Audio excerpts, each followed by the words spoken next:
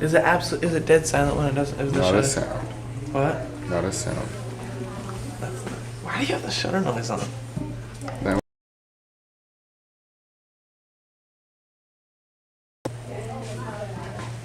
So we still don't have sound. Oh, we do have sound. Canon logs it into There is sound. video. Well, that's mine.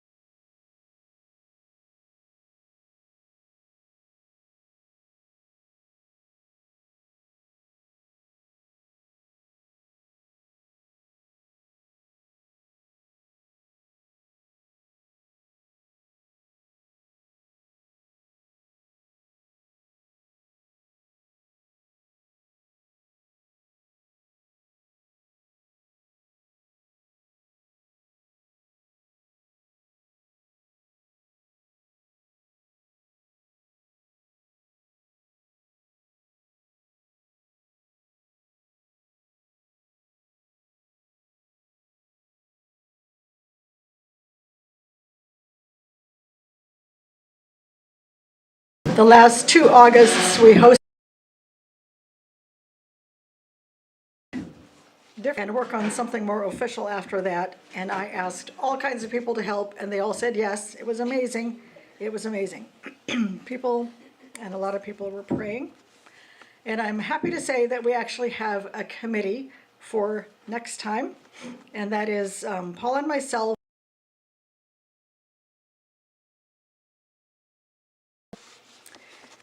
Out on the registration table, there was a questionnaire, and it would be very helpful to us if you would fill that out, because we'll take your answers very seriously. 5 what? So why is an event like this needed?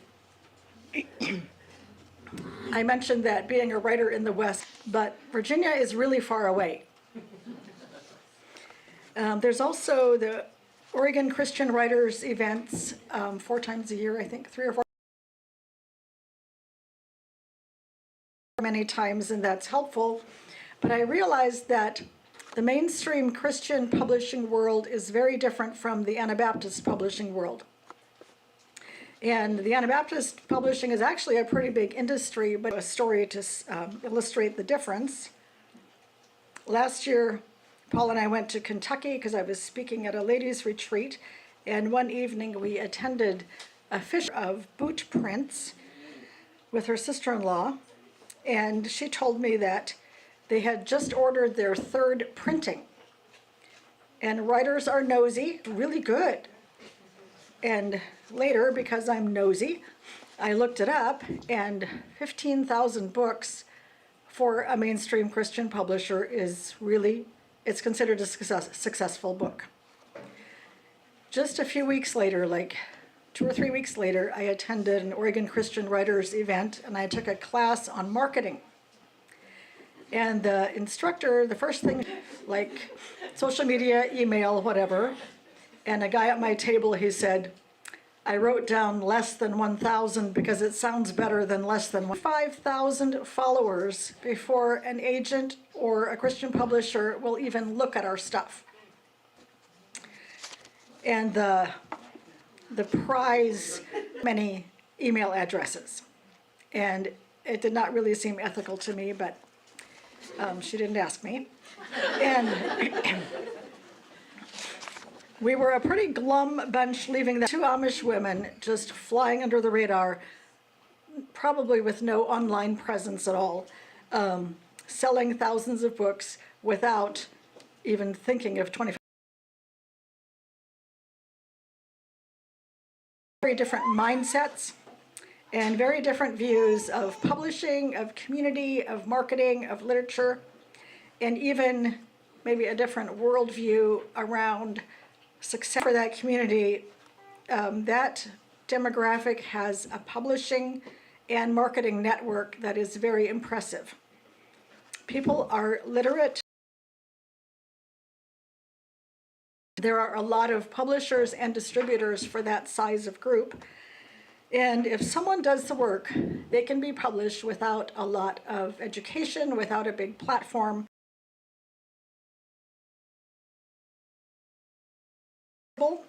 Because they don't require an agent, and you can contact them directly, and your book can be marketed offline, and publishers and distributors the work of marketing, but the Mennonite publishers have their catalogs that go into thousands of homes, and you can be distributed that way, even if to them directly. And then finally, the Anabaptist world is very connected, because probably all of you know someone who works at Christian Life.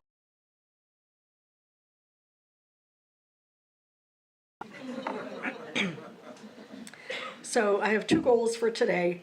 I hope today increases your connection with other writers, and I hope it strengthens your calling to write. He's going to lead us in some singing, and then Jane will introduce Ernest Whitmer, and we'll hear from Ernest.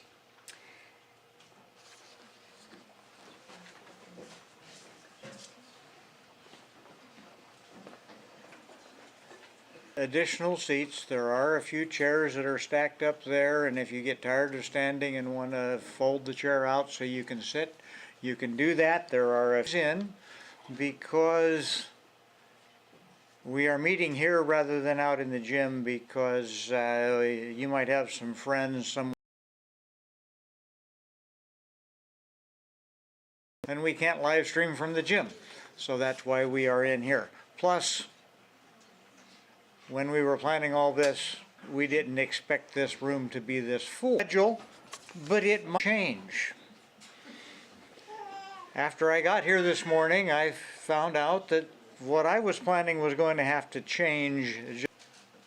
There may be some people here that have come with some prayer requests, so before I pray, I'm going to give you the opportunity. It might be heavy on your heart that you would like for us to pray about. I'm going to give, once we get the different requests, if we get any, for some of you to pray if you specifically want to pray for some of the requests, and then I'll close in prayer. And I already know that there is one request, so Ernest come up and he's going to give us his request.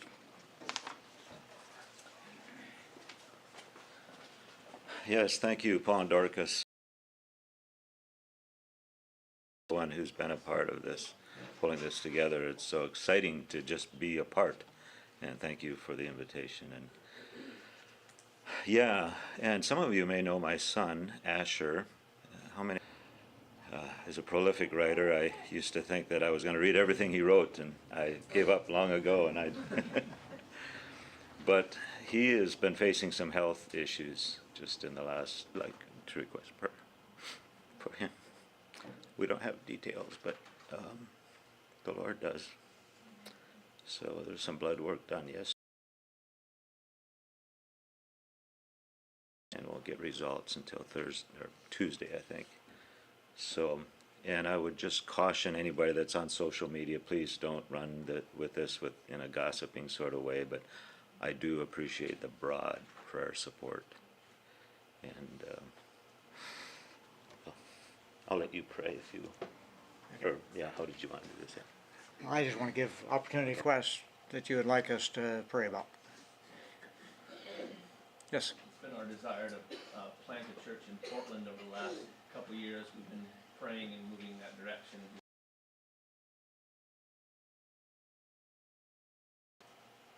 Okay. Anybody else? Yes. I would like to have us pray as a community for all people who don't have a home to go home to tonight. Yes. Thank you. Anybody else? Okay, let's bow our heads in prayer, and if any of you want to lead out, and I'll close. Let's pray.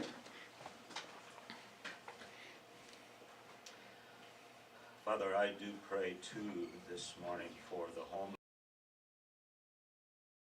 Thank you so much that you are our perfect home, that all of us can find home and placing with you. And many of us are so unfamiliar with even the possibility of being homeless that we don't resonate well with that. Just to lay your head. And we do pray for those that may be homeless tonight. I also want to pray for my son Asher and his wife Teresa, and for the journey they're on health-wise right now. Let's pray that in a supernatural, miraculous way that you would bring about exceeding abundantly above all that we could even ask or think. So we commit them to you in Jesus' name. Father, pray for Brother Asher. Your word reminds us that you're near to your children in our affliction and in our trials. And I pray, Lord, you use them to have an eternal mindset in this. And Lord, above all, I just pray for healing.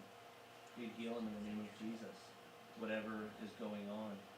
Lord, you know more than we do. You know more than the doctors even do.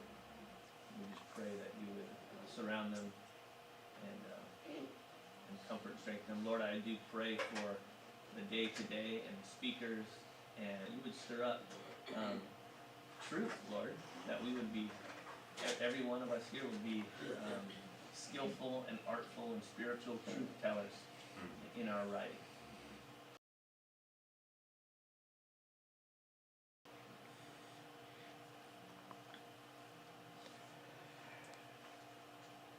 Father, we pray this morning, we want to honor you. You are our great almighty God, and we want our somewhat unusual group together this morning, all these people from various places. I pray that you would just be with us, each one this morning. Understand writing better and understand how to be able to write the things that you have placed on our hearts and be able to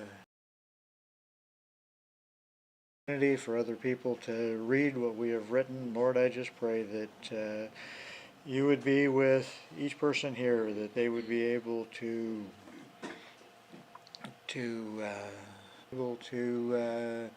go out from here and be better writers and better able to share your love this morning as he goes through some MRI and other tests, that you would just touch on his physical body, that you would be able to that the doctors who are working with him would be able to understand what is happening and what is not working well. And I just pray that as he goes through this difficult time, that you would just be near to him and give him strength. The desire to, Michael's desire to be able to start a church in Portland, Lord, as they've been working on that, guidance with that, and help them that they would be able, as they work towards building relationships there and understanding how to do that, that you would just give them wisdom with that and be able to make them, would help us each one when we have contact with them, that we would be able to learn to treat them like they are a person that has value, even though they are homeless, and even though they're probably homeless because they have made poor decisions, they still are a person that to be a person of value. And we just pray that as we interact with them, that we would be able to convey that to them. The speakers, as they present what they have prepared, we pray that you would just give them wisdom with that, and as we listen,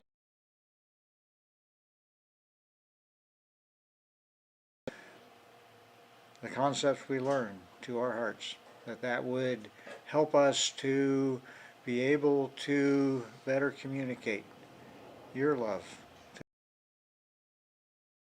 his name, amen.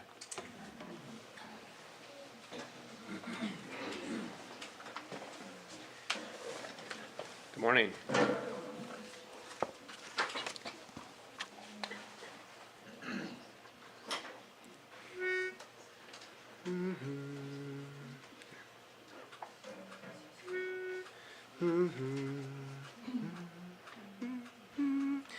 Come thou almighty King, help us thy name to sing, help us to praise, Father all glorious, Car all victorious, come and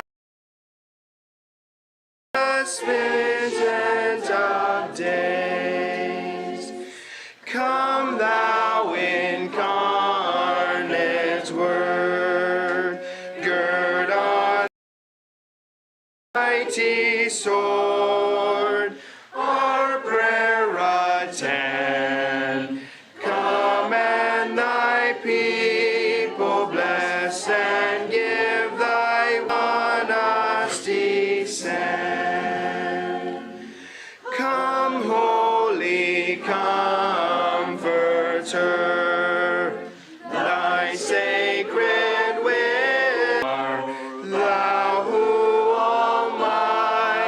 we art, now rule in every heart, and ne'er from us depart, Spirit of power.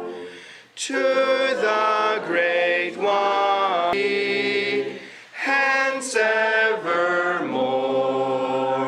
his sovereign majesty may eternity love and adore. I gotta switch the screen here.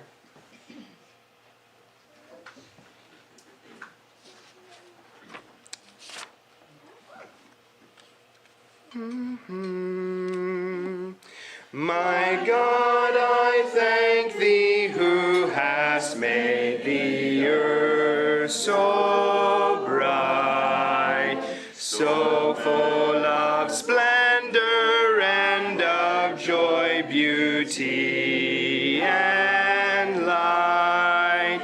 So many glorious things are here, noble and right. I thank thee too that thou hast made joy to abound. So many gentle thoughts and deeds circling us round. Of earth some love is found. I thank thee, Lord, that thou hast kept the best in store. We have enough, yet not too long for more. A yearning for a deeper peace not known before. That here our souls amply blessed can never find, although they see rest, nor ever shall until they lean on Jesus' breast.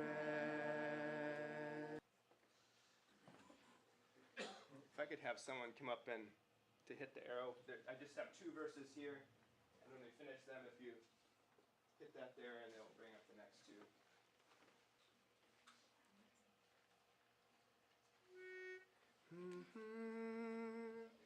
Joyful, joyful, we adore thee, God of glory, Lord of love. Hearts unfold like flowers before thee. Hate and sadness drive the dark of doubt away. Giver of gladness, fill us with the light of day. All thy joy surround the earth, and heaven reflect thy praise. Stars and angels sing of unbroken praise. Field and forest, vale and mountain, blossoming meadow, flashing sea, chanting bird and flowing fountain, call us to rejoice.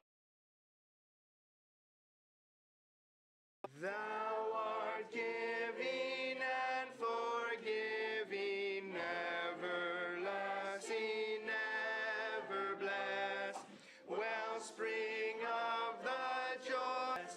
Thou our Father, Christ our brother, all who live in love are thine.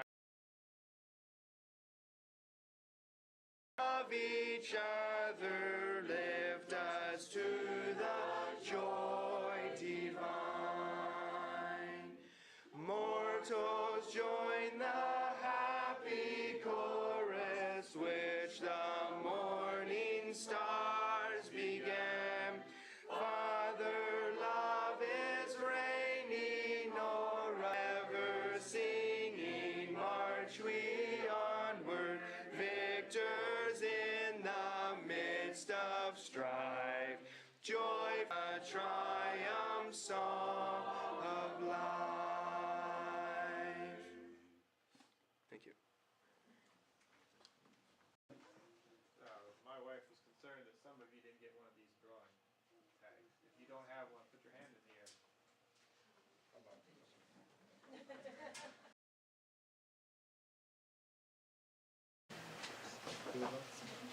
Anyone else?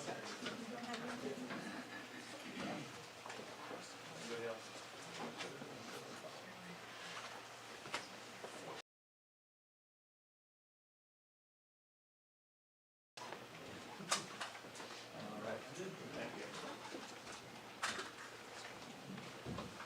Well, it is an honor to me to introduce Ernest and Yvonne. I really connection since childhood, growing up in northern Minnesota. I remember babysitting your children. I even traveled with your family at one. Really have learned to know them well over the years, and it's been a blessing to learn to know Yvonne now too. And you'll hear some of their stories. One thing I was really blessed in learning from observing your family's life is the value you place on people. And that's something that has impacted my life. And God bless you today.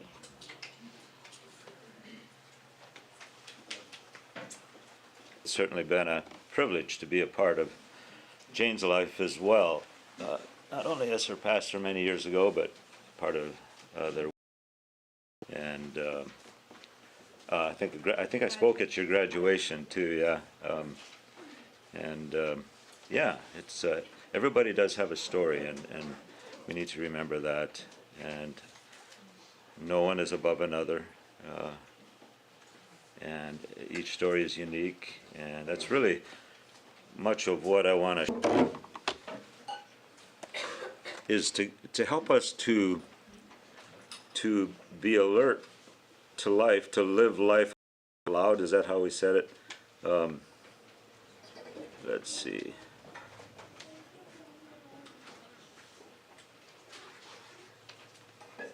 There we go.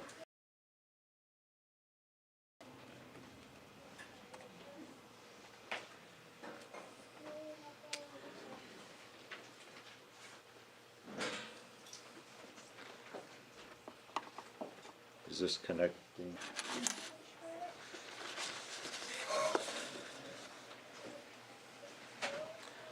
One of the problems of, and so I left this morning, John and Jane's place, and left my folder on the desk there. Forgot to put it in my briefcase.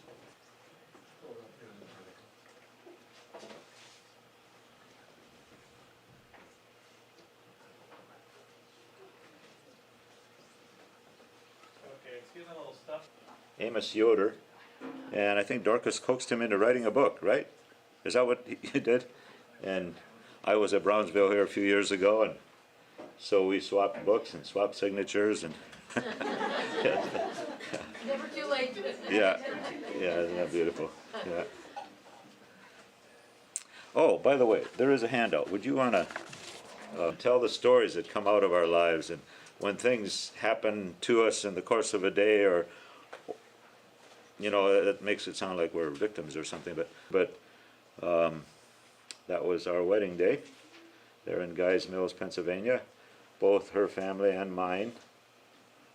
When we refer to her family, we refer to siblings. This would be her family, just this past Christmas time, I think that was, yeah. And the ones we were just praying for. They live there in Colorado. And we decided to do Christmas in July. Since Christmas time is such a difficult time to get everybody together, we're going to do Christmas in July. City at the Way of Jesus School. Asher and Teresa. Asher's our third middle child, middle son. I'm going to talk a little bit more about him here in a bit. Christy, where's Christy? Here's Christy. She's a registered nurse, the only one of our family.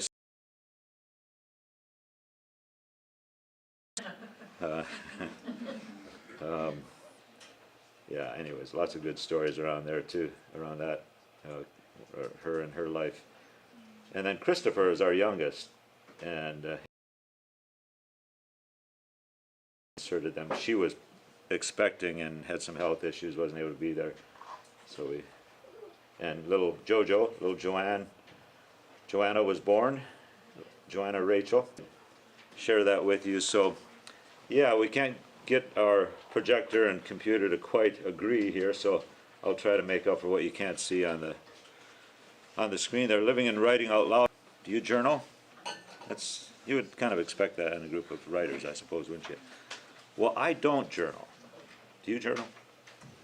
Not much. Thank you so much. And so that's my problem. I've tried to journal different times, and I've got many journals. Life has turned it more busy. She doesn't journal as much either. But how many boxes of journals do you have? One, but it's a lot. A big box of journals. Yeah. Obviously there is such a thing as what do you call it? So I know. Writing that can have value and benefit, obviously, but still, even when it comes to living life and even the fiction that you're writing, to do it authentically. Well, what could that ulterior motive be? Maybe selling books or something like that. And there's nothing wrong with that, but yeah, just being real, being a real person and living life. And Asher was not necessarily a writer naturally, although God obviously has gifted him.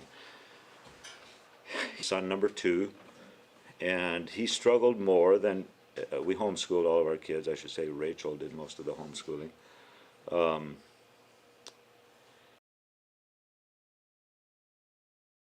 Athletic, and loved the outdoors, and played baseball. We signed him up with Little League. He'd have loved to have gone on. I mean, his coaches would have loved to have seen him go places. And if you're a professional ball player and you're here, I welcome you. But anyways, I'm glad that he pursued others when he started to write. And he wrote to process. And he started out primarily on Facebook, and it was very raw and real.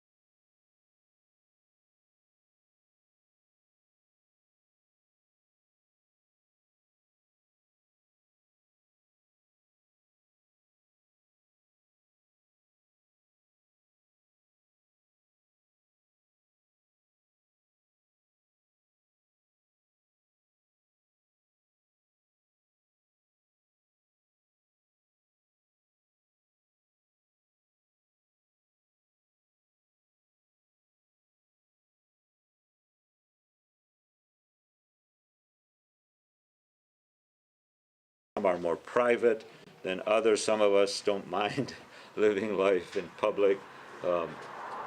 Although I would say I'm not naturally that way. I was a shy little Mennonite farm boy. I had to learn to be, God gave me early on some, and so I think some of that can be developed. Personal integrity versus performance, just honesty. Yeah, we do want to sell books.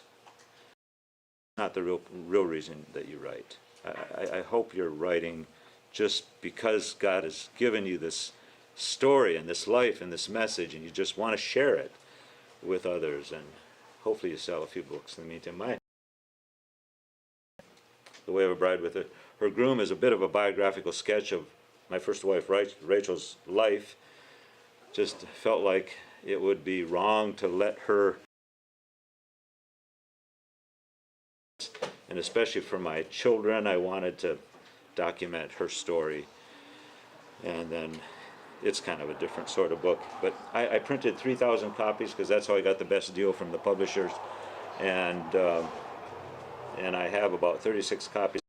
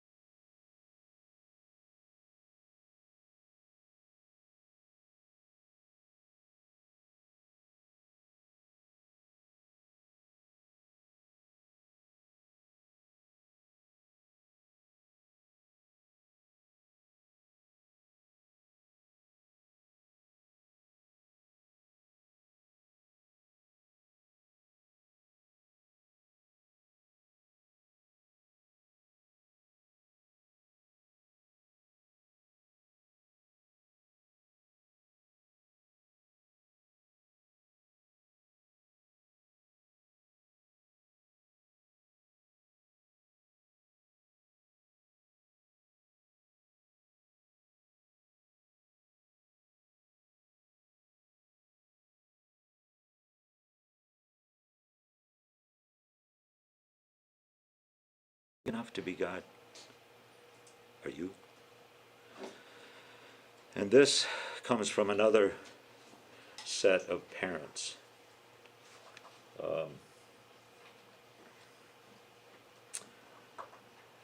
This couple has 5 kids, and within the last year, all 5 of those kids have informed their parents that they want no contact with them. And I know the story. I've known these people for years. There's been plenty that has been wounding to the kids. But these are Christian kids. These are Christian kids that are around good, should have gone to Bible Institute, have been, yeah. So I was blessed some time ago when I read their Facebook post. And I gave it this title. Nighttime pics, they had this picture of their home. Nighttime pics always add a unique dimension to one's home, a certain coziness and rapture. When we leave after dark, it invites us back, and when we return, it welcomes us with the same sentiment. Our home is not elaborate, but it's adequate for us, and we are happy and content here. We hadn't thought about how much fun and or how meaningful life would be as empty nesters. We loved every minute of raising our kids, well, most of it anyway. All the nurturing, love, hard work, money spent, and so forth, and we both really kind of dreaded thinking of them someday being gone. A sort of homesick feeling we'd get just thinking about them not being around. But as the years have passed by, we have been pleasantly surprised how meaningful and serene our lives have become with just the 2 of us and the frequent guests, such as yourselves. We are glad to be here, and we'd be glad to have you here as well when we are so fortunate. And of course the kiddos when they choose to come. Oh, yeah, that's part of my problem here. So, you know, this is an example of some of the writing that you can do, and I realize some of you don't even believe in Facebook. It does exist. The kinds of trouble you can get yourself into and become addictive. You're spending all day on Facebook and so forth. But it is a platform, and it's an amazing platform. I don't know how I would have processed my own grief journey. So, yeah, you have got, you know, one of the blessings of publishers is that they vet your stuff. And they keep you from putting stuff out there that's too horrible. But upon us to write in ways that are life-giving. I was blessed by this. I mean, they did not in any way reflect on their kids here. But for some of us that know the story, here's a way that they can offer life to their kids. And yeah, obviously there's many more things that go into reconciliation and all of that. Right, be authentic, be real, don't be afraid of your story. Or we can live agnostically, as though God doesn't even exist. Too proud to pray. Lord, you know I've got troubles in life, and this should be in Hudson's class here. Everyone's faced with some daily strife, but God, they're not great, they're nothing so much. I know I've got strength to overcome such. This headache's been bothering me all the day long. I'll admit my physique is not really that strong, but a couple of Excedrin or a few Bufferin, I'll be feeling just fine without you entering in. Decisions, I've really my share. They're not real important, and yet they are there. For most of life's trivia, for concerns rather small, I've got brains to come up with good choices for all. Oh God, please forgive me. A proud pathway I trod. I will humble myself and walk with my God. I'll quit counting my credits, for the road I now stray will never reach glory if I'm too proud to pray.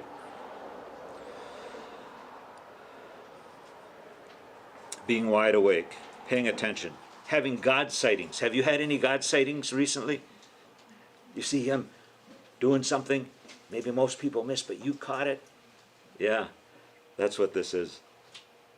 Live circumspectly, redeeming the time. So circumspectly, that has to do with circumference. You're looking around, you're noticing things.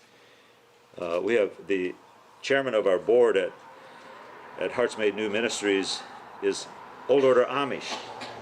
And he had actually left the Amish church for a while as a young man, had a motorcycle and car, and then he wanted to marry Annie. But Annie wouldn't marry him unless he was Amish. So guess what he did? He came back to Old Order Amish. And him and Annie are a beautiful couple. They're still Old Order Amish. He said, I didn't realize how beautiful Lancaster County was until I started using my buggy again. It just slows you down and you can enjoy the... So, being wide awake, noticing the beauty around you.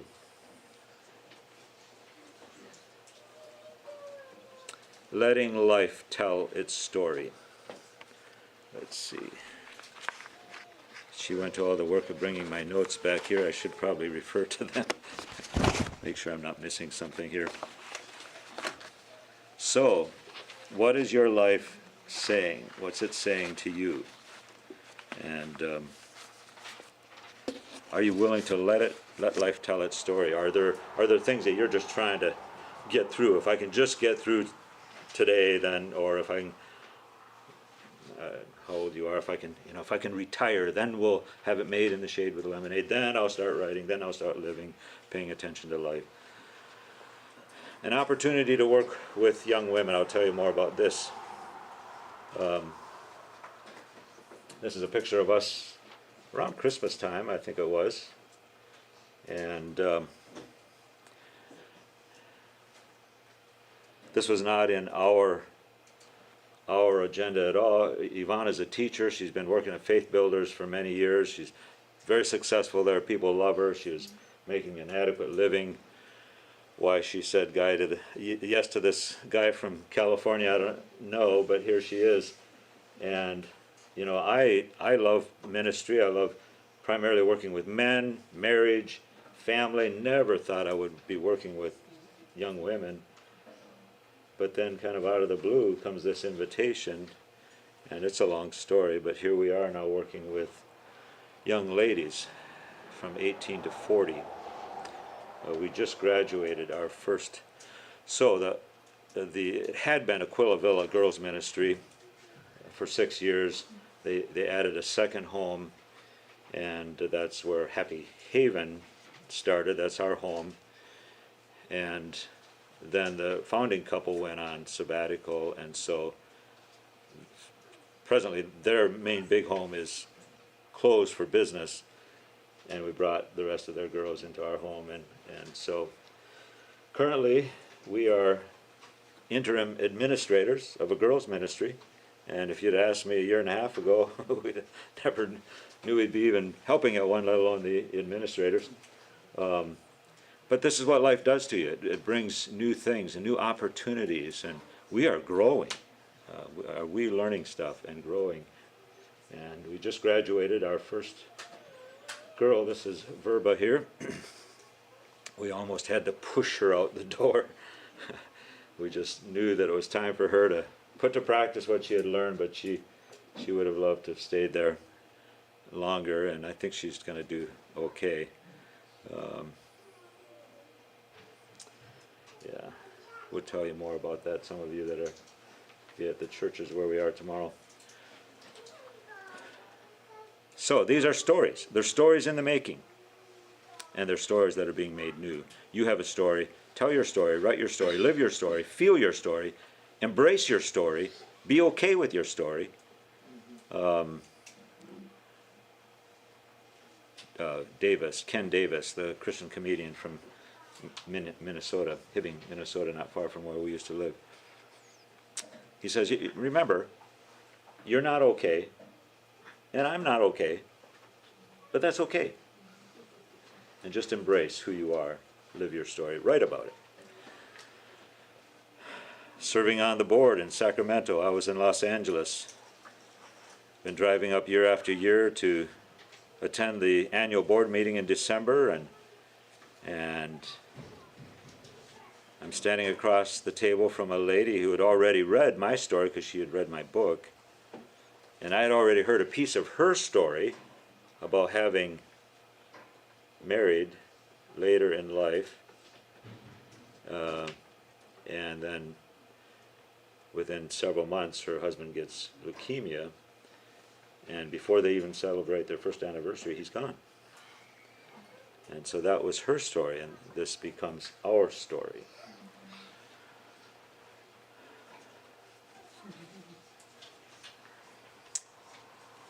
We can keep mum about our God sightings, keeping it to ourselves, or we can talk about it and tell others about it. What time is it? How long have I been speaking? Does anybody know? It's 10:20. 10:20. What time did I start? How long should I go yet? 10 minutes? 10 minutes? Okay. Okay. Is it possible to ask a question or to get Sure. questions out? Sure, go ahead. One thing that, you know, this idea of your story, telling your story and so on, what I struggle with is how the issue of being so open to the world, that's one thing. But more, in a way, the people with whom I'm gonna be talking about. Right. How, in other words, how do you deal with that? Yeah. Whoever they are, because even if you don't use their particular name, people are gonna know who they are. Right, And yeah. so how much personal stuff do you really wanna get out there? That's sort of where I'm concerned. No, that's How a do you good, deal with that? that is a good question. That's a very good question. And I'm sure there are people such as Dorcas that could answer that better than me. So, we'll let Dorcas answer. At the end of the day, you own your own story. And you're allowed to tell your story. But then there's also consequences if you say maybe things that happened to you that were not good and people find out. But that essentially is on them because of the choices they made. So you have to weigh the thing of being. And being kind. Always be kind. There's never a reason to be unkind. So, while there are some facts that you may not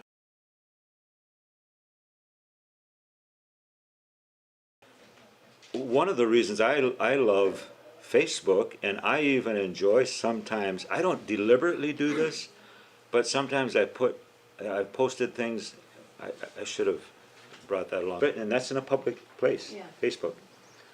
So you can respond, you don't have to roll over and play dead or just suddenly bash for both have been that way a bit.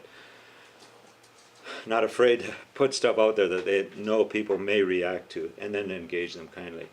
However, I worry about someone. But that is a good question.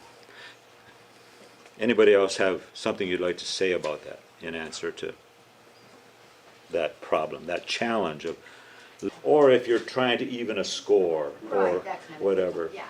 One of the most difficult pieces of writing I did within the last couple of years was when I was coming to in Los Angeles and had ministered to and discipled, and suddenly he was being made out to be, really being tainted, and he never had a voice. He never was given opportunity to give voice. I actually engaged him, flew into his country, Facebook, just to give him a voice.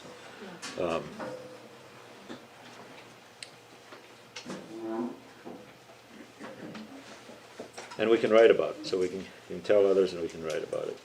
When we first moved to Los Angeles, I was working for Choice Books, walked into the store to service the book rack, and a dear elderly lady was there just loading her cart up with our books. That's a good, let's hand that one out. Story.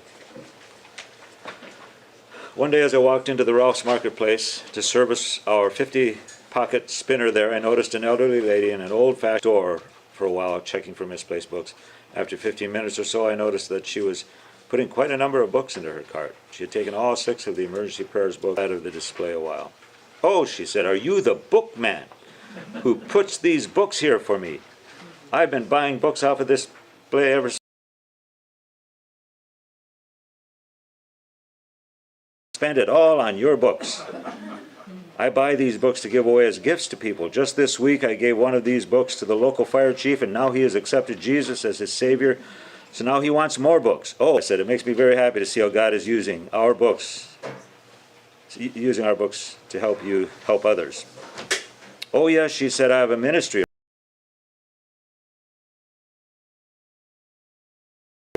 do you have anything you'd like me to pray for you or your family? So I mentioned several things she could pray about for us, and before I knew it, she had me by the hand and in a very loud voice was praying for me in my name that day. Later, as I visited with her and heard her life story, I came to realize that God has had his hand on her for many years. She was sent from, he abused her many times. Eventually he died. One day as she was crying out for God for how she was going to be able to survive with no one to provide for her. So she said, I took him at his word and he has never let me down. It's just me and God and prayer. I talk to him all the time and he talks to me. She shivered with delight as she spoke. Sometimes I've had as God does? That usually answers their question. She went on, I have lived in Colorado, I've lived in Arizona, and now I'm here in California. And you know what? I only get $600 a month from Social Security, and I live in a nice home. Come, I will be his bride, and he will be my bridegroom. She shivered again. Rita has become a real source of encouragement, Rachel and I and our family and here in Southern California, and I have never met her since. But I know she exists because she calls me on the phone and prays with us. Yeah, so learning to lean into our lives and live well. We'll stop here. And to decide where we're going to have those, we need to have a little idea how many are going to go to each one. So between the poetry circle, I want you only to raise your hand one time, even though you'd like to be at both of them. We can't figure out a way for that to happen. So just raise your hand one time and I'll count the hands and then we'll decide. 1, 2, 3, 4, 5, 6, 7, 8, 9, 10, 11, 12, 13, 14, 15, 16. Okay. That one is going to be in room A, which is the room.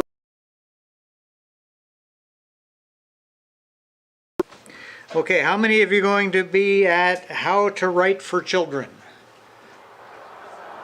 1, 2, 3, 4, 5, 7, 8, 9, 10, 11, 12, 13, 14, 15, 16, 17, 18, 19, 20. Okay, that one will be across the hall.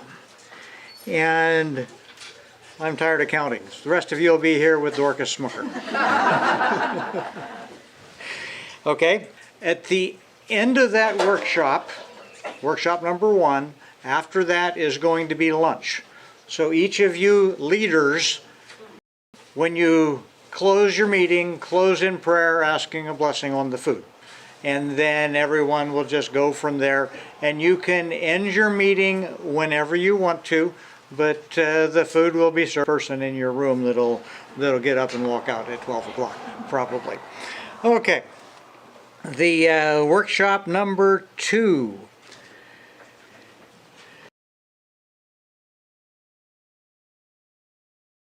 Ends to pain. 1, 2, 3, 4, 5, 6, 7, 8, 9, 10, 11, 19, 20, 21, 22, 23. Okay. I believe we will put that one in here. How many are planning to, so that'll be this is room C, by the way. How many are planning to go to what's next for your manuscript? 1, 2, 3, 4, 5.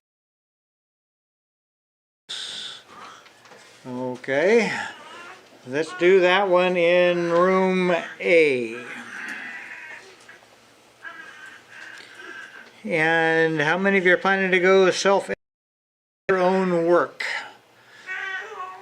1, 2, 3, 4, 5, 6, 7, 8, 9, 10, 11. Okay.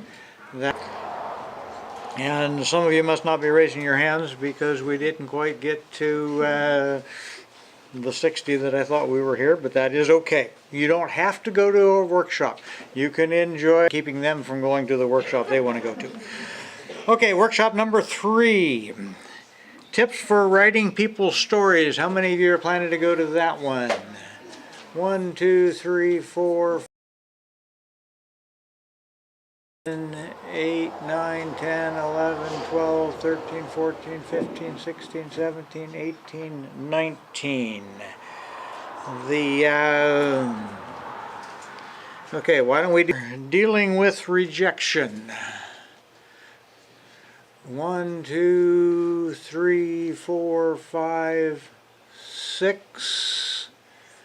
Okay, I'm not going to decide on that room yet until I find out how many are going to discussion on Anabaptist writing. 1, 2, 3, 5, 6, 7, 8, 9, 10, 11, 12, 13, 14, 15, 16, 17, 18, 19, 20, 21. Okay, let's do rejection. We'll do in room B. See, my wife's voice isn't very loud, and so I wanted to give her the loudspeaker, unless she had a real small, that she has a small enough group she can get close enough to you so she can, you'll be able to hear her.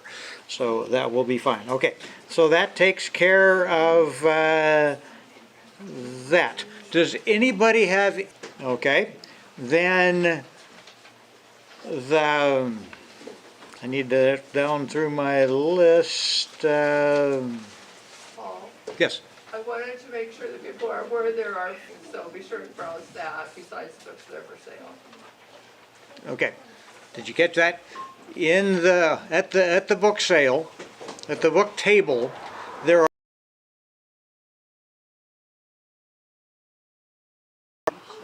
No. we better be careful. Catalogs and Okay, yeah. Okay. Books for free. Things for free. Things that you don't have to pay things for. And I just say that. Oh, Anabaptists, they like free things. So, so even if you don't have any money in your pocket, you can go look at the things that are there at the table. Thank you, Mary. Okay.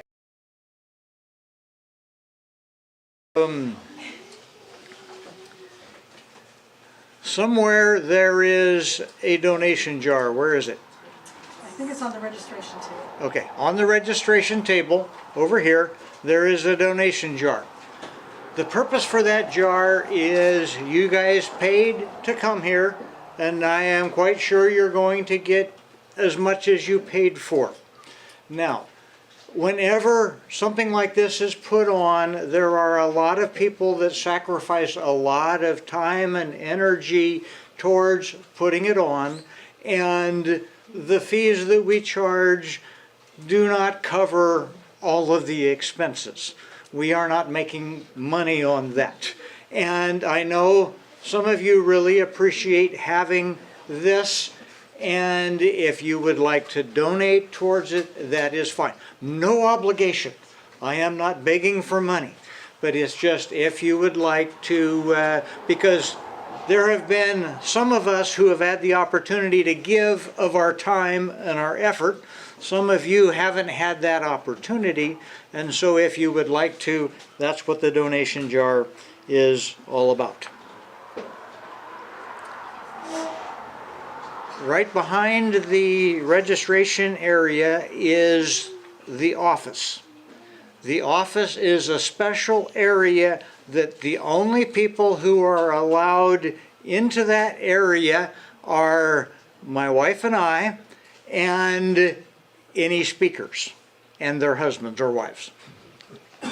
That's a special place for them where they can go to get away, because speakers at times need a place to get away to prepare for what they want to say. So there's a few special stacks in there, and there's a few rocking chairs. If you need to take a little bit of a nap, if you're a speaker, you can go there, but the rest of you just give them that opportunity by themselves. And the questionnaire that you picked up, make sure you fill that out and turn that in. You're not allowed to step out of these doors and go out until you have turned that in. It is very important. You know, you have been to meetings like this before, and they always have a questionnaire at the end that they want you to fill out. And it's always a pain to fill those things out because you don't know how to fill them out honestly, and you're afraid that if you say it honestly, that the people reading them aren't going to do what you want them to do anyway. But this is our beginnings. And I don't know if this is something that will continue every year or every 2 years, or if it will keep going. I think it would be important that it is, because many of you, as my wife mentioned, are lonely writers, and you have this opportunity. So please fill it out, because a writing conference, if it's not fulfilling the needs of the writers who come, then it could be better. And we want to make this the best way. So fill them out, be honest, but be kind. And that's all that I have. What time is it? The clock says there. Okay. Let's, we're going to not quite follow our schedule from, let's take a 15-minute break. And what? Okay, Dorcas has a couple more things. Okay, also a reminder that there's a fun little author's quiz on the table, so there'll be some prizes for that. And we have a drawing. So we just figure 10 minutes after the drawing's done. You want to do the drawing right now? Yeah. Oh, okay. So you guys want to come up and, so look at your blue tickets.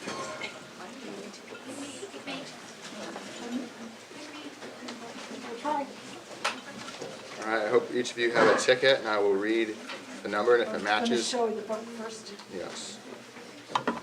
First we have, it's a devotional study, My Quiet Time with God, written by John Krupp. I'll read off the number, and if it's your number, raise your hand and we'll get that to you. It's mixed up. All right, 7644136.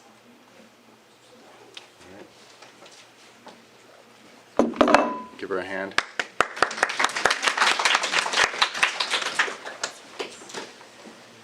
Next book is Strands of Gold by Laura Smooker. Give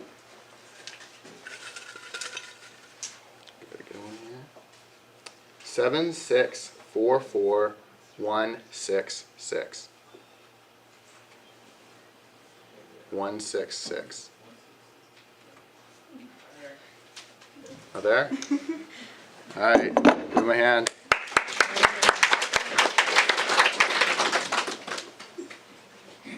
Hey, you can throw one of my books in there too. I'm sorry I didn't get one to you. We'll do another drawing Oh, later. okay. All right, the next book is The Smell of Spring by Mary Hake.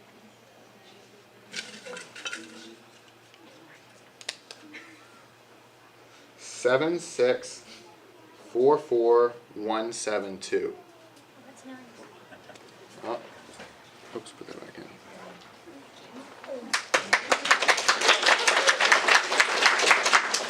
I think I put a couple of those back in, so if I call yours again, I guess, don't raise your hand. The next one is The Night the Angel Came by Sherilyn Martin. The number is 7644170.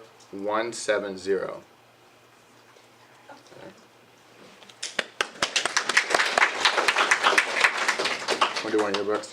I think she said, We'll do it later. Later? Okay. Yeah, save your tickets. Okay, thank you.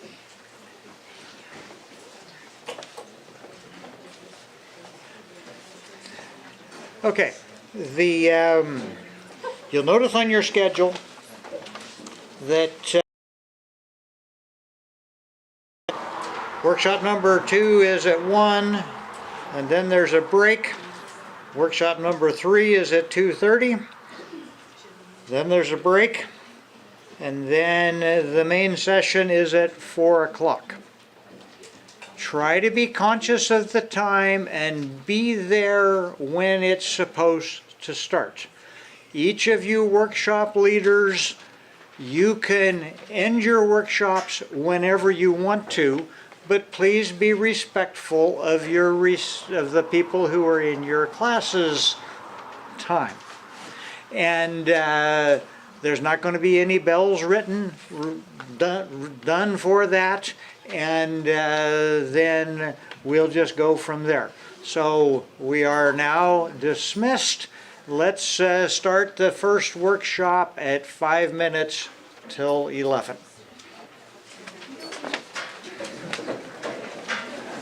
Paul, Yes. restrooms.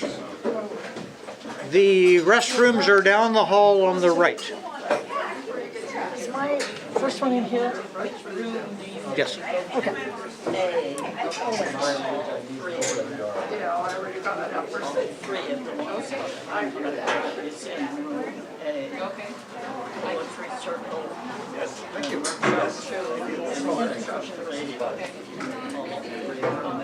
I will help get you there then. As you think about this, do this every year, or you think it's, well, every year, better reference? I don't know if I don't know.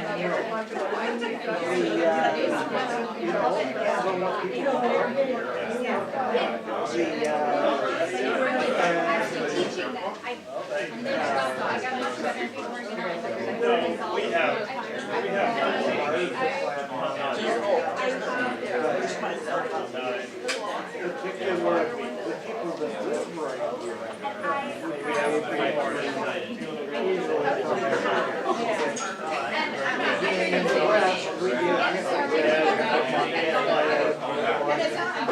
I'm sure it does.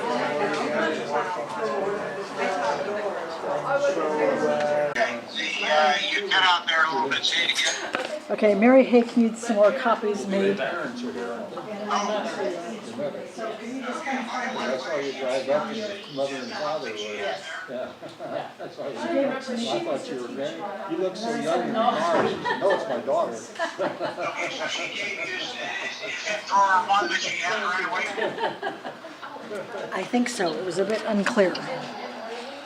Yeah, okay. Is she on for? Junction, oh, you're not far away I either. think I don't think she's on for the first session. I don't know if you're familiar with the area, but I'm down by Oakville Presbyterian Church. It's in Albany. And that's the church is in Shad. Okay, yep. But we live just a mile north of it. We moved back from Iowa to live on my wife's home place when we retired. no, she's Okay. Well, we didn't retire. Ruth's mother got Yeah, crushed well, in her late yeah. Okay, thanks. Okay, Grandpa sorry. was killed in her father was killed in an automobile accident. I said the two of them made one good person. And so he knew that if she was going to Alrighty. survive, she needed to be taken care of or go to a nursing home or something. And we didn't want to lose the home place, so I retired and came back to out here. Then I served some churches around. I went to Junction City, a Lutheran church. No. Yeah, Junction City is where the Scandinavian festival is. Yeah. And there's a Lutheran church out kind of on the west edge of town. Yes. Yeah. Thank you.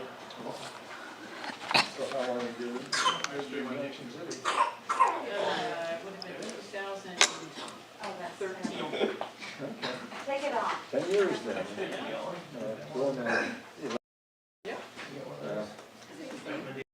Moved back here in 97, so we're going on 28 years.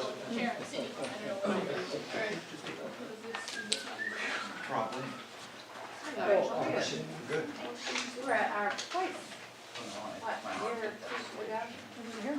Fallen Faith Summers and Oh, Bengals. yeah, right. And what do you write? I write devotional blogs. Krista, you don't have a website. I'm writing that fall. All right, I would like to get started here. And this is the class on navigating the publishing maze, and you should have 2 handouts. Okay. I feel kind of far away from you here, but I think you need the, oh, you know what, if you don't mind, come further forward. Whatever you're comfortable with.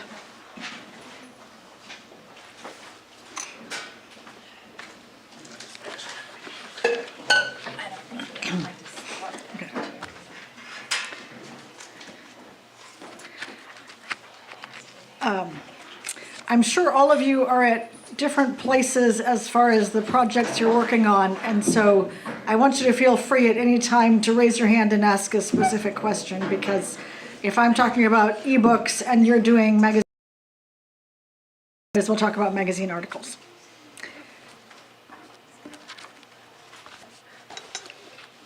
So I'd like to begin with this story, of course.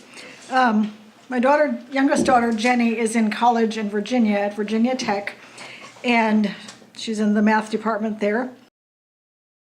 A friend that I will call Katie, and Katie and Jenny have lots of friends in the math department.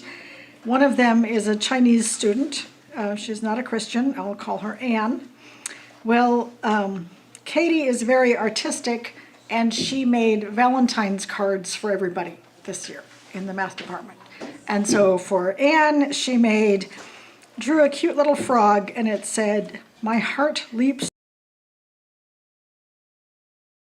That card, and she was moved to tears. And she said, oh, that was so sweet, it just meant a lot to her. And afterwards, I did not even think about trying to share Jesus or honor God with making these Valentine's cards, but I think that's what happened. Why was Anne so moved by that card? Well, it was because Katie gave something of herself, out of her heart, out of her skills. It was well crafted. It was more than just a piece of paper, more than just a card. It was something personal that communicated care for Anne. In John 6, we have people following Jesus. They're on a mountainside, and they're asking, how are we going to feed everyone? And one of them says, here is a boy with 5 small barley loaves and 2 small fish. Jesus blesses that little bit of food and hands it out, and it was plenty. And we know we live in a world with a lot of people and a lot of needs, and we feel like that little boy with just a little lunch, because we do not have what it takes to fix the world and make everything better. But we have something in our basket, we have skills, we have words, and it's from our hearts, and we can offer it to the world. And Jesus blesses it. So I'd like you to look at your writing that way, that it is a gift that you're offering, that you do not have to feel like you have to make excuses and justify what you're doing, but your writing is a gift.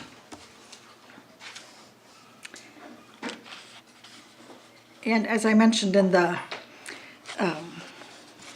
beginning, if you're part of the Anabaptist community, you're in a good place as far as getting your work out there, because there is a good framework for writers.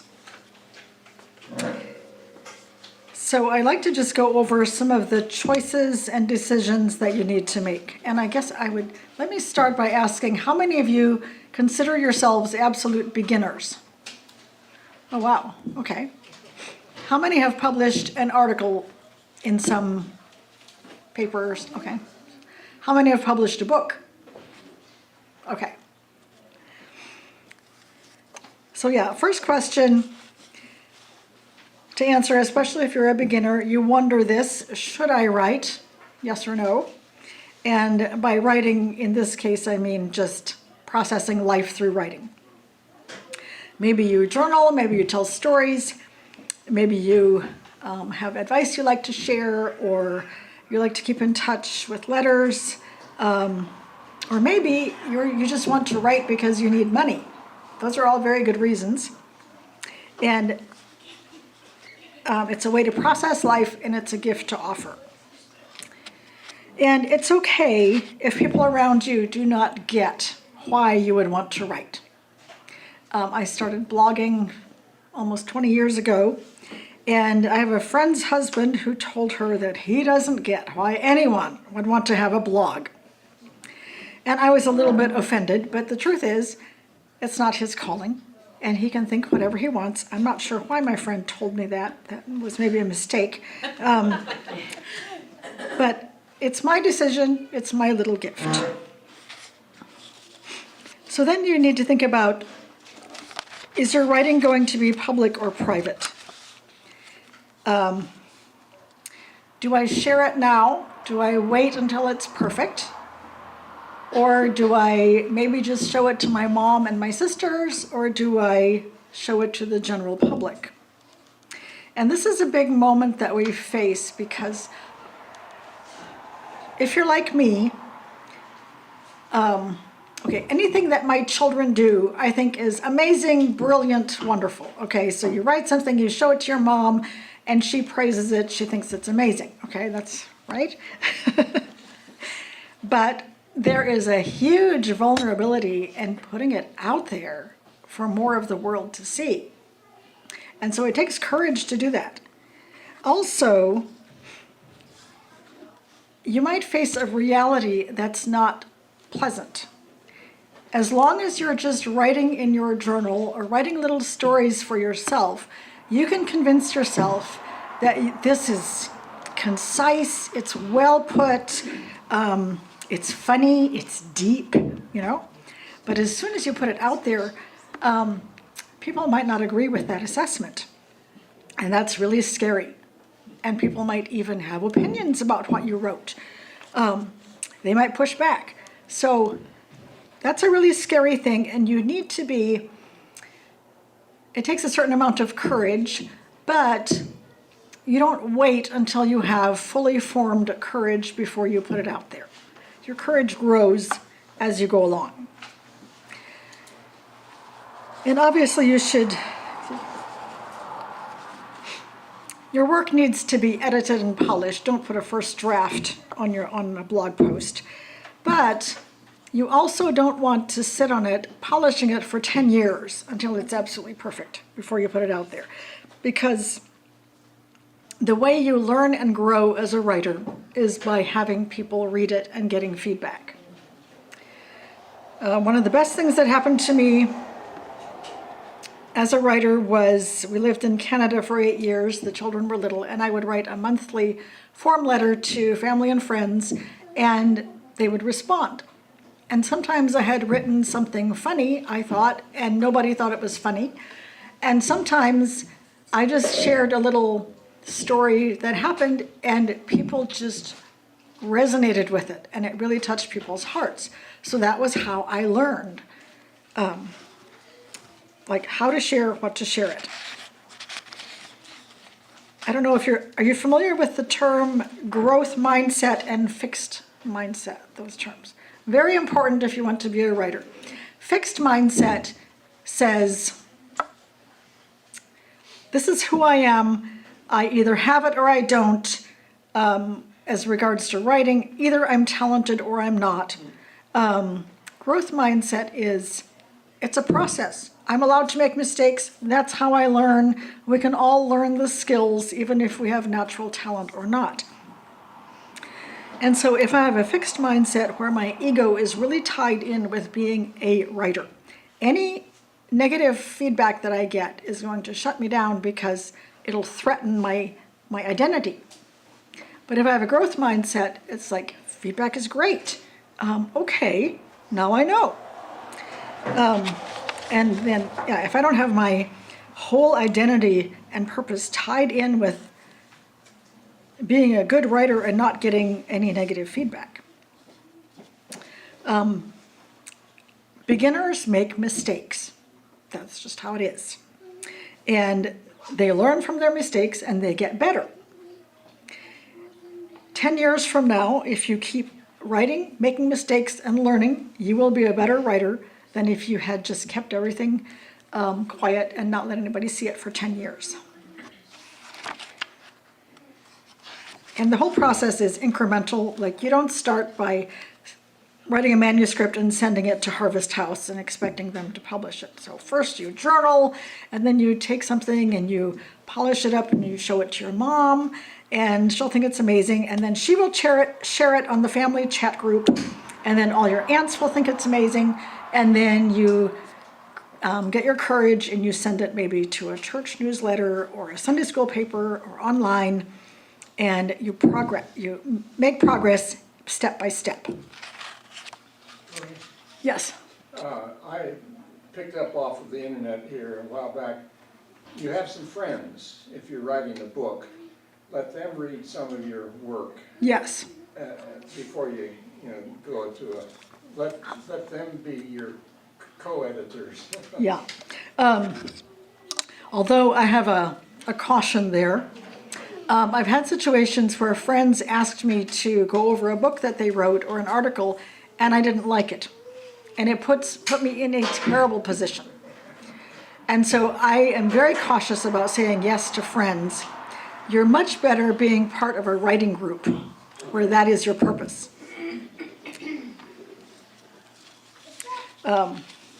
Just one more caution about waiting to write about certain things. I have this theory that you should not write a how-to about parenting until your children are grown up, and you should not write about marriage until you're at least 50 years old. So if you're 16, maybe don't write about dating. Don't write about how to start a business, but just write about your life now. It's tempting to limit the extent of your writing to people who are nice, like your mom and your aunts, but there's just a risk and a vulnerability, but a really good thing about putting it out further, because it can put a burden on friends and family. Like, friends are great, and depending on your relationship, if you're honest, like, do you have time to read this? Can you be honest with me? That works, but just handing it out, expecting them to say nice things doesn't work. So, I have been part of different writing groups, and I very much encourage that. And that can be in person, email, by letter, whatever. And then the third thing to think about is having an agenda versus pursuing excellence. And I hope my numbers are correlating with this handout here. Oh, I guess I have the numbers on there. Okay. Sometimes we feel like, as Christians, as Mennonites, that everything we write has to have a very obvious lesson. You know, I mean, you've all read the Sunday school stories of the child is naughty, gets in trouble, gets a punishment, does better. Okay, and you hope your child, repents and does better if they do something naughty, but sometimes it's so belabored. And I would like to encourage you to love God and pursue excellence. Just be the best writer you can about your life, and the agenda will take care of itself. There's a lady in Eugene that teaches writing. Her name is Elizabeth Engstrom. And she says, who you are and what you believe will come out in your writing, whether you want it to or not. She says you can write advertising copy, you can write a how-to manual, and who you are will come out in that. I wrote for the paper in Eugene for 19 years, and they had told me not to write anything overtly religious. And it was kind of freeing, because then I didn't feel an obligation to have an agenda, and I was free to just write about my life. And so I tried to be as honest as I could and to craft it as well as I could. And so I write about teaching our son how to drive and hanging laundry on the line and the cats having kittens. And people would tell me, oh, I just love how your faith comes through in your writing. And I would say, but I wrote about hanging laundry on the line. And it just became obvious to me that things were coming through that I did not intend, which is a little bit scary because, sorry, because after we adopted our son, Stephen, I went through a serious depression. I think it was postpartum depression even because after adoption, which I don't know how that works, but anyway. And I tried to hide it, but but I kept writing my column and people would say, are you doing okay? I think you're a little bit depressed. It's like, okay. What you believe about God, your own heart, if you're writing from humility or from pride, it will all come out, even if you try to hide it. And just, the loaves and fishes. There was a woman in Springfield who wrote to me and she said she has a daycare for mostly underprivileged children. A lot of them had single parents, a lot of parents in prison. And she said these people have no idea how to do family life. And so she would give them copies of my articles where the cat had kittens or whatever, and she would say, okay, now what would the lady in Harrisburg do?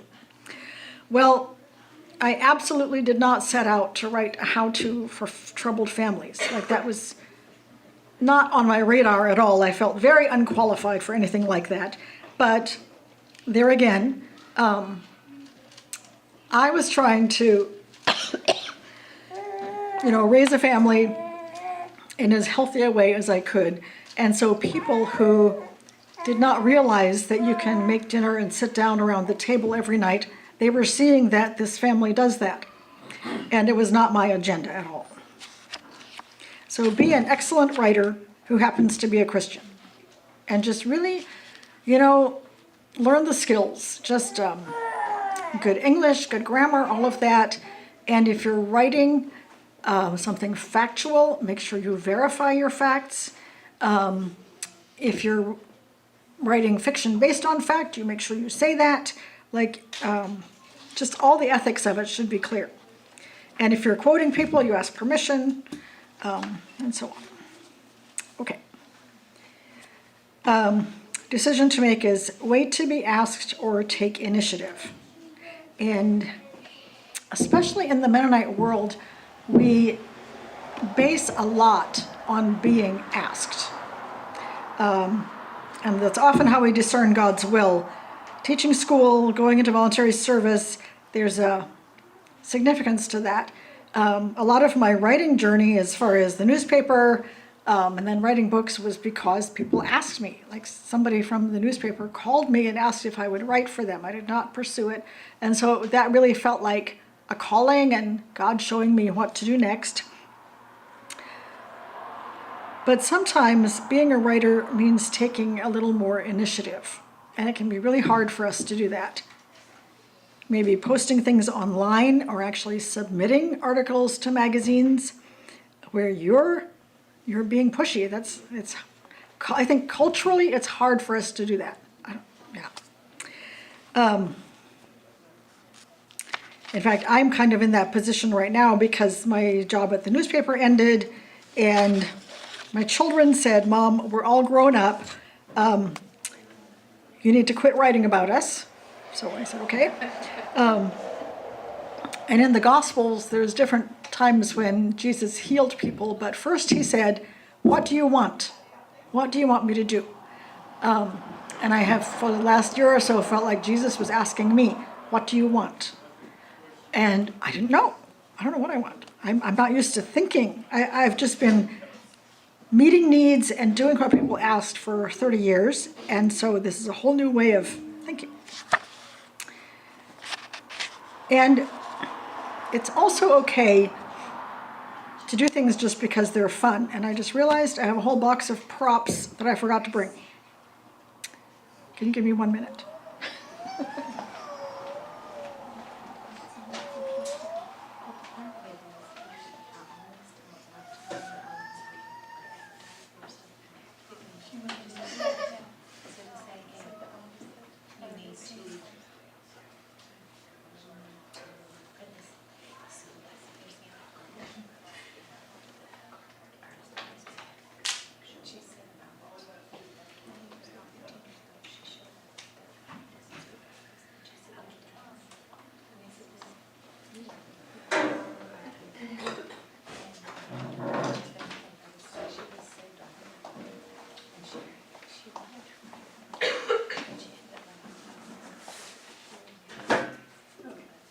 box is just a whole bunch of things that I and people I know have done that you can look at for ideas. And I wanted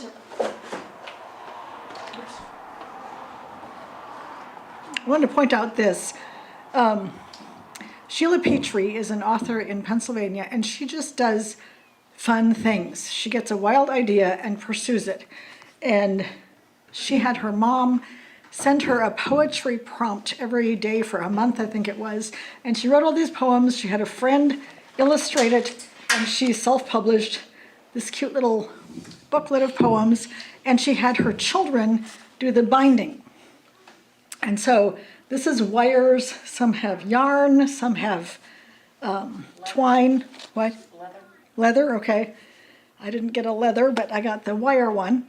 And it's okay to not wait for a specific calling from heaven. It's okay to do fun ideas.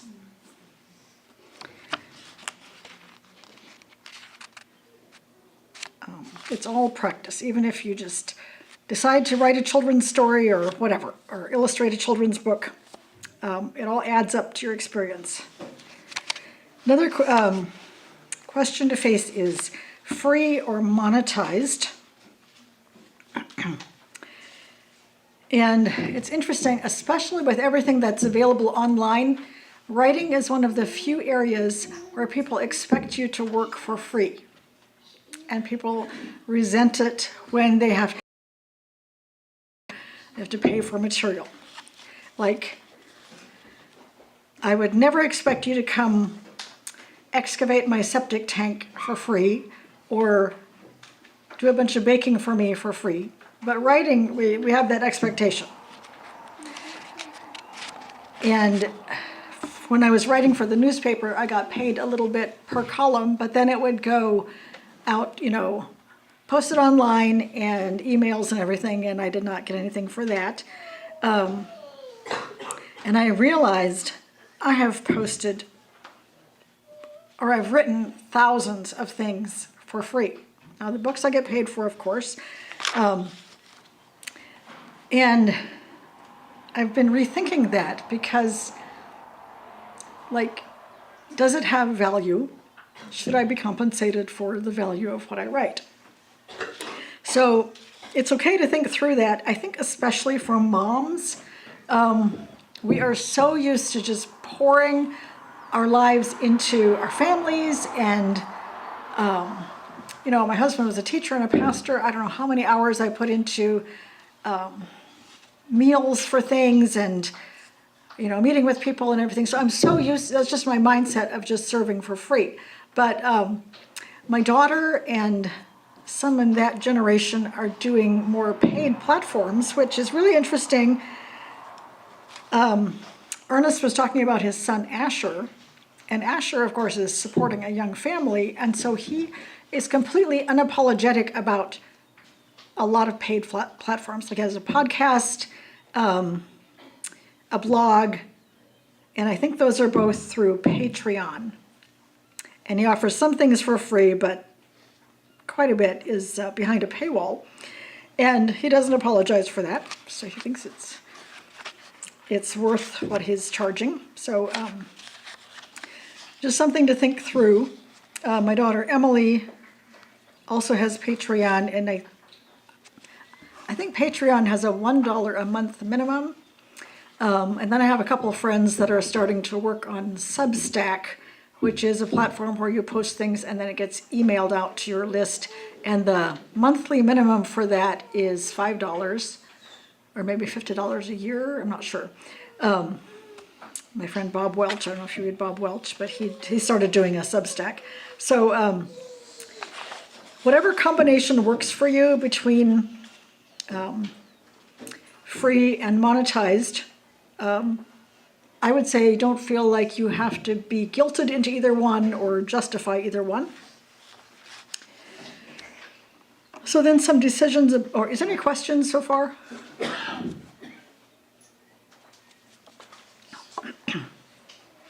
Some decisions that, oh yes, okay. You had said something about, well, it's on a different topic, I think, but like learning the rules as far as ethical and quoting people and verifying the facts. Is there a good way to learn those basics?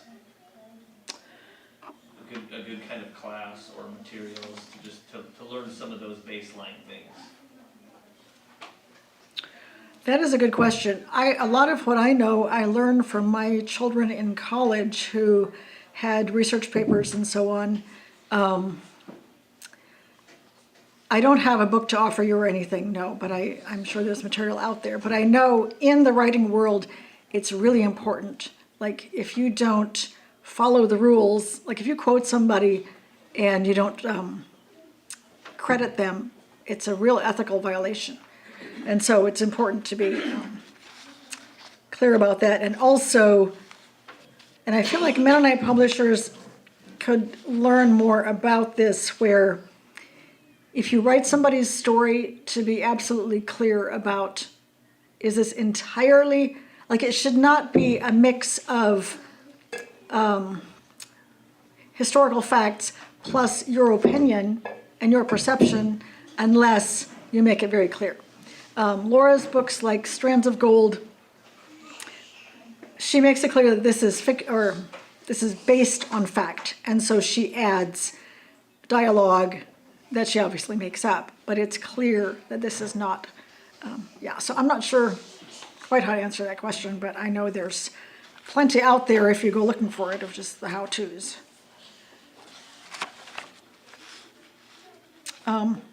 So short pieces would include essays, stories, articles, blog posts, stories in Sunday school papers, and so on. Most of us start short and go to a longer piece. Devotionals would be in there too. Sometimes you have an idea that's book length right from the start. For example, the Cam books, stories about a person's life, like Laura wrote Prejudice and Pardon, my dad's life story, or a novel. Those are all, or John Krupp did a study of Joseph. They're all book length right from the start. And are you still working on? I am. Can you tell me a bit about, this is Heidi, and she's working on a book about local history, is that correct, in Montana? Yes and no. I began it at Family Side, I think it's been 7 years. And it's been a long process and a long journey. And it's essentially about my grandfather. Okay. He started the first Amish community in 75. First Okay. Amish community west of Mississippi in 75. And there's quite a number of Amish communities today. And so it's, like we all know, turned into has many different fingers and many different timelines and a lot of, but yes, it's a book. Okay. It's a book. Yeah. So that is, I mean, there's probably stories in there that could be pulled out and they could be short stories, but that's a book right from the start. Yeah. So if you want to write for a magazine or a periodical, in essence, you find one that fits your style, and then usually inside the front cover, maybe a page later, there's a little box that has contact information for the editor or for the publisher, and you contact them and ask for writer's guidelines, and they will send them to you, and then you follow them to the letter. If they say mail in paper copies, you do that. If they say email only, you do that. A number of words, double-spaced or not, all of that. And there's flyers from Christian Light. I think that's the only magazine Christian Light Publications has flyers on the book table out there with all that spelled out, what they're looking for and how to, what format they want it in and everything. And they also have what they offer as far as rights. So usually, first rights is, it's never been published anywhere, and you can, you offer it to them, and then you can resell it to another magazine later. Second rights is, it has been published elsewhere, usually pays a little bit less if they reprint it, And then full rights pays the most, and you cannot reprint it anywhere else. They have the full rights to it. Usually you get paid per word rather than per article. And I think I have a list here of possibilities. The Sunday school papers, Keepers at Home, Daughters of Promise, yeah. And then of course, more specialized ones like Farm Journal and quilt magazines and whatever your interest is. And then if you have access to the internet, you have a choice to make of, do you want to write everything in paper or electronic or a combination? So a lot depends on the type of writing. Are you writing a book, or you're just writing short little funny stories you want to put on Facebook? Your church affiliation will determine some of that. Does your reading audience have computers and internet? And do you have computers and internet? So a fun thing you can do to get started to actually publish your short pieces is to just type it up and mail it out to friends and family. And it's a really fun way to get started. That was my newsletters from Canada that I wrote. And it kind of took on a life of its own because people would ask to be on my list. And then of course, you can, if your specialty is baking, you can make a little pamphlet and copy it. Type up your recipes and directions and ideas and copy it, staple it, sell it for a few dollars, and you're self-publishing. And then there's a whole, electronic media includes blog posts, ebooks, articles on websites, and audio and video, which I know almost nothing about, so don't ask me about that. And often it works really well to have a combination of printed and online. Like my newspaper articles came out in the newspaper, but then they were also available online, and I would post them on my blog. A lot of the books that I've done are both printed and ebooks. So then with that is the whole decision of self-published or royalty publishing or some kind of a hybrid. So traditional publishing or royalty publishing in the secular world, that would be like Penguin Books, HarperCollins, those big names. Christian world, Tyndale, Revell, Bethany House, Harvest House, Zondervan, and those have a lot of subcategories. And in the Anabaptist world, Herald Press, Christian Light, Cam Publishing, Pathway, there's probably more. The key thing with the royalty publishers is that you write the book and then they buy it from you. Like they buy it,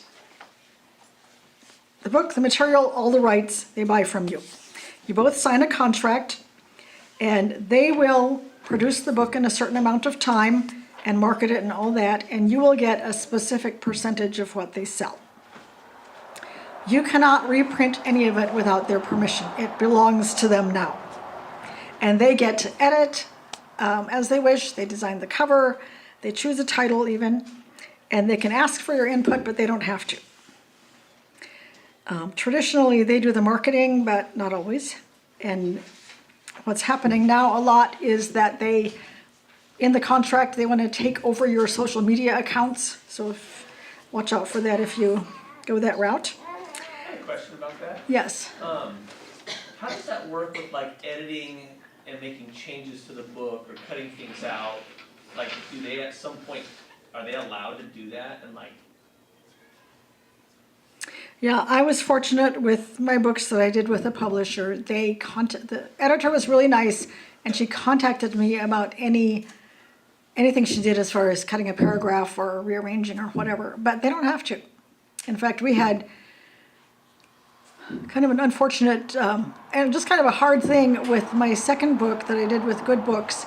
They chose the title, it was Upstairs, the Peasants Are Revolting, and it was actually a line from one of the chapters.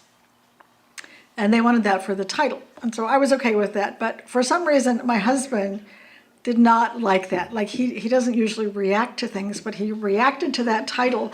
I think he felt like it gave a much, what? Did you? See, a lot of people do. Okay, thank you. But, you know, so I felt caught between my husband and my publisher because I had sold the book and signed the contract. It wasn't my decision. But my husband was really reacting to it, and it just, like kind of a gut level negative reaction.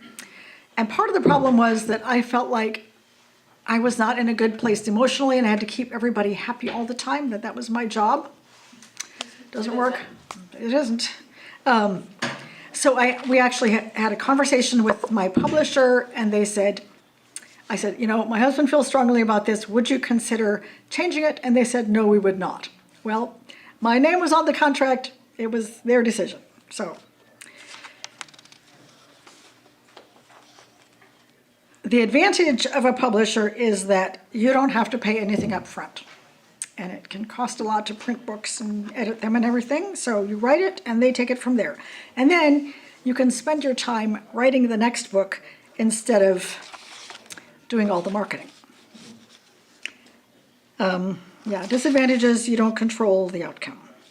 And you cannot reuse the material until it goes out of print. And I just wanted to show you here.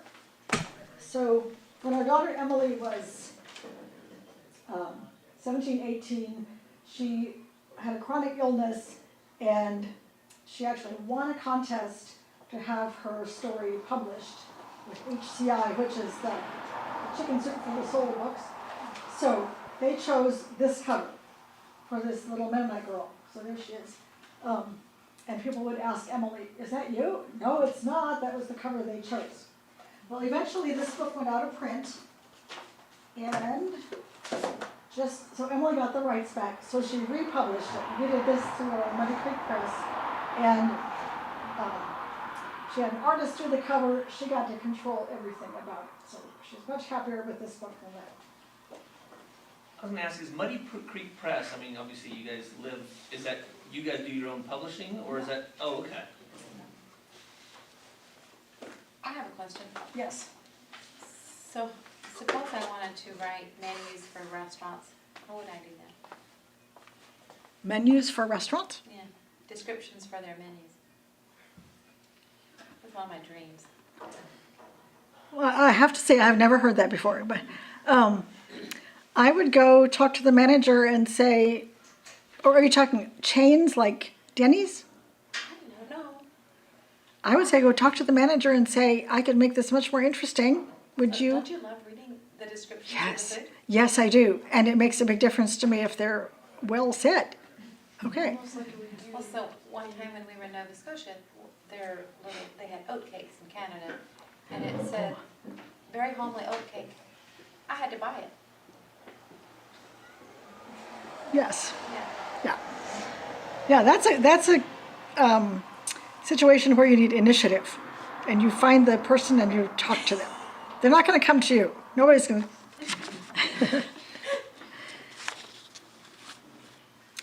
Time is it getting to? Okay. So do you recommend either self-publishing or, selling your book to a publisher? Which one would you recommend? Okay. Like for me, for you, and for us? Okay. In general, fiction and history stories and stuff do better with a traditional publisher. And nonfiction can go either way, because Roy, you and Mary did the Heaven Will Heal, which is very local. So you're not going to have a publisher in Chicago that's interested in that book. So so that kind of thing works best. Yours might be wider because of all the relatives of people involved, and for something like that, you might even get interest from the Chamber of Commerce in town or something, that if you say that it's a local history, that they might be interested in doing that for you. But fiction does best with a publisher, and children's books, poetry, true stories, biographies, all those I would recommend you try a publisher. And self-publishing is more like my collections of essays, any kind of memoir, your own story. It often does well with self-publishing. And some of them, if you self-publish and you sell, I think it's over 1,000 copies, then a publisher will take you seriously. So. What about the hybrid? Would that be like a smaller publisher that you know, or how does that, is that just as varied as? I will say, okay, they market themselves as kind of a hybrid where they will do the editing and bear some of the cost, and then you also, like you'll both share some of the cost and stuff. I have never heard of that working well. And I will say the publishing world is kind of the Wild West, because I've been at different book fairs and stuff where I had a table and all around me were publishers, and it was mostly people who offered, they offered the moon.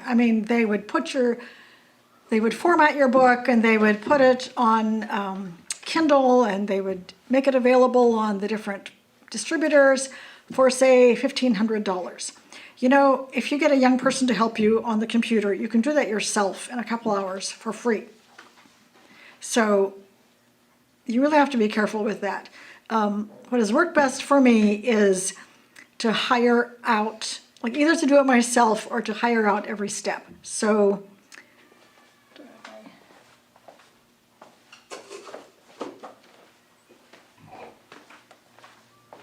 this is the last collection of essays that I did. So I gathered my articles and I tried to polish them up.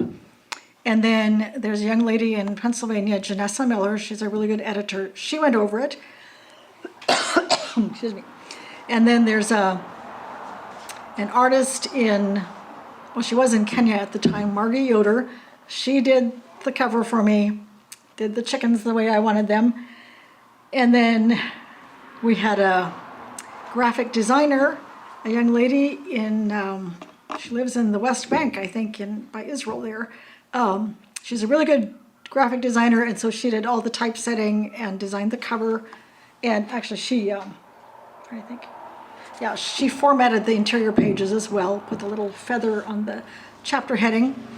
And then, I think that was everything. And then I worked with AB Publishing, which is a printer in Michigan. And this is why you need a whole network of writer friends, because they will say, oh, if you need an artist, go to Margie, And over the years, you figure out who you work well with.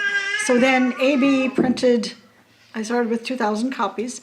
And then to put it online, my friend Donna is here today, and she is really good at formatting. And so she did all whatever it takes to put it on an ebook. And so she just sent me the file, and I have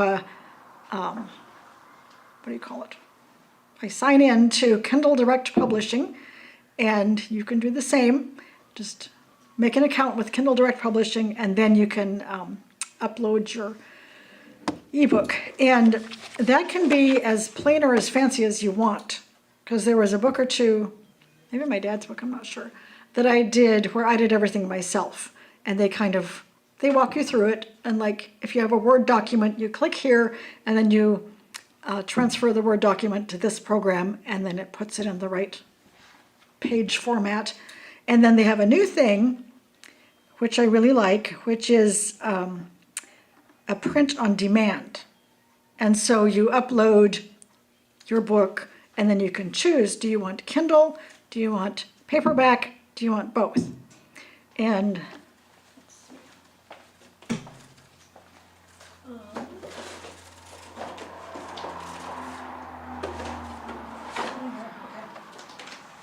I brought any. I have a little fiction book that I just did for fun, and it might be on the table out there, but that one I did both the options of Kindle and paperback, and so people can go on Amazon and order one or the other of both they want. And I don't have to put all the boxes in my barn and mail them out, you know? So this publisher, AB Publishing, they do like the wholesale publishing, but they will just print books and you pay them to print them, is that how that works? You know, I'm not sure what all they do, but I know they just work as a printer for me. They print for That you. is all they do. They do a good job. I will just show you some things I have here. So this was my first book, and I had self-published it first. And that was kind of a hybrid. I felt like I needed more hand-holding than just doing it all myself. And so I had a place called Wine Press Publishing in Washington. They did it for me, and they did a good job. But it was a kind of a sketchy place, and they ended up just completely erupting right about the time I pulled out, thankfully. People got arrested for fraud. They were misappropriating funds. It was really crazy. And then several years later, I got one last royalty check from them for 1 cent. And you did not cash it. I never cashed it. That's hilarious. It's like, if people want to ask me if you get rich as a writer.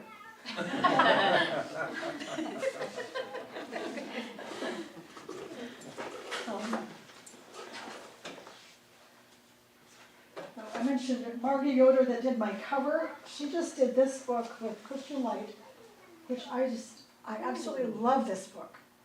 And it's all these adorable pictures of children around the world sleeping in different places. Aww. It's really this is from Masthoff, and they're a bit of a hybrid thing, I think, but they're ethical.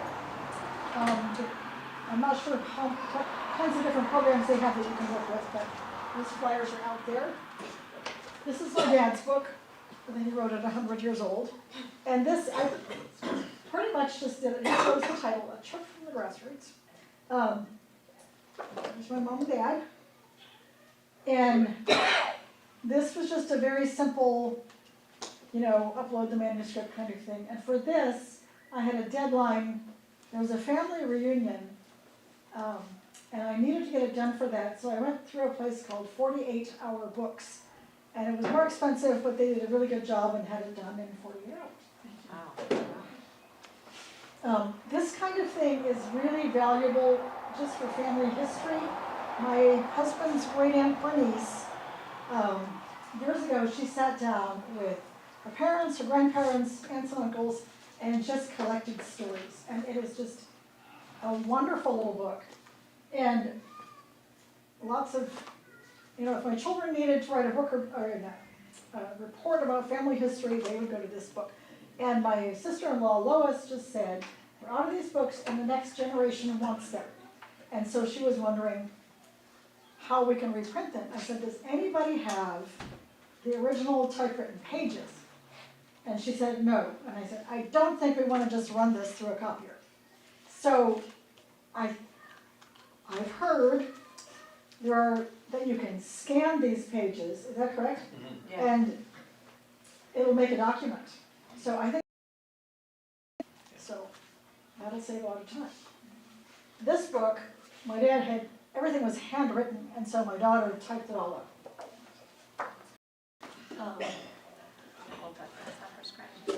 And this was just another, so my daughter Emily she's the writer in the family, and she did these fun little stories when she was maybe 10 or 12, and just, did them on the computer and ran them off and taped them with electrical tape. And it's okay to just have fun.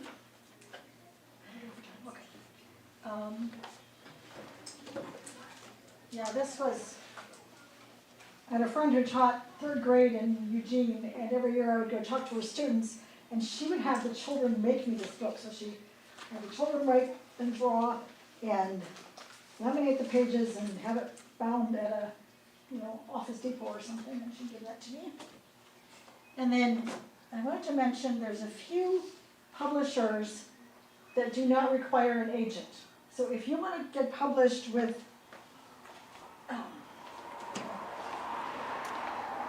if you want to be published with a fairly big name like Bethany House or Zondervan or something, you need an agent. You cannot just write to them and here's my manuscript. But one exception is Mountain Brook Inc. in Washington. They do mostly fiction, and I was part of a fiction writing group, and 2 of the women did these books, One Last Stand and In Search of Forever. And I think I have a list there of printers that I think are reliable, and I just wanted to mention Schlabach Printing, or Schlabach Printing. I think they're in Ohio, and Dorcas Stutzman did this book, and they do really beautiful books. They really do a good job. But yeah, printing, I mean, publishing is kind of the Wild West, and I worked with Good Books for 3 books, and then they went bankrupt, so I don't know what was with me and my people I work with. Just want to mention agents. If you want to work with a mainstream publisher, you need an agent, and basically you ask around your writer friends and you go online and do a search. There again, they can exploit you, so you should never pay, they do not get paid unless they sell your book to a publisher. So if you have an agent that says, I have this fee for reading your manuscript, they're not ethical. What does the agent do exactly?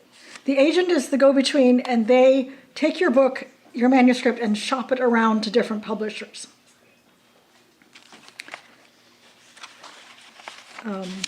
Okay.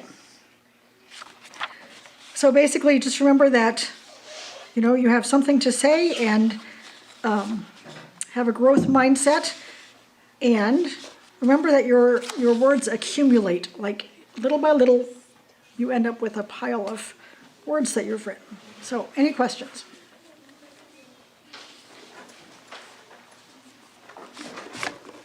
Thank you so much. That was very interesting and informative.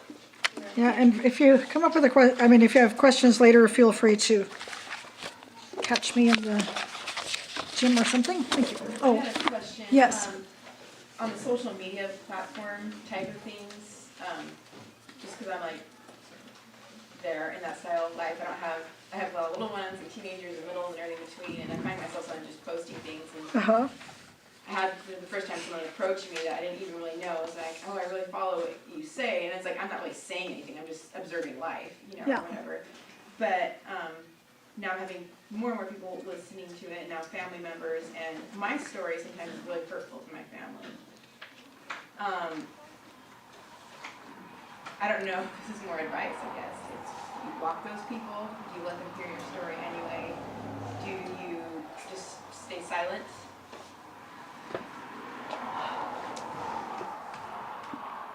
You know, I've had to deal with some really hard things with that because my family was abusive. My dad was very angry, and there's some really hard pieces to that story. And yeah, I think I had told somebody else, at the end of the day, you own your story. And if you want to tell your story honestly, that is your decision, and you own what happened to you. And it might involve other people. You have to look at boundaries, like who gets to decide if this gets told or not. Sometimes, in my case, there's been things from 100 years ago that certain people in the family do not want spoken. And you know, that can be hard to know what to do with. Like, make sure you're safe. Make sure you're coming from a good place of healing. There's not one answer, honestly, there's not. There's discretion and there's kindness and everything, but sometimes, well, if you read Anne Lamott, she says, if people wanted you to write warmly about them, they should have treated you better, or they should have behaved better, which that's one extreme. The other extreme is that you never write about anything without permission, and somewhere in between is a balance. All right, Faith, would you like to ask a blessing before we go for lunch? Dear God, thank you for this day. Thank you for Dorcas sharing with us and for everyone that's willing to do what they did to make this happen. God, we just praise you. We feel so unworthy of being here today. Grant us safety as we go home, and bless the food. Bless Michelle and Charlotte and LaSalle as they're cooking. Thank you so much for your many blessings. Thank you for Jesus, that we have a story to tell. In Jesus' name, amen. Amen. Thank you. All right. Yeah, and if, Thank you. yes. So, Harold Preston asked me to do the devotional, right? Well, recently when I got my last big catalog, it's not in there. And for some reason, I was thinking that I had sold it. So it would have Do you have things published? Wow. You're more of It doesn't a have blogger. Yeah. Or do I go to Faith? Is it in the Herald Press catalog? Yeah. Okay. I would ask Faithview. Okay. Because I'm like, Do you, Yeah. it was there. I'm you like, sell well, the for some reason blog I then? thought I it was mean, there. And No, so I have it. I'm not quite sure.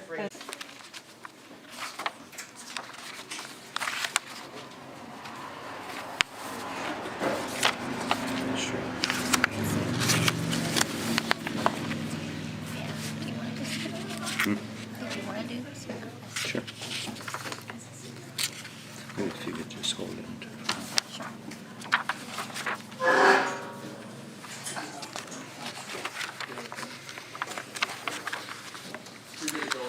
Okay, does anybody know where Paul is? There's something here I would have him copy if anybody could find him.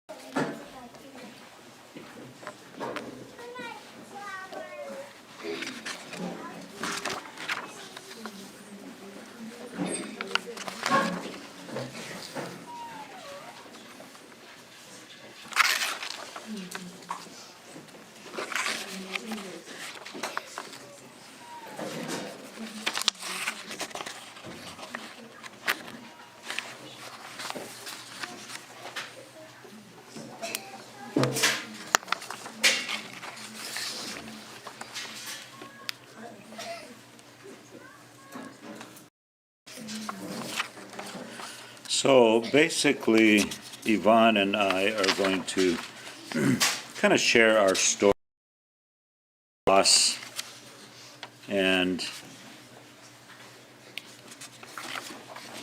the way in which writing was helpful to us.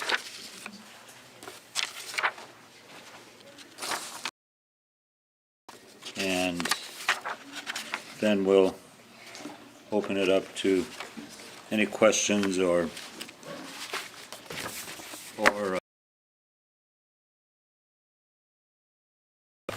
usually when I preach, I say, do you have any questions, comments, or corrections? So we'll give you that same privilege. Did you find Paul? Or I didn't find it. you didn't? Okay. You did? Okay, we'll catch up with him later.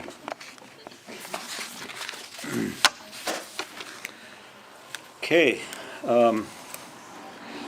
Putting pen to pain, I think, is the title here. And basically, we're going to share the pain part, I guess, and talk as much as we can about the pen part. I was married for 23 8 years and 17 days to Rachel, and our 5 kids come from our marriage. And I lost Rachel in a car accident there in Canyon City, Colorado. We had moved to Los Angeles 4.5 years before, and then Asher, the one I was talking about this morning, his wedding in Canyon City, Colorado, and it was 4 days before the wedding that she was in this car accident, was killed suddenly, and I can tell more of that story later. And then I was widowed for 8 years, and then we met, and eventually married, and so that was in a nutshell. And then I'll let you share your nutshell, and then we'll merge the two together some more. Well, I was a school teacher for many years, but then the Lord brought my first husband, Laval, into my life when I was 30. We got married when we were both 38.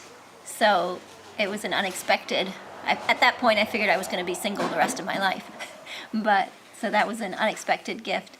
But then about 6 months later, he was diagnosed with leukemia, a very aggressive stage 4, and 3.5 months later, he passed away from leukemia. And on a that I hadn't asked for, and a life story that I didn't like and didn't want. But yeah, part of processing that was with a pen and processing that. Yeah, so that was in a nutshell. Mm-hmm. Yeah, and I seldom use a pen, and when I do, you can't figure out what I'm trying to write anyways. So praise God for computers, and so most of it's not actually pen, but it's paper, paint to paper, maybe we could have said. And as I indicated this morning, much of that was done on Facebook. I don't journal, but I do like to write.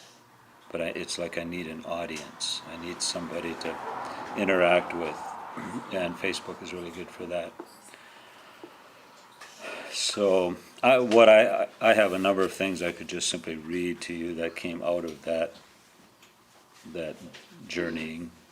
And I hope I'm not offending anyone by talking about Facebook. Can you speak closer to the mic, Yeah. please? Thank you. Am I offending anyone by talking about Facebook? You know, some people don't believe in Facebook, but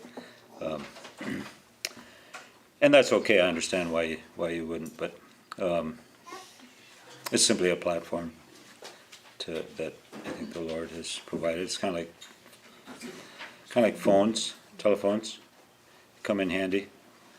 And now we have cell phones, makes them even handier. But they can get us in a lot of trouble, and so yeah. Yvonne has an outline here that I may just let her speak from for a little bit, and then, yeah, go ahead. So as I was thinking about this, I was trying to think, what are the benefits of writing to process your grief? And you know, for Ernest and I, it was the grief of losing a partner. But there's no pain-free life, and all of us have pain to process from time to time. But especially in a loss, in the loss of a person that's very special to you, one of the big things for me was to save the memories. Because you don't have that person anymore. All you have left is memories, and those can begin to fade. And so that felt very important to me in my grief journey, to write down some of the memories, some of those special times that we had together. And so over the next few months, I wrote some stories that are in the computer. And I think in the back of my mind, I always thought maybe someday they'll be published, or maybe someday I'll write a book. Maybe someday I will, I don't know. But they're there in the computer, and I can look at them now and remember those memories, those God moments in the middle of the hard times. And there's a lot of them. I felt like there were times when I was inspired and wanted to write them, but it's important sometimes to get started, not just to wait for the inspiration. But maybe even a bigger thing for me was just to process your thoughts. You know, you're going through a lot, you're thinking through a lot, just to understand what's going on inside. They say that, well, Ernest says he can't think without talking. Well, for me, sometimes I have to think before I can talk. And so writing helps me to think before I can talk. And helps me to understand what's going on inside. Like there's stuff going on, but what is it? And so if you take your pen and just make yourself write, then you're like, oh, it gives a sense of release, and it helps you to know what is actually going on inside. And then you can talk about it. And that can be very helpful to know what is going on inside before you talk about it. One of the things that was very helpful for me was going to Grief Share, which is kind of this was not an Anabaptist group, it was a local church where I went and was a part of a maybe 15-week, we met once a week, we watched a video, and then we had a sharing time. But we had work to do throughout the week as well, and there were some really no idea how to do this. Like, how do you grieve well? I don't know. And so that was a piece of helping me to think through what are the memories, what are the things that I want to be helpful when you're processing pain, to help you think through those things. Another thing with writing, especially I thought maybe sometime my pain can help someone. And I want to write down this journey because it gave me purpose in the hardness, that maybe someday this will help someone else. If I can write it down now, maybe someday I'll pull it out and maybe that can find help from it. Maybe someday I will publish those stories. Maybe someday the things that I journaled about my pain will help someone. And I did end up writing an article for Daughters of Promise that was published, a bit of my grief journey. And very interestingly enough, relationship at that point, because we had met, and knowing his story and his journey made an impression on me. The other way that another kind of writing I did was just writing family emails. So my mother has always been a writer, as far as never published, but weekly letters from Mom. And then when one of us was overseas, it started to be weekly emails. And so during the time of Lavelle's cancer journey, I started a Caring Bridge thing, and that helped me too in the middle of that time to just be able to write, keep in touch with family and friends. But then once he passed away, I just started writing those weekly emails to my family and his family, and doing some processing with them to let them in on what was going on. So that felt helpful to me, and to keep in touch with his family as well. But maybe one of the biggest things is just I wanted to remember God's grace in those hard times. The Bible says God is near the brokenhearted. And when you're in the middle of a really hard time, you have an abnormal amount of God sightings. Like God is just there for you in ways that, and in intensity, or in the amounts of times that you see him in special ways, in ways that he's not when life is easier. And so keep track of those. Those are jewels to look back on, and remember those times when God is there for you, because it just is that way. So I wanted to remember the God moments, and now it's encouraging to go back and look and read those stories. It occurs to me that maybe we should interact with you a little bit here and ask you, why did you come here? Why did you come to this workshop? I suspect that maybe you have experienced some pain, some loss, something. So let's talk about that a little bit. What were they hoping for? What was it? Maybe you just came because you wanted to hear our story, which is fine too. We share our story quite a bit. Yes. I think since the time I was a little girl, actually, the things I read, the things I wanted to read, and the things that stuck with me were always melancholic in some way. And as an adult, I feel the same way. It's what motivates me to want to write, not to be depressive, but because it's more real. Things that are always sweet and nice, it's never been an intrigue for me. Yeah, Because yeah. I know it's not real. Right. And it's when we're in pain or suffering on one level, or we're witnessing suffering, to me is where, you know, greater parts of your emotional and cognitive capabilities can come out.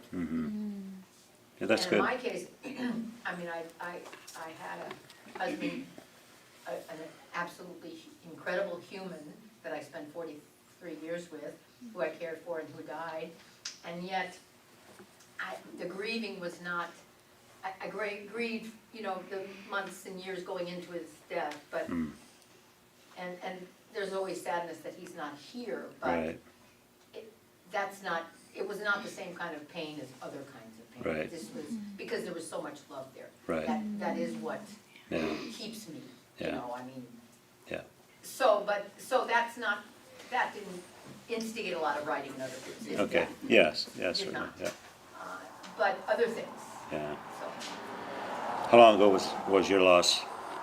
pardon me, How long ago? 4 years. 4 years. So fairly recent. Yeah. You know, and we're aware that people don't go to writing conferences to experience grief counseling, or you know, that's not why you came here. You know. So, but. Yeah, someone else want to share what's been the pain piece of your life? In 1992, my first husband died of AIDS, and this my daughter here was 3 months old. Oh wow, wow, And she's 31. wow. What year? 92, you say? Yes. Wow. Yeah, God bless you. And as I think about your story and my story, like I felt like I was a very unusual widow. I'm sure you felt the same way. And so that was part of the wrestling, like the things that you were going to do, the hopes and dreams that you didn't get to do. Yeah. Yeah. For me, being born and raised in a religious tradition, and after we had gotten saved about 15 years ago, we left, and that was everything we knew about church and social life and family, brothers, sisters, aunts, uncles, grandparents. Our family was close, and our extended family, and we knew our history, and it wasn't good, it wasn't godly, and so we left. And I don't know that I've worked through it right. I've watched my wife go through it in different ways and wondered what's bothering her. And I thought, well, maybe it should. Maybe I just jumped over to something else rather than really feel that. Yeah. I Yeah. thought about that. So Yeah. wondered about that. Yeah, and everyone's journey is unique, even in loss, you know, but handling pain is unique. Some, like we said, some are talkers, some are writers, some are, yeah. I've noticed through my life, my ebb and flow of writing seems to go along with some difficulty I'm going through, which can vary. It can be a small one or a big one. Yeah. And I find that's the way I express Yeah. the deepest things in my Yeah. heart. That's good. You know, and that's kind of to the point that, what's your name again? Sue. Sue. Melancholy. I wonder if most writers are melancholy. You know, I never even thought of that before, really, but I think you had raised your hand. Yeah. You talked about those God moments when God shows up big, especially when you're grieving, and I just wanted to I want to capture all the God moments, and not just mine, but other people too, because it grows our faith, and I think that's important, because there's so much coming against us. And, Yeah.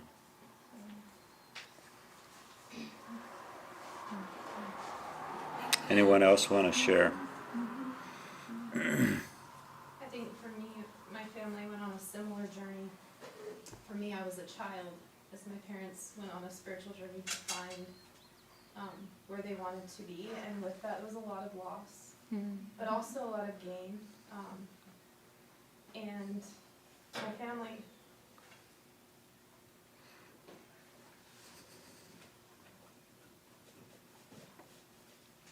I shouldn't try this right now. That's okay. My Yeah. family's very close, and my dad is dealing with leukemia right now too. He's going in for a bone marrow transplant in about a week and a half. Today is kind of our last time to all be together tonight. So I'm kind of here for a lot of that. What is your dad's name? His name is Brian. Brian Smith. Smith. We'll keep him in your our prayers.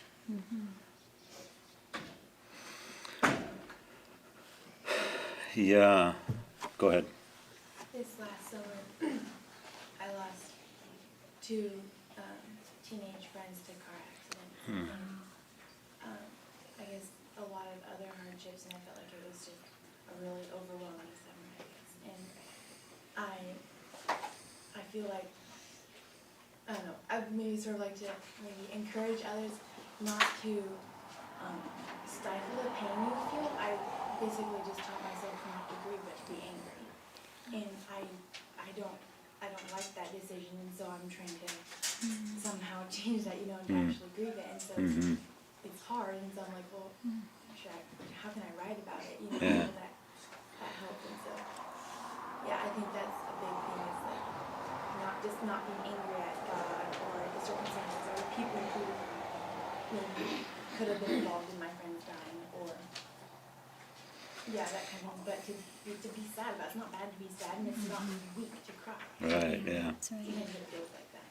Yeah. And so you are writing? Are you writing some? I do, but I haven't written about like those things yet. I want to. Okay. I don't Yeah. Let me come back to the anger thing. Are you writing? Yeah. Miss Smith. Miss Smith. You're trying, yeah. Yeah. That's good. And sometimes it's easier to be angry than to be sad. Yeah. It's So- harder to allow yourself to feel the sadness. And there's not everything wrong with anger. No. Yeah. Let not the sun go down upon your wrath. You need to process your anger, but it's not like there's something wrong with you for being angry. Exactly.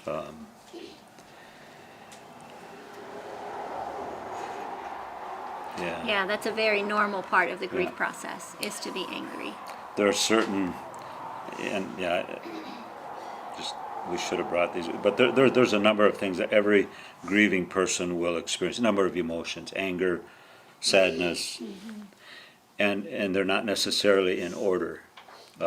Some may experience anger right out the box. Others may not really get angry at anybody until a year or two down the road, and suddenly it's like, what the world, and it's, but to simply, whatever you're feeling is legit.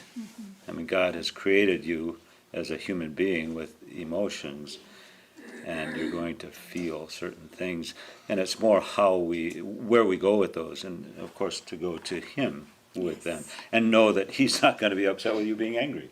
Yeah. He can handle that. He's God. He's big enough. He can handle your anger, your arguments, your whatever. Yeah, I remember for a small period of time being somewhat angry at my husband. Like, why did you go and leave me? Well, I mean, it's, when you say it, it sounds ridiculous, but I sort of had to work through that. That wasn't his choice any more than it was my choice. And, yeah, just to work through that. Yeah.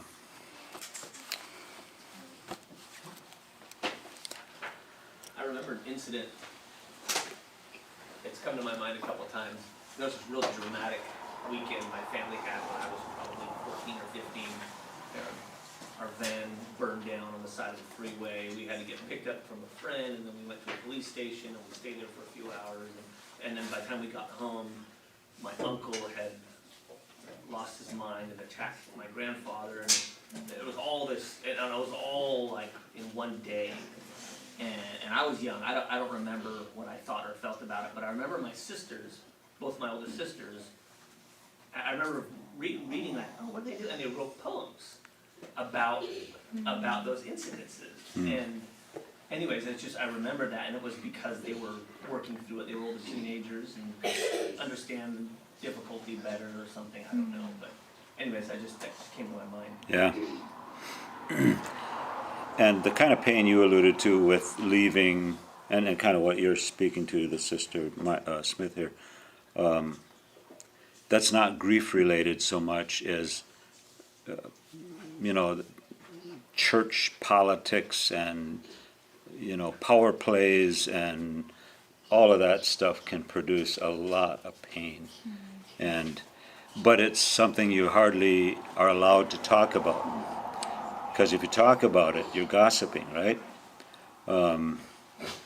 Whereas, death is something you can talk about. You can, and obviously in some of those kinds of situations, you have to be careful how you talk about things. But I remember my first wife and I and our family were going through some of those kinds of things when one of our friends passed away. And I remember was watching her husband, who was a mentor to me in many ways, and just watching him as he closed the casket of his wife's, the lid of his wife's casket, and just seeing the pain in his face, and almost being envious of him, that's real pain, whereas some of the pain I was experiencing, I couldn't talk about, and I couldn't really even admit to. Little did I realize I would face that very same kind of pain myself. And so I know there's a difference, but we have to be able to talk about it, we have to be able to write about it, to be whole, real people. And as was alluded this morning in the conversation, it's tricky. It's sometimes tricky, especially if you're writing on public platforms. It's one thing if you have a blog and people have to subscribe to your blog to get it, but if you're writing in a public platform like Facebook, you need to be careful, but you do need to be honest. You need to write, and I think we can do it all honestly and humbly. Humility and kindness. I think if you write with humility and with kindness, you'll be able to just write about almost anything. And it is important that you do process and write, because just pushing it down doesn't take care of it. They say time will heal, but it's time spent with Jesus that heals, Amen. Not just time. There's been some things I've been working through lately, and this past month I feel like I've been able to talk about it more, and I'm gonna draw closer to God through it all. And for a while, I sometimes I feel like, just tied up in packages, stuff inside, and then if I start thinking about it, and one night I just decided to write down some of the stuff I've been working through, and I don't know, I'm not much of a writer, but it just felt good to write some of that down. Mm-hmm. Yeah, and that's how it all starts, just getting those thoughts out of your head and onto the paper. And it's amazing, even though they're not perfect they're there, and they're out of your head. Whereas if they're just bouncing around in your brain and your heart, you can't get rest, but if you put it down, get it written down on paper, then it's kind of like giving yourself a break. Now you can go sleep and come back to this sometime later or whatever.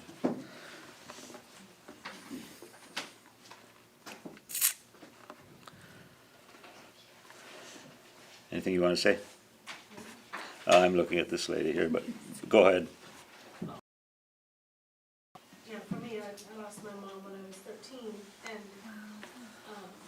I wrote at 13. And I forgot I wrote until my dad just showed me some of the things. Had some traumatic, our grandson just died very traumatically a little over a year ago. And I found myself kind of reprocessing some of the griefs I've had before. And I realized that I think I was missing writing them down. And it is very healing. Yeah. It is. Maybe the other pictures, you know, maybe it's a few words, but sometimes that helps to express what's going on inside even better than words. It's like just, I haven't done a lot of drawing, but just a simple pencil sketch can get the idea across. And another way just to process. One of the first, I think maybe the first one that I drew was just a picture of an altar. It felt like I had to give back to God because of my loss. Different things from our relationship. So sometimes pictures along with words can express things as well.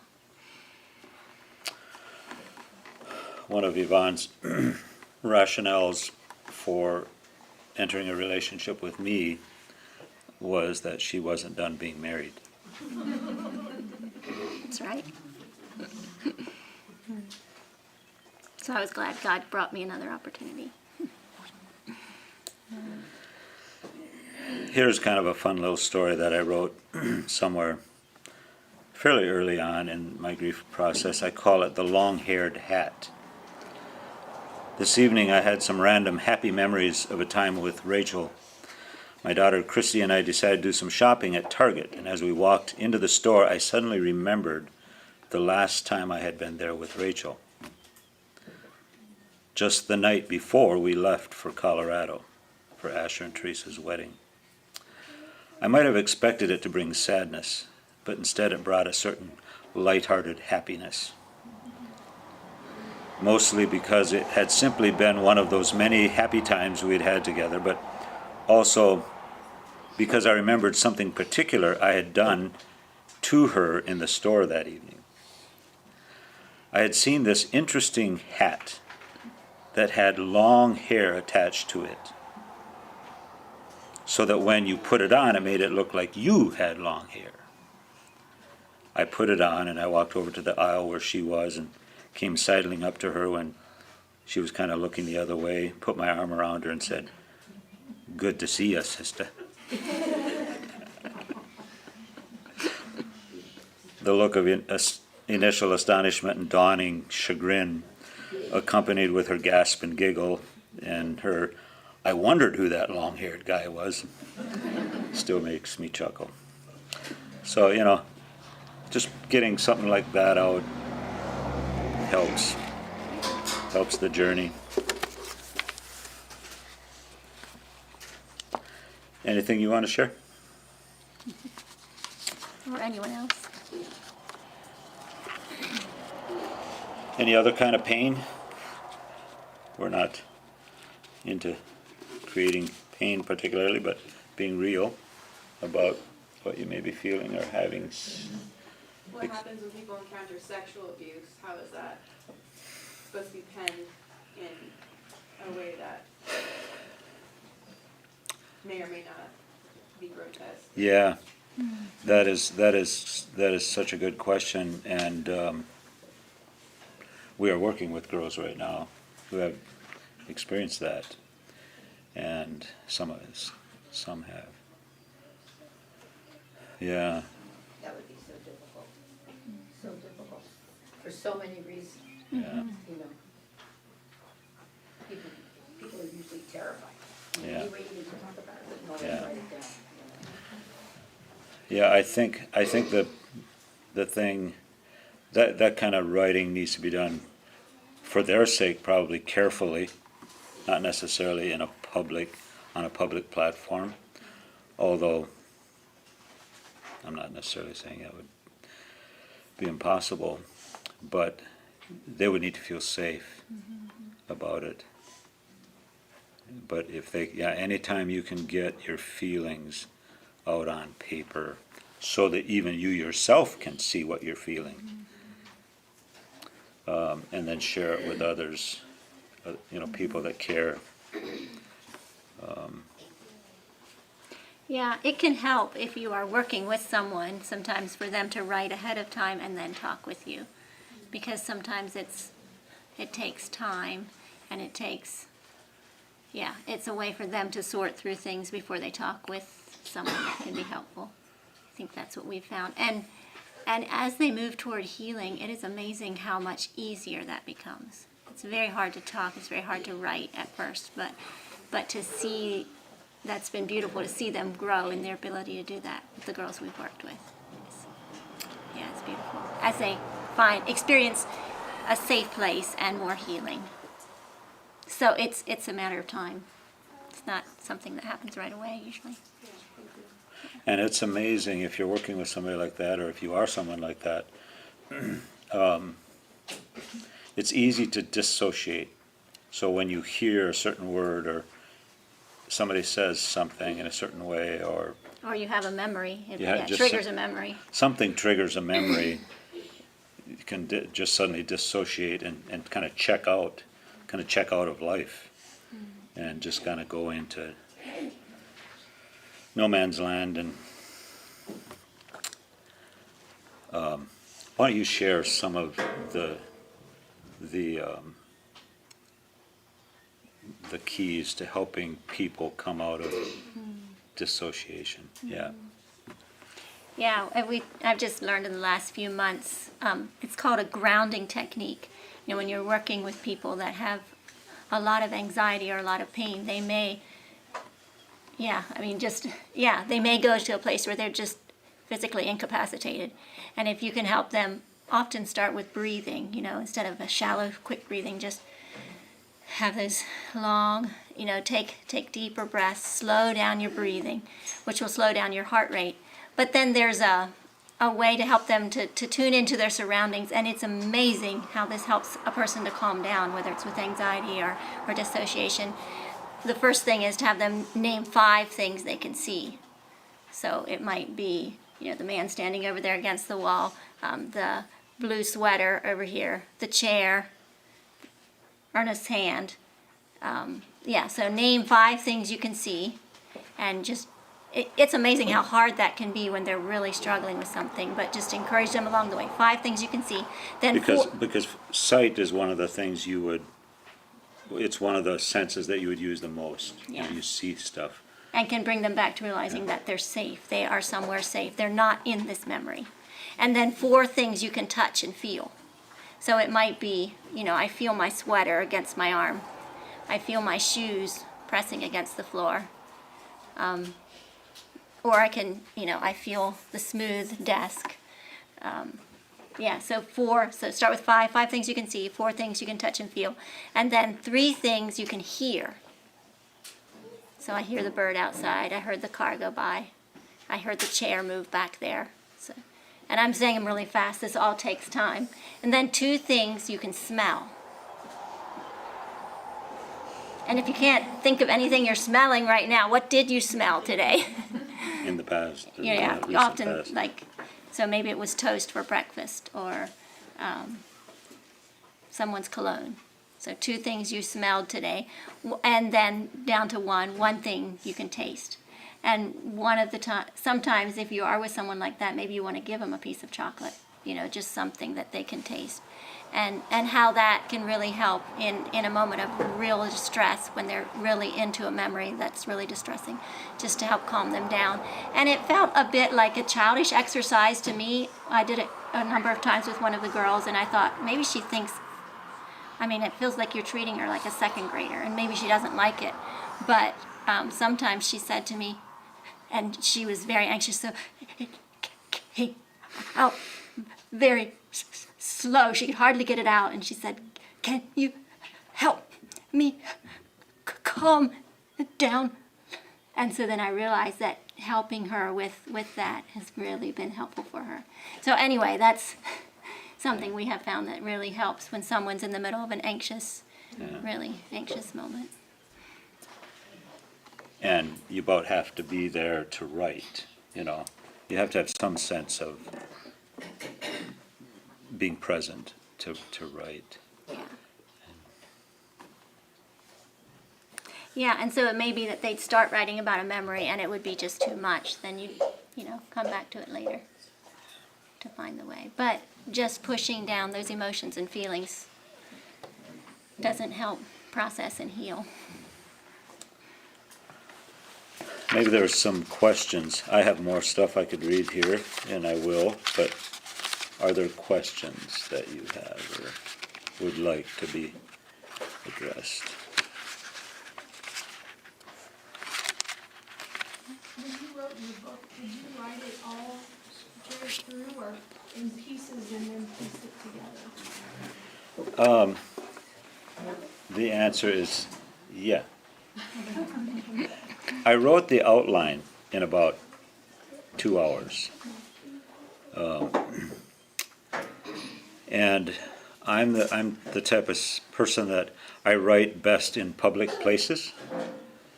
If I just go to my private office, I will probably either find something else that I think needs attention, or the phone will ring there. Of course, if you take your cell phone with you, that could happen too. But in a public place like a city park or library or coffee shop or something like that, it's live enough to keep you alert and focused, but it's the type of thing you can just tune out. So I was actually on a 40-day fast. I went to a restaurant on a 40-day fast, and I drank juices. My 40-day fasts are always with juices. I tried twice total water and ended up in the hospital both times after 8 days. But so I bought, I think, their whole gallon of orange juice that they had that day. Anyways, but in about 2 hours, I put together the entire outline, and it wasn't that difficult because I was writing. The book is a bit of a biographical sketch of her life, and so I just kind of went through her, starting at birth, and then, early school days, and then adolescence and teenage years, and just kind of worked my way up through her life, and so with my book, that's every chapter, that's where the biography part comes, is in each chapter is introduced by a piece of her life story. And so that all came together in a couple hours, very, very easy. I was amazed, really. And then it was just, over time, pulling things together. Some of it's writing I had done before, I pulled into the book. I remember standing in line in a post office in Los Angeles with my phone, long line, and writing on my phone, part of it. So.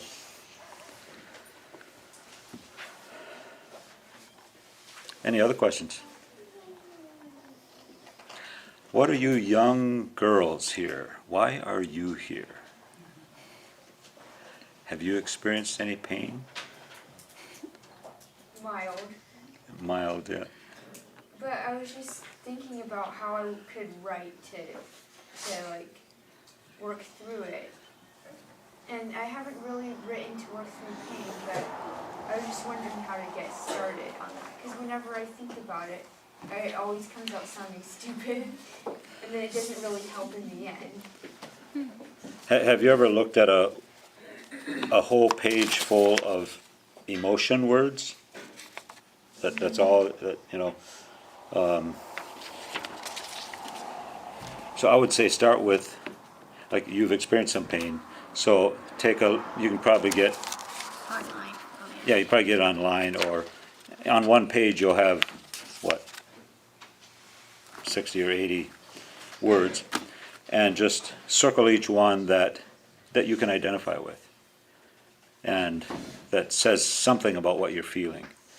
And maybe you end up with 20 of them circled or whatever, and then kind of narrow it down. Which do I feel the most? Maybe start numbering them. This is the one I feel maybe number 10 is what I feel the most. Number 9, and work your way down. That'll get you to at least knowing what you're feeling, and then just start writing about that feeling. Why do I feel that? And what am I feeling? Why am I feeling it? Yeah.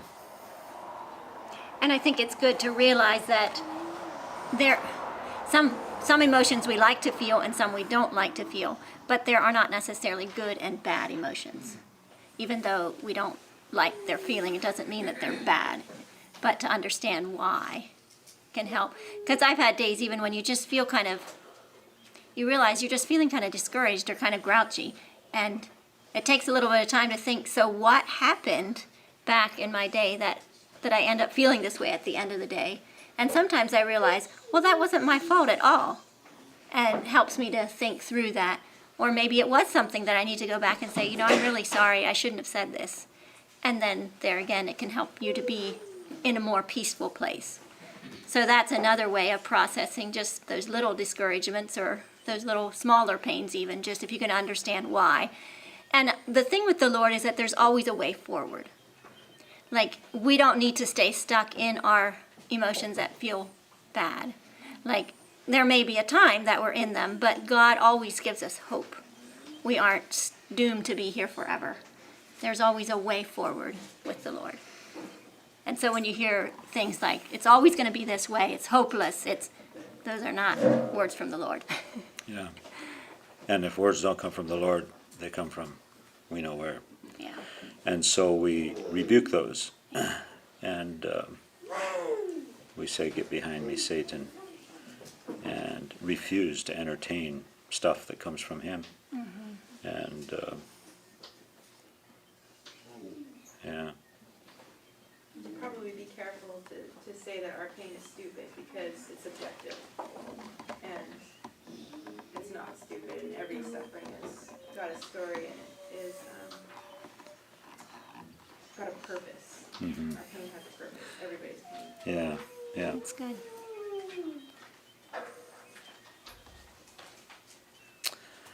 Let me read to you something that brings me joy every time I read it. And I don't know if any of you ever go to Red Lobster. Do you ever go to Red Lobster? Maybe you can't afford it. I can't afford it either. But when people give me a gift card, then I can afford it.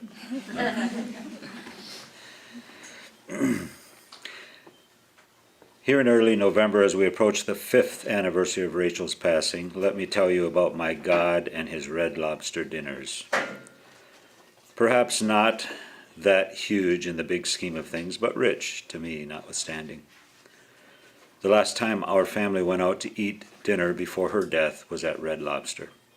Someone had given us a gift card, so we decided to use it as a family before our oldest son Marcel headed east in July to settle down in Lancaster County a couple of months before his wedding in September of 2012. So 2 weeks ago, when I flew into Cincinnati on October 20th, which was our 33rd wedding anniversary, as I pulled into the hotel where I was staying, I noticed a Red Lobster right across the street. I thought, perhaps this means I should celebrate by honoring Rachel on what would have been our 33rd wedding anniversary that day, and honor our family in memory of that last night out together at Red Lobster. The problem was I didn't really feel like I could afford it right then, and I did see a McDonald's just down the street. But after halting somewhat between two opinions, I decided I'd simply do the honorable thing for Rachel and for our family. Paul, the waiter, met me just inside the door, gave me a menu, and showed me to my booth, chatting me up as he went. Sitting down, I said, "Paul, would you like to hear a story? There's a story behind why I'm here at Red Lobster." "Sure, but don't you want to get me to get you some food first? Take a look at the menu and I'll be right back with some water and coffee." "Wonderful, take a look at what I might want." So when he returned, he sat down across from me and urged, "Tell me your story." When I finished, Paul had tears in his eyes. "My wife," and he pointed at his wife, "my wife and I have just been married 8 years," pointed over to where she was waiting on another table. "I can't imagine losing her like that." "Well," I said, "you know where your wife is. She's right over there." working right here with you. And I know where my wife is. She's in heaven with Jesus. And I'm sure, as a good husband, you're happiest when your wife is happy. And for me, the mystery of my wife's happiness is complete. I know beyond the shadow of a doubt my wife is happy. So very, very happy. He then left to get the rainbow trout meal I'd ordered. When he returned, he said, "By the way, we were all out of the lunch size meal that you ordered, so you're getting the dinner size meal for the lunch price." "Awesome," I said. We visited some more, talking about his marriage, my book about marriage, and the week ahead when I'd be speaking at a church about how the most important thing in life is being in a relationship with Jesus Christ, and how God has provided a beautiful picture here on earth of what that relationship should look like. Marriage. From this picture, people know how much God loves them and how much He loves it when they worship Him with their lives. "Well," I concluded, "it's getting late. If you bring me the check, I'll let you go and be on my way." "Oh," he countered, "there is no check, because I went back and told my manager your story, and he said the tab's on me tonight." "Now you're going to make me cry," I said. "You're making it possible for me to honor my wife and family here at Red Lobster tonight without it costing me a thing. This seems like a God story to me." Later, as I shared this story with the church that week, they too were delighting with me and how God met me during what has become the most poignant time of the year for me. But the stories are not over. The day before I left the church, the pastor and his wife came to me with a gift card. And in that card was another Red Lobster gift card. And they proceeded to send me a gift card to Red Lobster every year for 3 or 4 years after that. So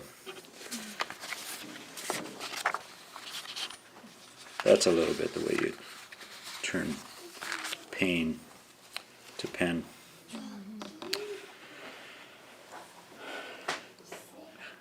Do we know what time we need to stop? Probably around, I'm guessing around 2. Is Around that 2 when the maybe? next one starts?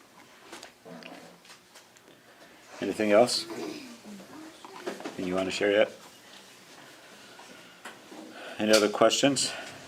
I have another story I'll read, but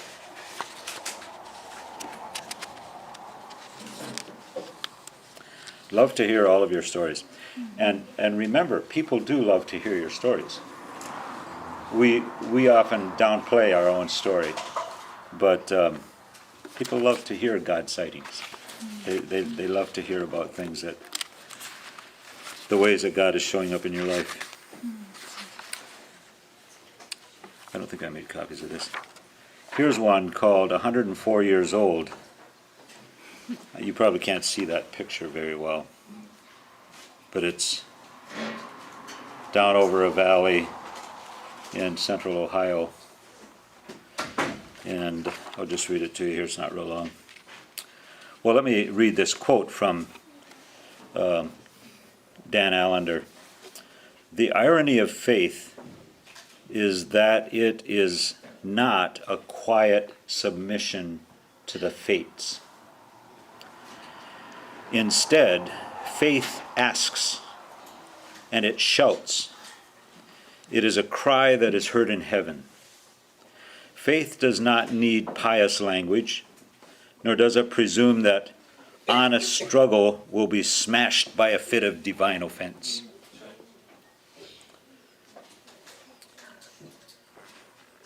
The irony of questioning God is that it honors Him. It turns our hearts away from ungodly despair toward a passionate desire to understand Him." That's from Cry of the Soul. 3 years ago, at a Come Away With Me retreat in the middle of Ohio, the Lord led me to this outlook of vast, panoramic, rural valley view. Colored leaves, green pastures with Holstein cows scattered across it, gray farmhouse, red barn, country road, more green fields, and more colored leaves far beyond, with an opening in the forest. And God said to me, "This is your future." It was about 1 year after my wife's death. I'm writing this story 3 years later, but this took place about 1 year. I said, "But Lord, I'm 52 years old. Are you saying that I'm going to..." Oh, I'm sorry. "This is your future. Do not be afraid, but trust in me. Your future is beautiful. Your life is only half lived." I said, "But Lord, I'm 52 years old. Are you saying that I'm going to live to be 104? He did not answer me. But on my way back, I guess I didn't put in here, I had an appointment with my counselor at 1:30. Oh, maybe it did. On my way back, I looked at my cell phone just in time to see the digital clock turn from 1:03 to 1:04. Could it be 104 years? I don't know. Sometimes I feel like I could die tomorrow, and that would be glory. But to me, it was God's simple way of saying, I want you to know that the panoramic view I led you to was indeed from me. Simply receive it. So, yeah, you don't need to be afraid of pain. Don't run from pain. Embrace pain, because it's God's gift to you. Paul, what's his name? Brand. Paul Brand wrote a book called The Gift of Pain. And in it he talks about how lepers, without pain, lepers' limbs would, toes and fingers would simply, well, they do. That's what it does. They fall off because it kills their nerves, and they lose limbs, and parts of their body start rotting, and they don't even realize. So pain is a gift. It lets you know that you're alive and that you're healthy. Well, I think we'll wrap it up here. Thank you, dearie. And thank you. God bless you.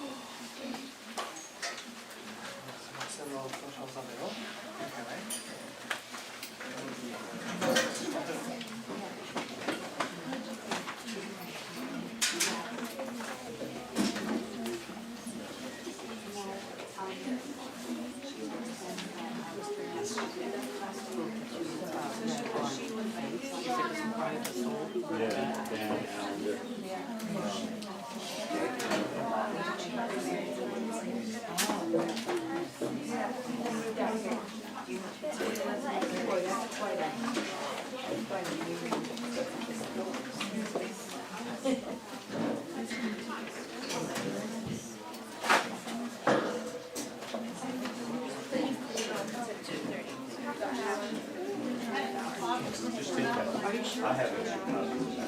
Thank you.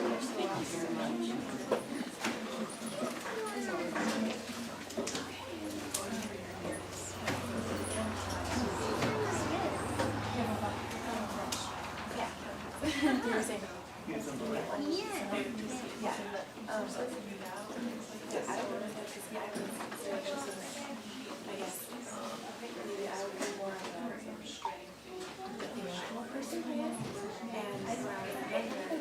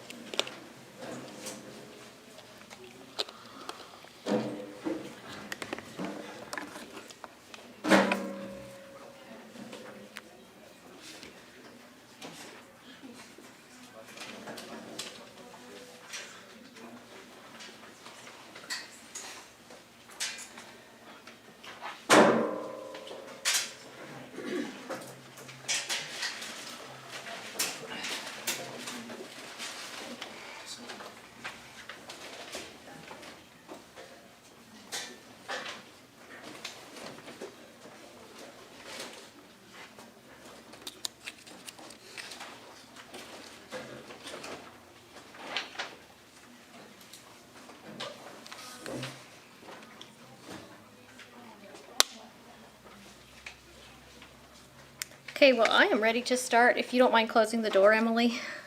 I think we're going to go ahead and get started here. Do all of you have a sheet of the discussion questions? I had some back there on the chair. If you didn't get one, might be helpful.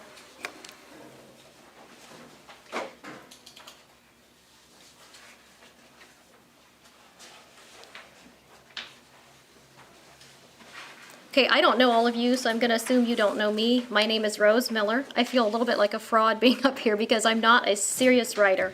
I've journaled for years, but I'm not a published writer, and I don't really have much of a desire to be. But I am an avid reader and have been as long as I can remember, and my husband is as well. So reading is something that is very dear to my heart. And Anabaptist writing is something that is also something I care a lot about. I was thinking back to my growing up years. Our school library had a lot of Mennonite Anabaptist writers in it. And the one I remember the best was Christmas Carol Kaufman. How many of you remember reading her books? So I was thinking, what made her writing, what made that stick in my mind after, 30 years? Why do I still think about her stories? And I think probably for me, the most appealing thing about her was that she just wrote a good story, the kind that just stayed in your mind, touched your heart. And thinking about this talk, I think the sentiment I came across the most was that Mennonite writing is unrealistic.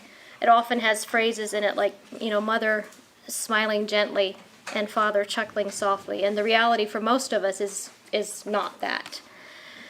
So, I would like this to be a constructive discussion because I know we have a lot of writers here and I don't want them to go away feeling discouraged. I want them to keep writing.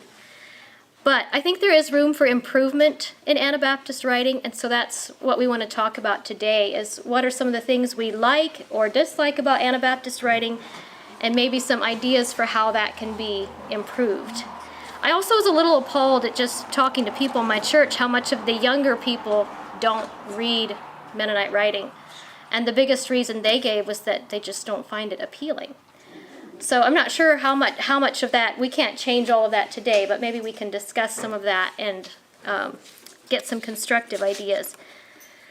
So the first question I had was, in a typical year, how many books do you read by Mennonite authors? How many of you would read at least 5 books by Mennonite authors in a typical year? Okay, how about 10? Okay. And I'm not sure how many books you read a year, but that still seems to me like a fairly low.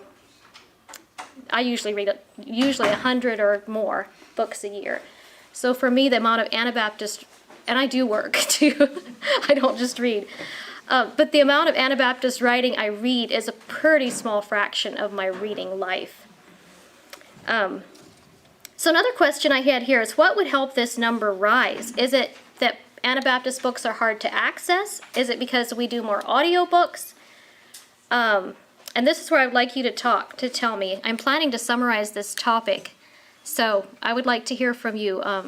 What do you feel would help that number rise for most of us? Well, one thing that it kind of sticks out to me is that they all, I know this is a generalization probably, but they all sound a little bit the same. So it's kind of like reading the same author. And I would never do that with any authors, like read maybe 5 of the same author, because I feel like it kind of tips you the wrong way. Okay. Just too much of the same ones. Now, I'm sure I could be corrected on that, but that's the way I kind of feel about it. Okay, thank you. Does anyone else have anything? I read a lot on my Kindle. One thing, they're cheaper, and it's if they have the audio conversion, I can listen to it on my Fire tablet while I'm working in the kitchen or whatever. And I think a lot of the Mennonite ones aren't available in that format, or at least I'm not aware that if they are. They aren't available in like ebooks. Or ones with the conversion to text. Okay. So that I would probably consume a lot more if they were. Okay. Okay. Does anyone else have any suggestions for that? I would second that, the last reason. That's the main reason I don't, just because I don't typically just go out and buy a brand new book if I'm used or Okay. just audio. Okay. One of my friends said if there was something like thrift books for Mennonite authors, she would probably buy a lot more. She doesn't usually buy a new book unless she really, really wants it. So. I would guess a lot of people have books they would be willing to sell that they've read and they would like someone else to be able to read them. So that would be a good idea. Okay. I don't know if anyone has a church library. Is anyone here that has a church library? We used to. They just, 3 or 4 months ago, they just took all the books away and took them out of Goodwill. Oh, okay. I had to wonder if that would help too. If I would go to church, there'd be a church library. I could walk in and see, what books are there, especially if they bought a lot of new books by Mennonite authors. I think I would be pretty apt to pick one up and take it home, versus having to. In our community, there is no Mennonite bookstore, so I would have to order online or order out of the catalog if I want a new Mennonite book. One of my friends gave the idea of a website or some kind of format like the Libby app. I don't know if any of you are familiar with that libraries use, and she said she would be willing to pay a monthly fee if she could access audiobooks by Mennonites and ebooks by Mennonites. So I told her I would throw that out there. I think it's a good idea. I don't have the technological knowledge to try to put something like that together, but I think it would be worth thinking about. I kind of wondered too if maybe that's not why younger readers, or at least in my church, don't read Mennonite writers as much, because they just don't read paper books as much, period. I don't know, maybe that's not true of your church. Yeah. Okay, let's go on to question 2. What genre do you feel is lacking in Mennonite writing? What would you personally enjoy reading? Would anyone like to answer that? And you can say whatever you want to. If you have a good idea, throw it out. Did you have any more copies of the handout? There should be some on that chair back there.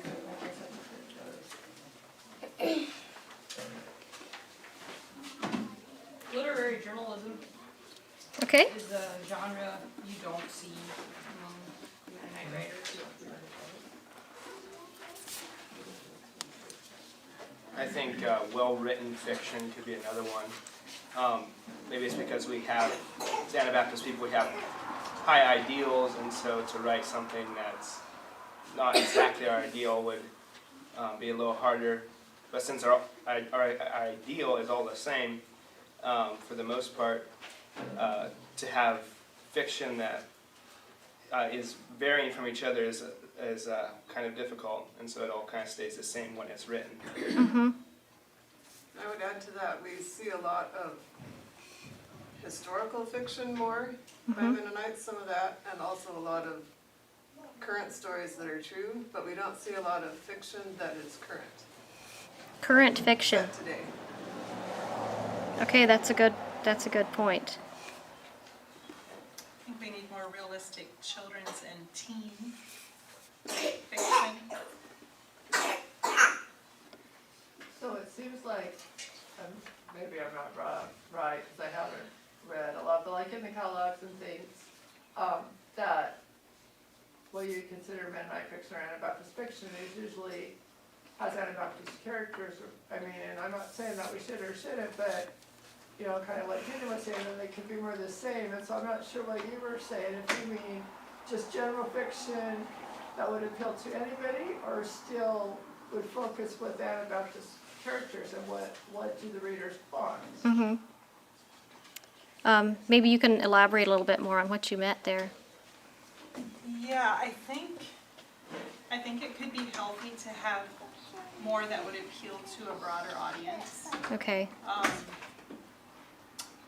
I don't want to assume what some of the writers from longer ago were trying to do, but I think sometimes if we're not careful, while I appreciate a lot of our particular beliefs, I don't know if a story, especially for teens or children, is the right way to maybe subtly push that particular way of thinking on them, where there maybe is other lessons in life that can be learned.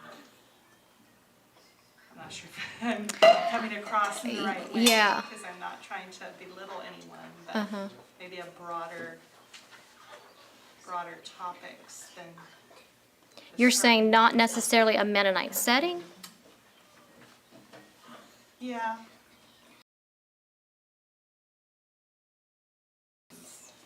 Like truth, or, that could apply to anybody. Okay. Does that answer, is it a little bit more clear? What about mystery? I think if there was a good mystery by a Mennonite writer, I would read Can I it. promote something? You're sure? I'm reading we're reading a series to my son right now. Oh, And okay, so this could be a Mennonite home, but you don't know for sure. So someone else could enjoy and read it. But it's by Katrina Hoover Lee. Uh-huh. And it's a series, it's a mystery series, beautifully written. Mm-hmm. And each book, so there's 6 of them so far.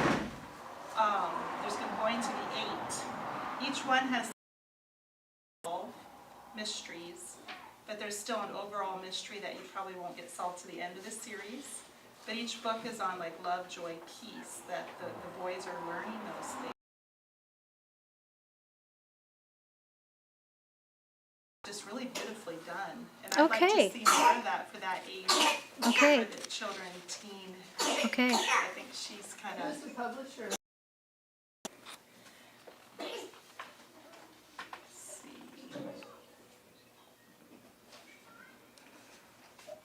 I'm not sure if she's She's self-published. Yeah, I Did you think say Katrina Hoover? Yeah, Katrina Hoover Lee. Isn't that Peter Hoover's sister? No, thanks. Not sure. My son also loves this book, and he's fairly widely read, so I was a little surprised. They seem very high quality. I haven't read them myself, but I think a little bit like sometimes, I mean, it's children's fiction, so we get away with that easier because it has no adult themes. Like I would, yeah, I don't know. Even just with other non-Mennonite fiction, a lot of people read more books that are for children or young adults because they're safer maybe, or like I'm not sure how to get around that exactly, because a book for an adult will have themes that are maybe not as, we wouldn't do them ourselves, or we wouldn't think that it's right sometimes. But I think that makes it harder to write a mystery or something like that for an adult audience. It's not intended for children. Yeah, I had to wonder about that too. How would you go about writing a mystery in an Anabaptist setting? I mean, there probably are some mysteries among us, but I don't know if we want to write about them. But I think it could be interesting. I think some of that could be interesting. Well, God made us want to look into the mystery of His salvation in the church. Mm-hmm. Right. It is a mystery. Yeah. And so if it's pure and clean and it takes us to the right end, right, it could be okay, I'd see. Yeah. I also feel like fiction for women is something that I would personally enjoy reading. And that's something that, there's lots of books for moms, but not a lot of women's fiction written by Mennonite women. So if you're a writer and you're in here, I hope you're getting some ideas, but those are some things that I thought of. Does anyone else have any ideas on that? Any genres that you feel is lacking in Mennonite writing you would like to see more of? Just had a comment about mysteries. I think a mystery is more about how the book is constructed than about the subject. And so there's a wide range of mysteries you could explore, not just suspense or crime or that kind of thing. Yeah, right. Well, I want to clarify, I'm very much for our Mennonite writers. I love it. I think it's partly because we often have the same editor, the same publisher. Like it's two stories come out sounding a little the same. Uh-huh. So maybe like a mystery could be written maybe in a different, like the content isn't what I'm complaining about. Much the same, yeah. And probably the experiences, because so many of our lives are more similar maybe than in the world. Mm-hmm. I guess it's because if we want something like super interesting or entertaining, versus I tend to lose interest when I see a Mennonite author. Like, I just tend to be bored. And so, what could we do to change that, I guess? Any ideas? That's a good question. Is it okay for the purpose of the book? But I don't think that we think that way.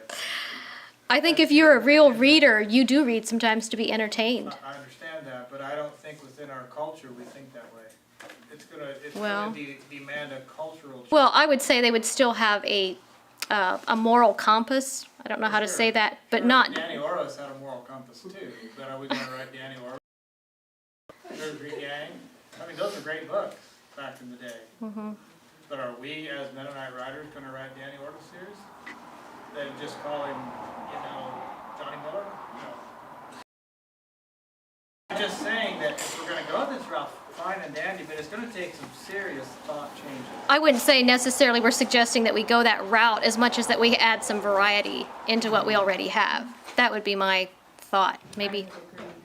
And I'm not disagreeing with that, I just think that it's gonna be a hard sell if we have a strong push for there to be more of a spiritual message throughout all of our writing. I mean, that there's a very clear spiritual content, whether it's a moral lesson or whether it's a Bible truth or whatever it is. Yeah. Because I mean, Danny Oros didn't have a lot of Bible truth to it. Okay. But there were good things taught by the way that boy was represented in all the stories that were written about him. Okay.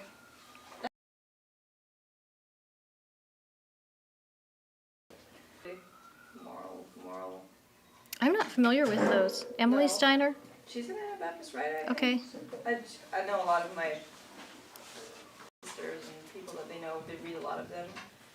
I mean, I think we do more reading than that, than the official sort of positions that we would hold. I think we do more reading like that than the positions. Right, if we're honest about what we're reading, it's probably. Yeah, and just like yeah. her, I think she's an Anabaptist, I guess I don't know for sure. That was my impression, and it's fiction, and it's not necessarily, I don't think you could tell that the people are Mennonite or what they are exactly. There's Okay. no spiritual Okay. content in them that I'm aware. I read half of one, I didn't finish it. Okay. I like those books because they didn't end perfectly. You're talking about the same author. Okay. I haven't thought this through super hard, but do we hold the Anabaptist writers from an Anabaptist? I'm reading it knowing that they don't have the same principles I do, and so I would be trying to learn a lesson from it. And when it's an Anabaptist author, it's like, you might critique everything a little bit Mm-hmm. different. Yeah, I think that's probably true. From a Mennonite writer than you would from a secular one. Well, I read mostly Christian fiction, and good distance nonfiction, but, by a variety of authors. They offer hope. It's not just entertainment, but sometimes I learn life lessons, like a church perspective or whatever. Mm-hmm. So it's more than just entertainment. Maybe that's what we would need to accomplish is make whatever we write relatable, whether it's to the Anabaptist audience or to a broader audience. Okay, that's a good point.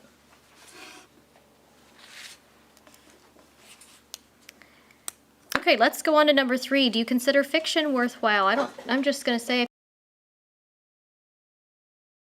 Okay. It's a little bit of a hobby horse of mine. I'm a little appalled sometimes when I hear people saying they don't think fiction is worthwhile. If it's not true, it's not worth reading. Well, I think good fiction is very worth. When I'm talking about good fiction, I'm not talking about. I put down, I think, on your question sheet, Amish Mennonite romance novels, because I think that's what some people think of when they think of fiction, and that's while it has good grammar, it has a good plot, there's just so much you can learn from it. And then another question I thought would be worth discussing by fiction. Is that why we're scared of it? Are we scared of glamorizing our lifestyle like some of these Amish and Mennonite romances have done? I think has made our lifestyle look glamorous. Churches and find out that we're just normal, boring humans. We're really not like those books portray us to be. And they're kind of maybe a little bit let down. So would Mennonites writing fiction lifestyle or our faith by doing that? I'd like to hear what you think about that.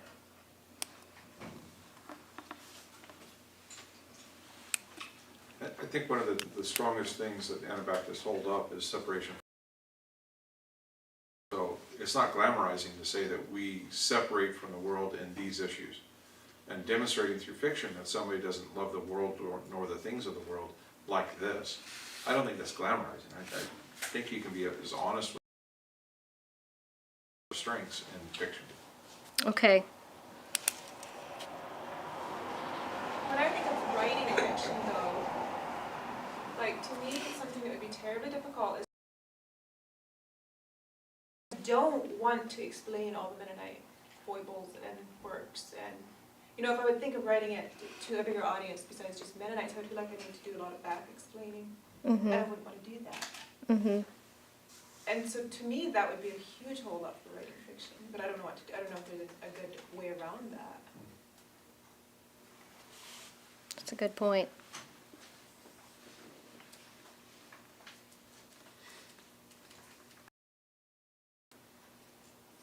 Well, if something is written in fiction, does that enhance the problem of connection with readers? If you're writing Mennonite fiction, I mean, we have heard the complaint that our Mennonite books don't connect, you know, stuff that they don't know anything about, you know, it's just out of their realm of knowledge. How do you write fiction? I guess Mennonite fiction is that what we're talking about? That would actually connect. How do you write it so it connects with a larger audience without the reader scratching their head and say, boy, I don't know what's going on here. Just That's kind of some of what she was talking yeah, about. that's a good question. But isn't fiction just like good fiction? It's informed by a deep understanding of human nature, which Mennonites are humans. Like, couldn't you focus on the ways that we're saying the idea? You don't need to. I don't know. So I'm just thinking if I would read a fictional book about, let's say, the Mormon Church, I hope I'd be smart enough to kind of understand some of their culture without having it all explained out to me. And hopefully, if people were reading Mennonite fiction written by a Mennonite author, I guess maybe you should assume your readers are smart and write accordingly. I don't know if that's... It would seem to me like if you read Mormon fiction that there would be things, the Mormon religion is quite complicated, and there would be things in there that I would have no idea what I would likely have little idea what they're talking about, unless there was a lot of background stuff somehow worked into it. But maybe not. I'm just not sure how you would make that connection.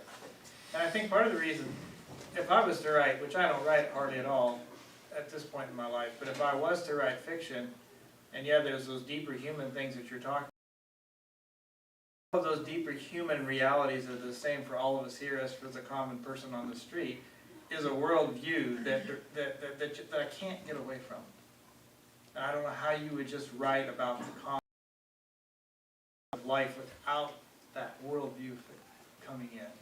Whether it's Mennonite or whether it's Anabaptist or whether it's charity or whether it's whatever you want to put there. You're saying you would feel like you couldn't be on... And really feel good about having written that. If you write something that's separate from your core value, which is deeper than what all humanity understands, because our worldview is deeper than that. It undergirds everything we do and say and write and read and sing and all of that. And to just write a story that kind of lays that off to the side so that we don't get too much of the Mennonite into it, how do you do that? Well, it seems like you could inject your worldview without like a whole lot of the Mennonite Like, I've read fiction, especially one comes to mind that I really don't know what they were, or, like, it's at the mercy or pleasure of my imagination. Just kind of leave those things up to the imagination. And I think you can kind of do that because the Seventh-day Adventist books are one example maybe how not to be.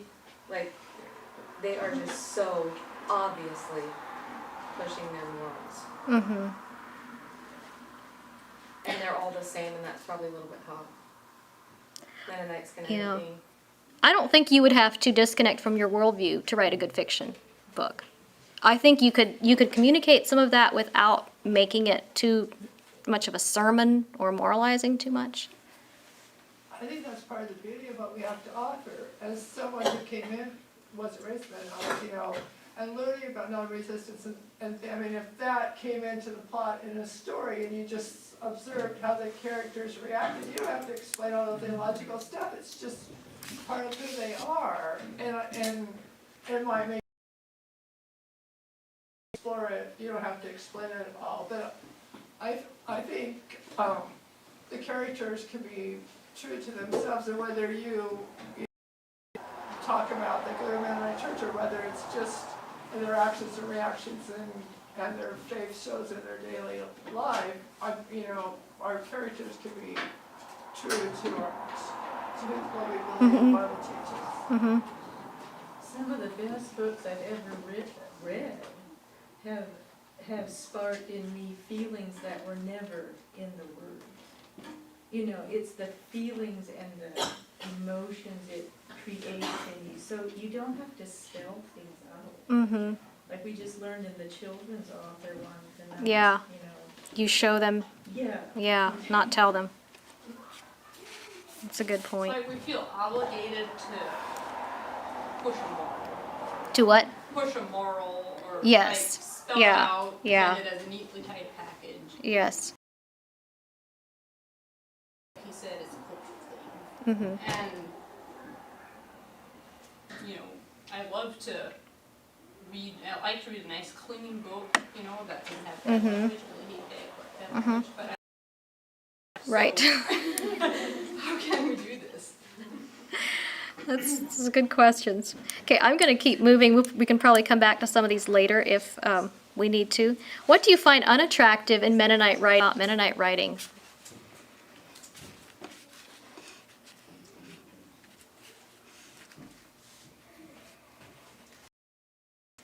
I don't think it's unattractive.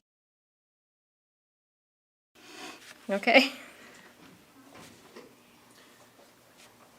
Maybe not a very well laid out plot. And if it's not well edited, it hasn't got me. Yes, I wrote that down. Things are full of grammar and punctuation. Bad and poor sentence structure is just distracting. Necessarily are, but Yeah. that is what I find. You take the extra words out? Yeah.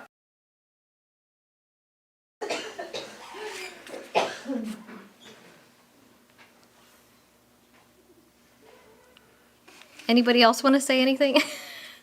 Because maybe we need to do better at discovering what our personal style is.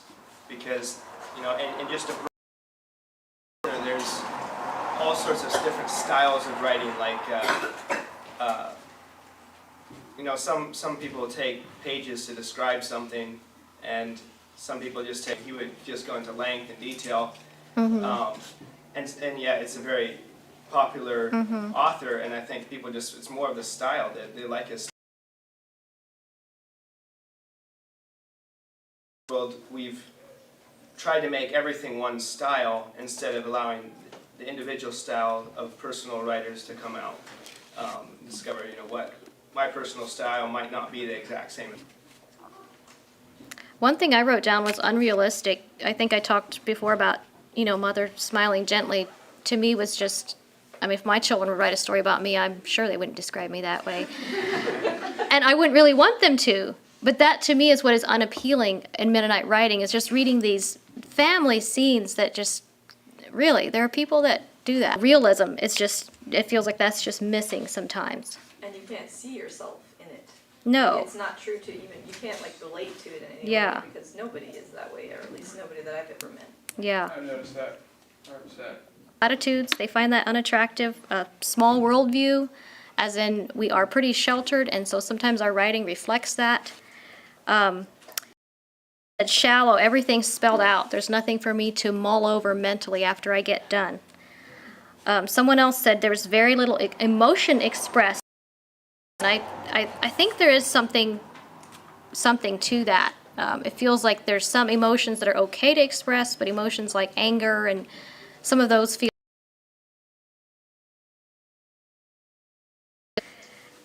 Someone else said unoriginal plots, which I think you kind of talked about. Everyone kind of having the same style. Okay, do you want to say anything more about what you find unattractive in Mennonite writing? I'm planning to write a summary of this for Dorcas, so if there's something you want to say, I'll try to put it in there. Well, we kind of happenings in people's lives, and that's fine, but it seems kind of heavy on that side of the balance, maybe sometimes. So it would be nice to have more stories just about ordinary life? Maybe, like ordinary life can be interesting. Yeah, if you're in the bedroom. it can be. Yeah.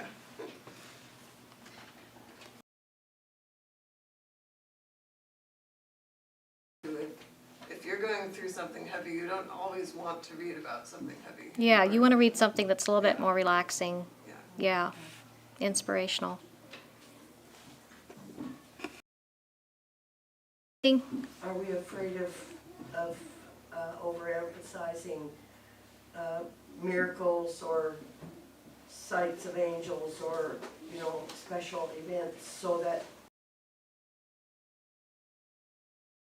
lives and then they feel like they're not receiving that, or should we be saying what actually happened? Mm-hmm. Okay. Authors.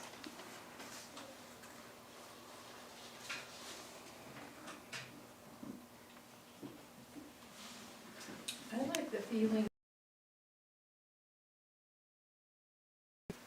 aren't surprised by what bad language may be. There's something that's really like, oh, this is terrible, I don't want to finish this. I like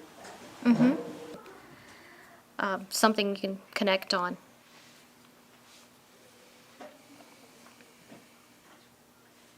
Another thing I thought about is trustworthy. I don't feel like I have to proofread. Fine. I don't need to worry about bad language and bad scenes and all that kind of stuff. And they can be encouraging when you see how other people dealt with situations in their lives. I think it can encourage you, to church board or whatever, or, maybe just give you like a new insight.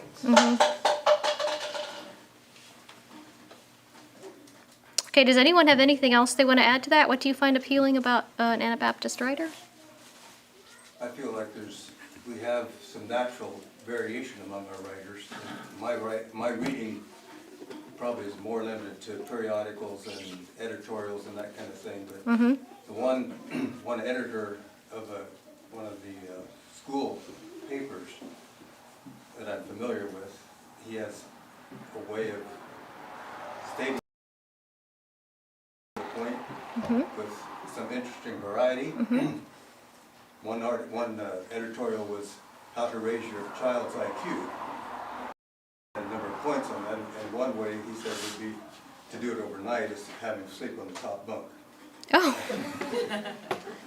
It just adds a little bit of a... When his writings are in the Sunday school books, I can usually pick out that that's Okay. it. Okay. So that's one thing that I like about it. Okay, natural variety, all right. This may have been mentioned, but real life experiences is a powerful tool of Anabaptist writers. All of you are familiar with Beside the Still Waters. And you know who is the most well-known writer in there? Pete Lewis. Pete Lewis. And why? It's because he tells stories about his life over and over again. He told me the other day, he said somebody came to him and said, these cannot all be true. It's impossible. He said, he just chuckled, he said, yeah, they've all happened to me. They've all been part of my life. And everybody likes him because he likes what he writes in there. You compare it with him and another guy on the other side, and I've never heard anybody say anybody else writes better than him in that book. Some of them are like servants. They can be a little bit that way, but he always So I uses meant other, the other. faith. And I think that's powerful in our Anabaptists. And you know it's true, you know it's Mhm. like, it's Yeah. not just made up, which kind of goes against the fiction discussion we were having, but. Paul said this, I thought it was interesting, that when she knows the writer is a person of integrity, their writing carries a lot of weight with her, whether she necessarily enjoys their style or not. That means something to her. So I thought that was it.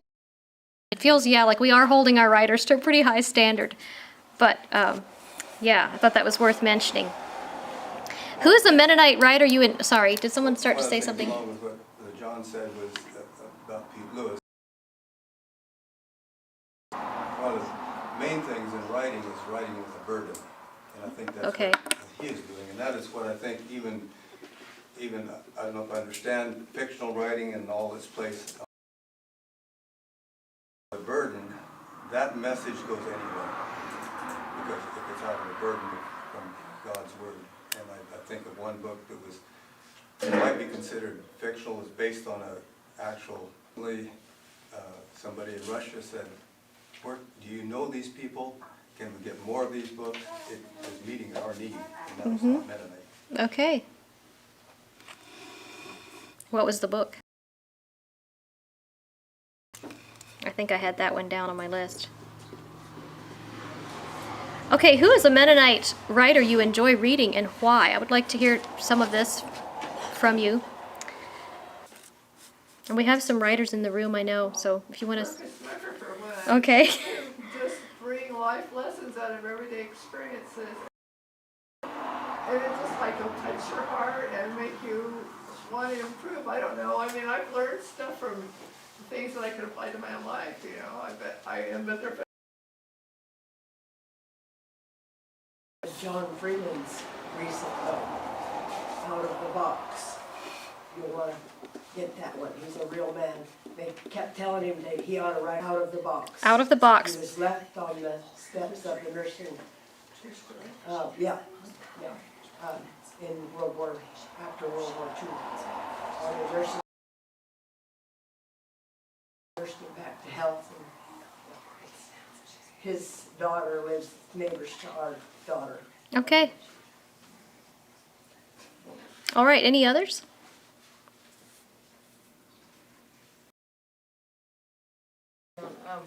Probably the reason that I would give her a little bit of recognition is because she stands out in the way she writes about food descriptions. Oh, yes. Uh-huh. You know, like Bread and Wine and some of those books. Yeah. Like food memoirs of their relationship with food. And yeah, I think she's just one that is probably food and loves to serve food. And it's kind of unique. I really like Pablo Guerrero's book. Okay. When I knew him, like from him preaching, so that plays a part. But he really lived his life, and it comes through in his story. Mm-hmm. I can't remember the name of the author, it's struggling my brain, but God's Fugitive or Fugitive of God, Menno Simon's historical fiction. What? It had a lot of mystery, action. And like I said, it was a soft Shalom, so I was thinking it's an Anabaptist. Okay. Do it when I was growing up, and because he didn't just write it, make it sound like it was a part of a perfect Anabaptist family. I mean, he just said things how they were, and I think it was relatable to me. And he would be one that I would say was pretty emotional in his writing. That came through. Is there any others? Being tempted to kill herself, for example, Mhm. and just she definitely, it wasn't Mother's gentle voice, you know, it was like real, real. Like her stories really impacted me as a teen. Another writer someone mentioned to me was Clara Bernice Miller. Are any of you familiar with her books? She's also an older Mennonite writer. I think, do you know? Partly. Partly. Okay. And do you know the books she wrote offhand? One of them was Katie. Katie. Okay. I think Herb, something like that. There was another one, I forget the name of it. She was a maid, but she worked for my husband's family at one time. Oh, really? Okay. Okay, any others? I'm going to try to make this list and put it in my article just because I'm more apt to read an author, I think, if name in the catalog. So, just thinking about Christmas Carol Kaufman, her writings have really impacted me as well.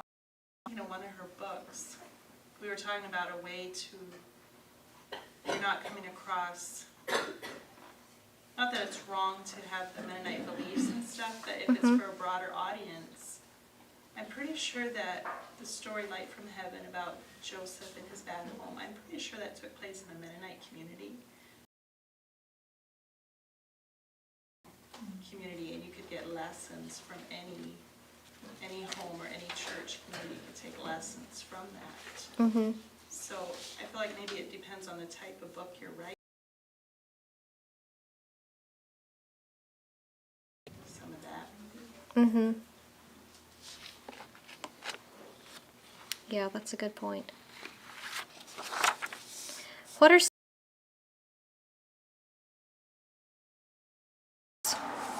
some ways that we can support them, encourage them?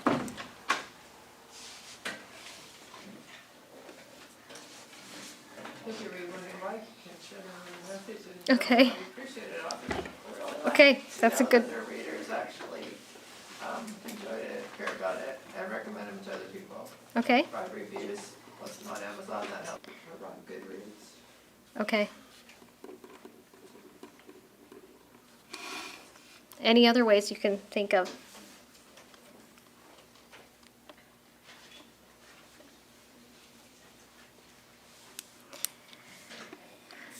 Someone gave me this idea that I thought was worthwhile, is not to take them so seriously. And I think we talked about that, holding writers up to such a high standard. Give them some creative license. They're not writing the Bible.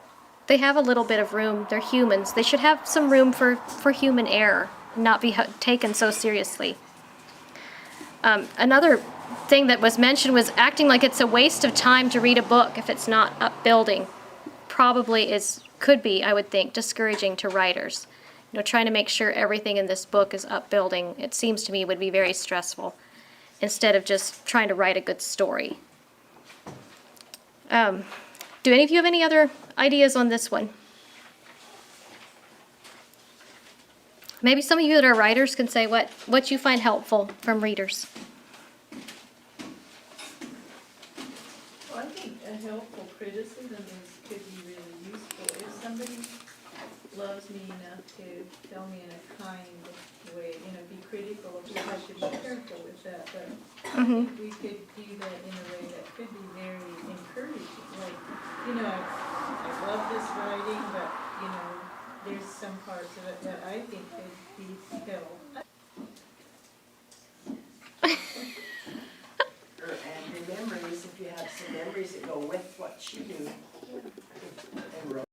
Okay. Someone had said writing into a void can feel discouraging. So getting feedback, knowing that someone is reading what you're writing is actually very encouraging.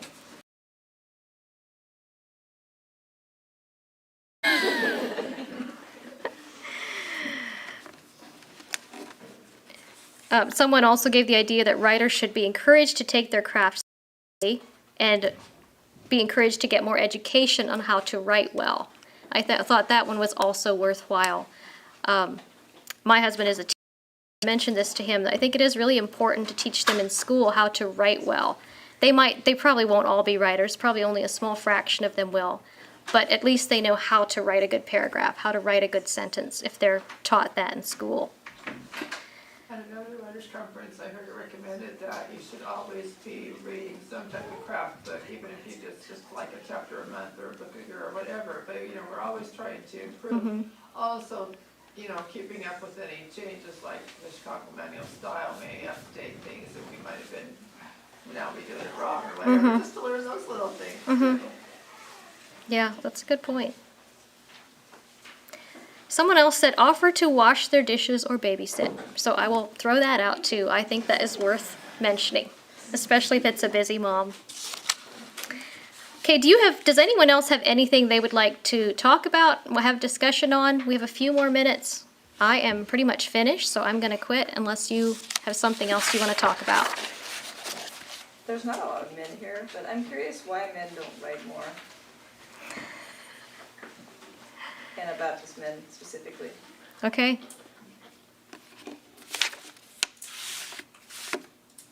One of you want to answer that? Too busy? Well, I don't have time. And I can't make a living writing books, and so, I have to make a living for my family. I gotta support them, and if it doesn't support the family. You tell your wife and she'll write it down. That's right, she does right. She's a good writer. We can't live on what she makes writing either, as far as that goes. Which I'm not saying that to make Alvin feel bad, but he's from Cam, and Laura writes for Cam. That's why I said that. Roy says some wonderful things, and I say write it down. He don't write it down. I think what was transformative for me for writing was a fellow came through. I'm sure you guys all went to a seminar, Rick Grubbs. Anyway, Redeem the Time for the Days Are Evil is his ministry. And he has 4 things that you're supposed to do in the morning. And one of the 4 things, though, is just write something. Even if it's 2 sentences, just to get the creative mind going. So there's a quiet time with the Lord, there's prayer time, write something. Make sure there's a praise time. And it's he has a formula, I forget what it's called. But that was formative. Just have my quiet time. And then as part of my quiet time, just write something. Whether it be a writing exercise or a continuation of a story I've already been working on. But that really helped, because there was no pressure. I don't have to sit and write. It's just 2 sentences, it's fine, I'm done. Okay, go ahead, you were going to say something? Yeah, you do what you want to do, what you want to make time for. We obviously can make time for hobbies and things that we really enjoy. And I understand that writing might not always be the most enjoyable because it's kind of a lonely, solitary job. But I do think another reason why there's not as many guys writing maybe is the mindset in the Anabaptist world is we do a lot of manual work. Like that's looked up as a good thing, which is good, and I don't want to downplay that at all. But I think in prioritizing manual labor, it can kind of sometimes make it seem like writing or doing more mental things isn't quite as good. Or it's not real work. Or it's not real work. Yeah. And that's not true at all, because it is work too. And so I think that could be one of the reasons as well.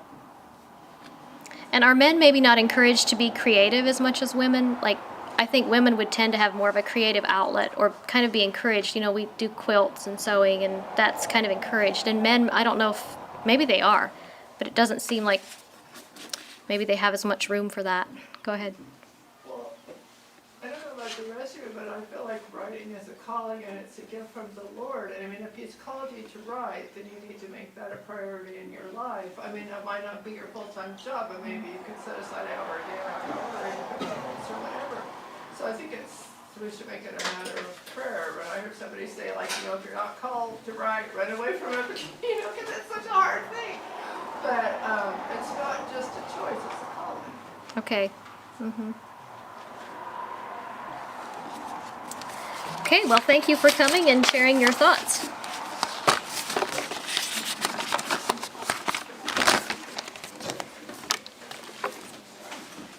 Thank you very much.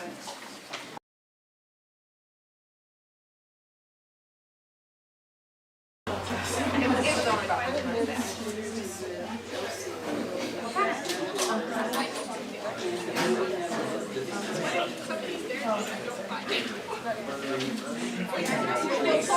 Thank you. Right. First thing we're going to do, welcome back. First thing we're going to do is this quiz about Mennonite authors. We're just going to go over the first part.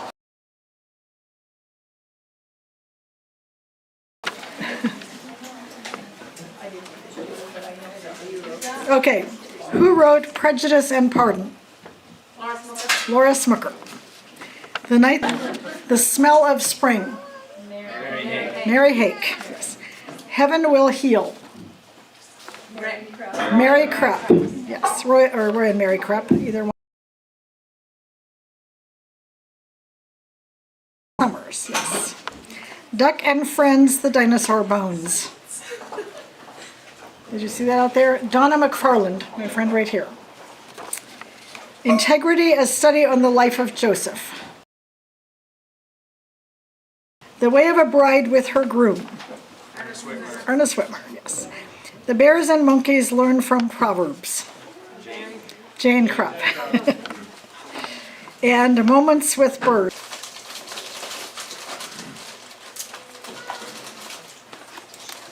Okay. Grace will help me hand out prizes. You can choose something out of here. There's some bookmarks and things. This one says, you put it on your water bottle, it says, careful or you'll end up in my novel. So, did anybody get all 11?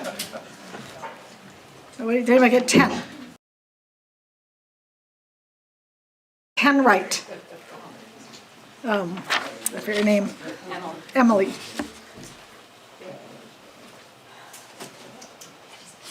And then did anybody get 9? Okay, so what's your name? Okay. And then John Krupp. And we'll go down one more. Oh, did you 8? You did 2 people that had 9 and then Okay. you never actually did. Okay. Did anybody get 8 right? Faith. Oh, Faith did. Okay. Okay, Faith gets a prize. We will stop with that. Okay.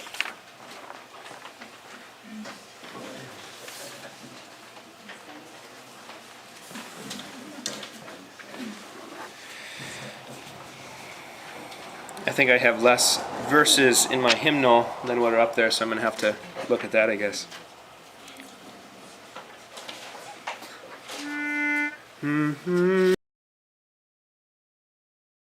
Oh, the bread of life, dear Lord, to me, as thou didst break the loaves beside, Lord, my spirit pants for thee, O living word. Bless thou the truth revealed to me, as thou didst, then shall all bondage cease, all fetters fall.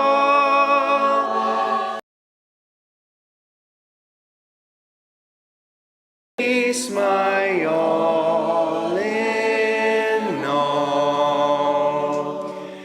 Thou art the bread of life, O Lord, to me. Thy holy word, the truth that saith me, give me to eat and live with thee above.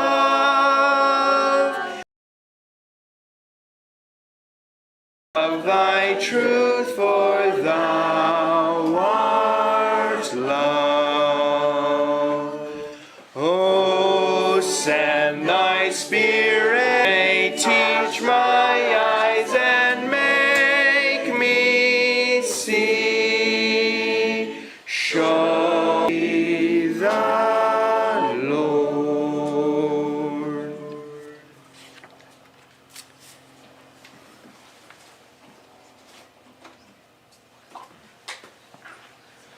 Words might be a little bit hard to see there, but hopefully this is one we know enough by memory.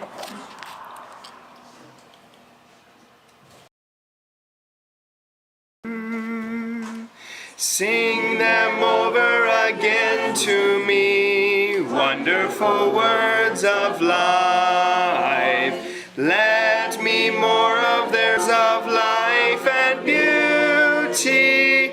Teach me faith and duty, beautiful words. Wonderful words of life, beautiful words, wonderful words, wonderful words of life.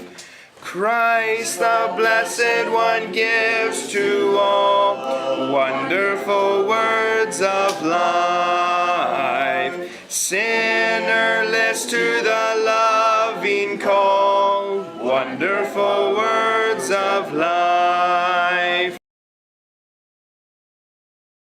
Heaven, wooing us to heaven, beautiful words, wonderful words, wonderful words of life, beautiful words, wonderful words.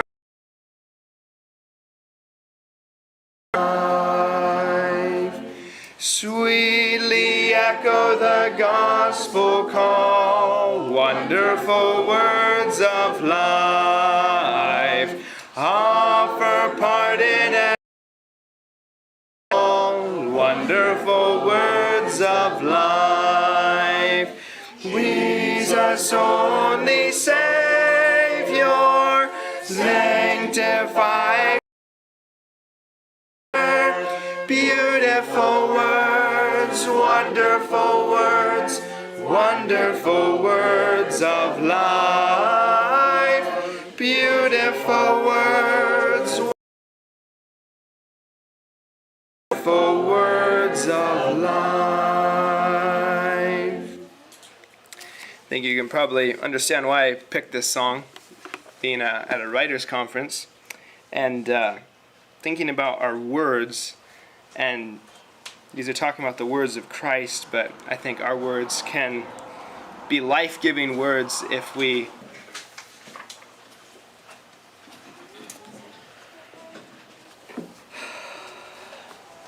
Speaking of word and words of life, who is the word of life?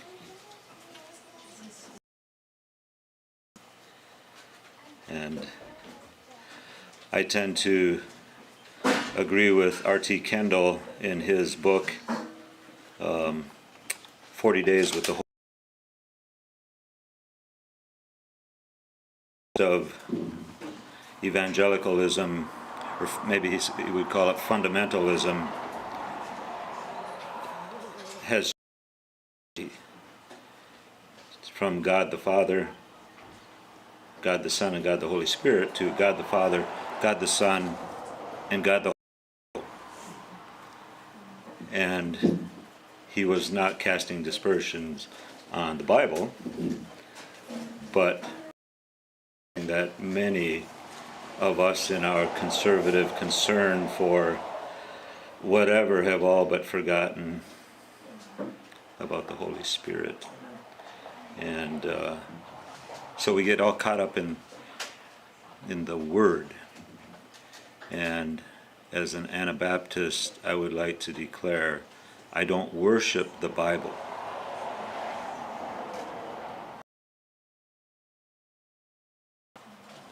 And again, we honor God's Word and we encourage everyone to follow God's Word and to obey God's Word, but it's really and following. Yeah, beautiful song there. Thank you, Hudson. I guess I'm such a thing as being too close to the mic too, maybe. To be with Paul and Dorcas here. I don't know if they think about this much, but when I first learned to know them, they weren't even dating yet.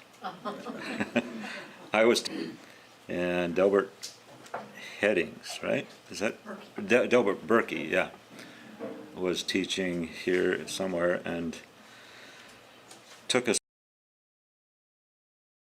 I remember we went up the Space Needle together, and Paul was there. He was a teacher, and Dorcas was there, and she was from Minnesota. I was from Wisconsin, and what do you know? Eventually, I heard a very successful couple,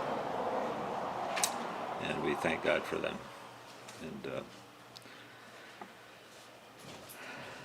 And yeah, it's just so good to be here with John and Jane and Hudson, teaching the rest of us how to do poetry. And yeah, so I don't think I'm going to mess with my laptop to finish out our outline. If you need one, I'm just going to quickly finish that and then do a few other things here. Where were we? I think at about point. So as you write, don't make stuff up or embellish the story, unless you're writing fiction. But sometimes don't get all hung up about those kinds of details. You know, the story of Rita there, what day was that? I don't really know, I don't really care, it doesn't really matter.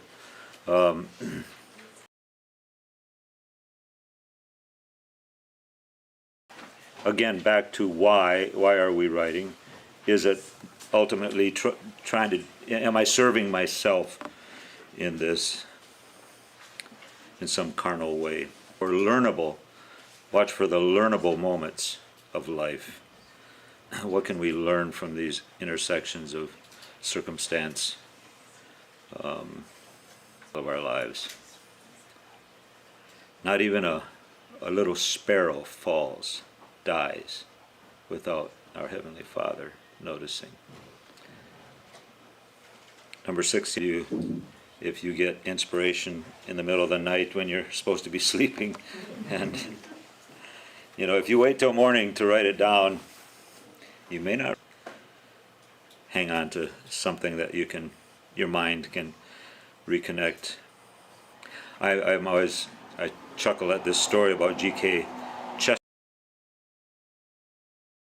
little tablet holding up traffic. He's capturing his thoughts that came to him and couldn't wait until he got into the other side of the street. Had to, of course he didn't have a smartphone back then. Inspiration. If you wait until later, you are in the middle of a whole new set of circumstances, hard to pull together the inspiration that you had had. Before we go on to some other things, give you each a blank piece of paper, or if you have your own. Does anybody need something to? Here's some blank sheets, Mr. Husband, if you want to come up and get some for your wife. Thank you. Anybody else need something to write on?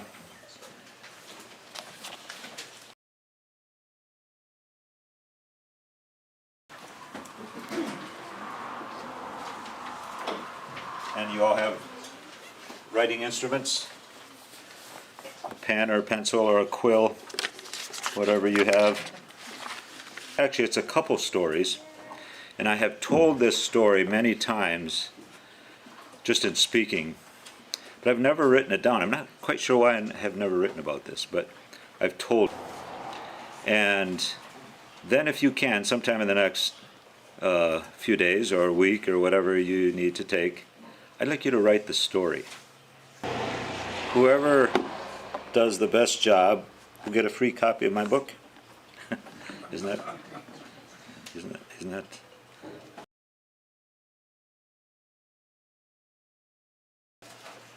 And if we get a number that are really good, we'll give as many copies as what I have left books. So if we have 30 very good stories, why we may say it goes.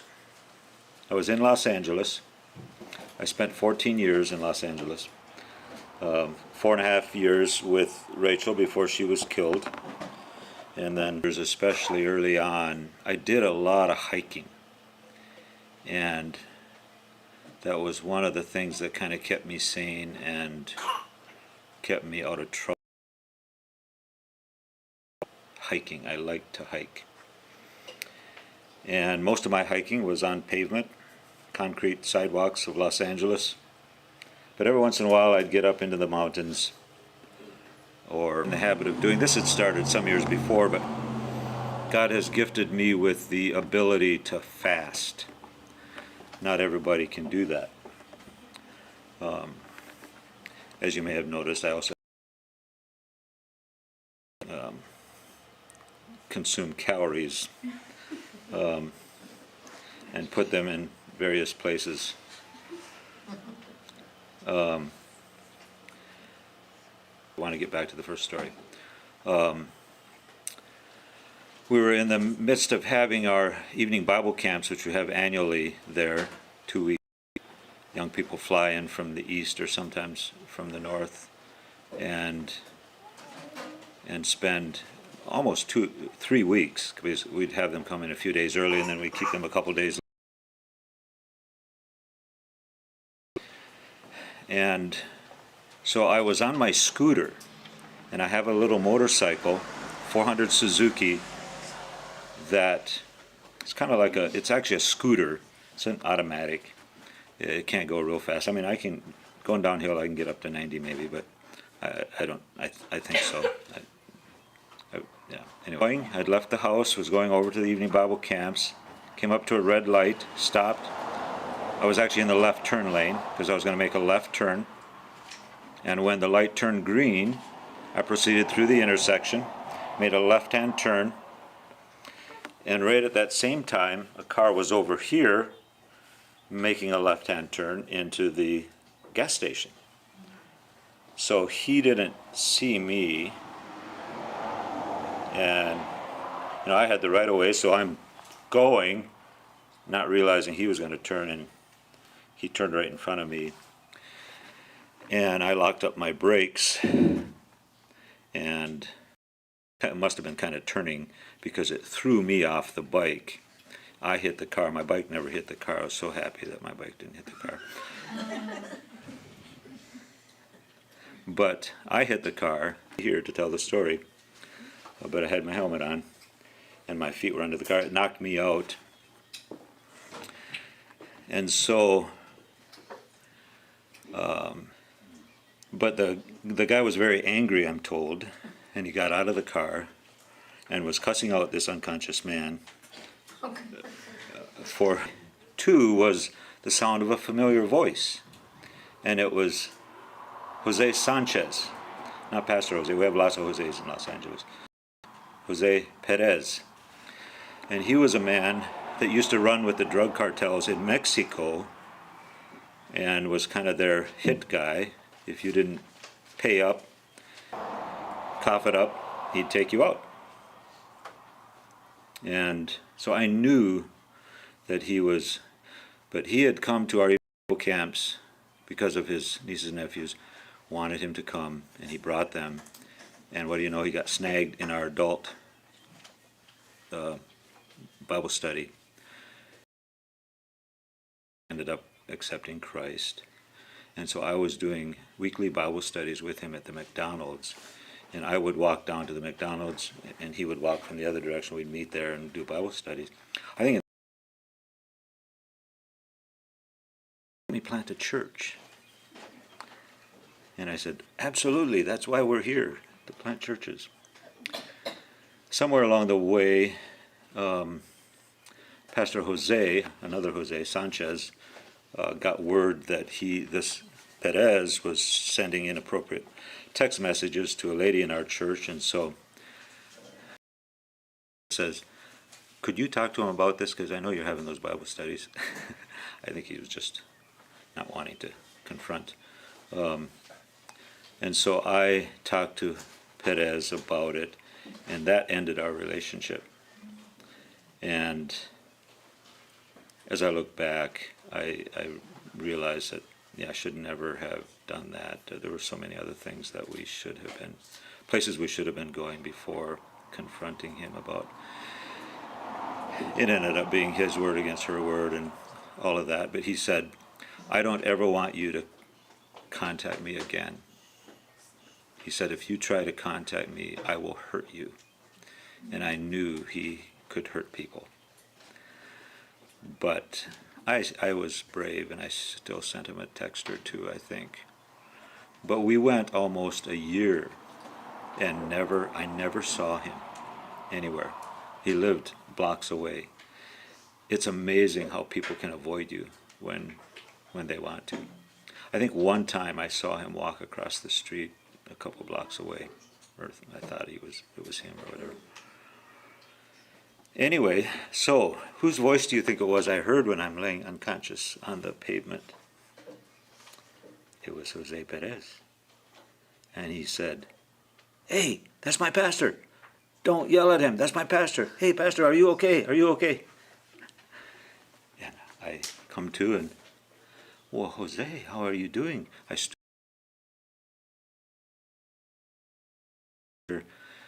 and the ambulance gathered me up and took me to the hospital, and Asher came to see me there. And Perez notified the encounter totally restored our relationship. And it wasn't long until later he was asking me to come down to their house, him and his girlfriend. They were living together. And they were having strange things happen, such as keys would be up on the counter, and in the middle of the night they'd just go flying onto the floor, and strange, weird things were happening. So I went down to their house and prayed. I asked him here the other day, I said, "Did you ever have any strange events like that since?" And he said, "No."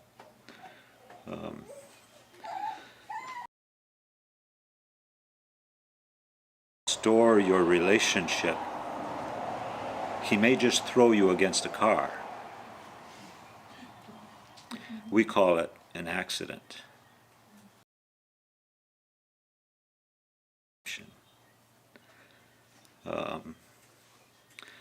So it threw my rib cage out. Didn't break any ribs, but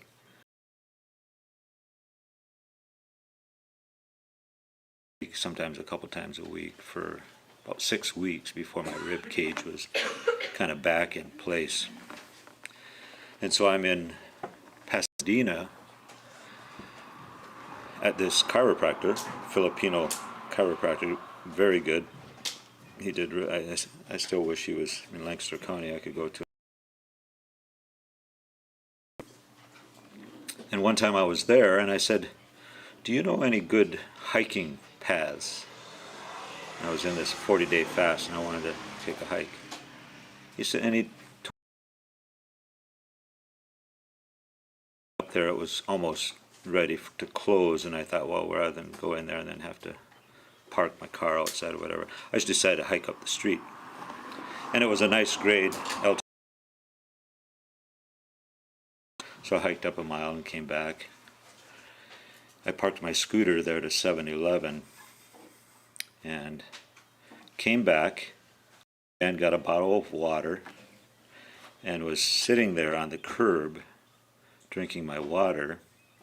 And I noticed that somebody kind of walked behind my back. I had my back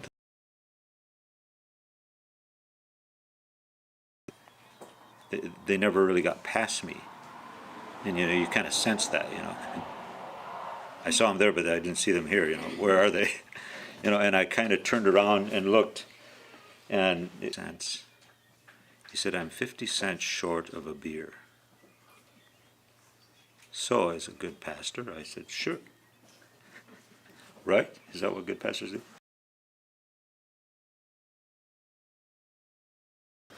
Then I reached in my pocket, and sure enough, I had some change. So I reached in, I pulled it out, and I gave everything I had to him. I think it was over $1.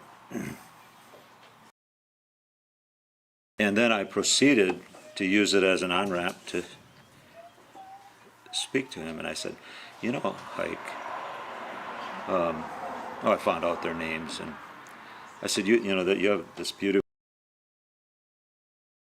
sure she would like for you to make wise choices in your life. Are you sure you want to spend this on beer, or do you need food? Or he begins to kind of, So I'm not trying to give you a guilt trip, I'm just chatting with you. We ended up visiting, and in the meantime, she got up and went in and came out with a bag of something. I don't know if there was any beer in it or not, but that wasn't the point. And I said, I would like to spend some time with you. That was a Friday. The next day we had a men's retreat. I said, how about Monday? If I would come, and they told me where they lived, how about if I would meet you about Monday evening, about 4:30 at your house? We could continue this conversation. And, okay. You know, and you never know with those kinds of encounters, you show up there, and I mean, I would have been just as surprised to have them nowhere around. Brianna wasn't. And so I visited with Hike, and to make a long story short, Hike prayed to receive Christ that evening. I can still see him there crying out to God for mercy. He was addicted to so many things, alcohol, drugs, so many things.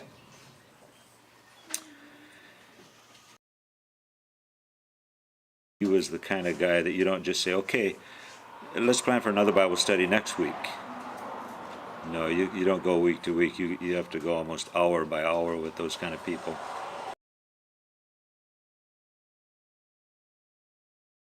Is the opposite of addiction.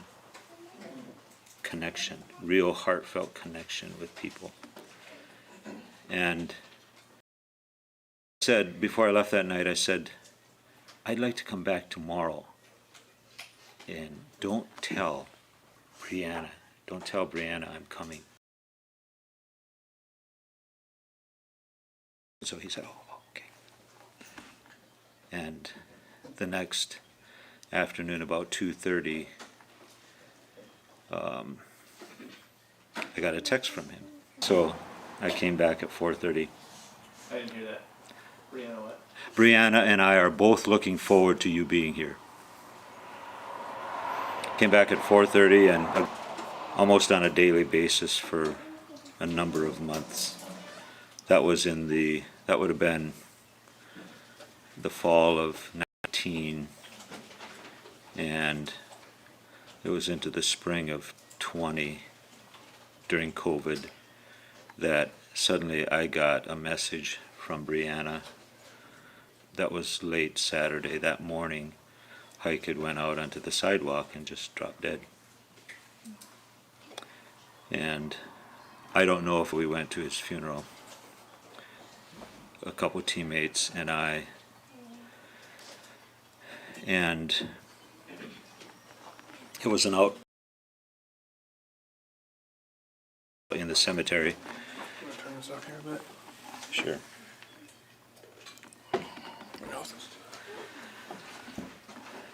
And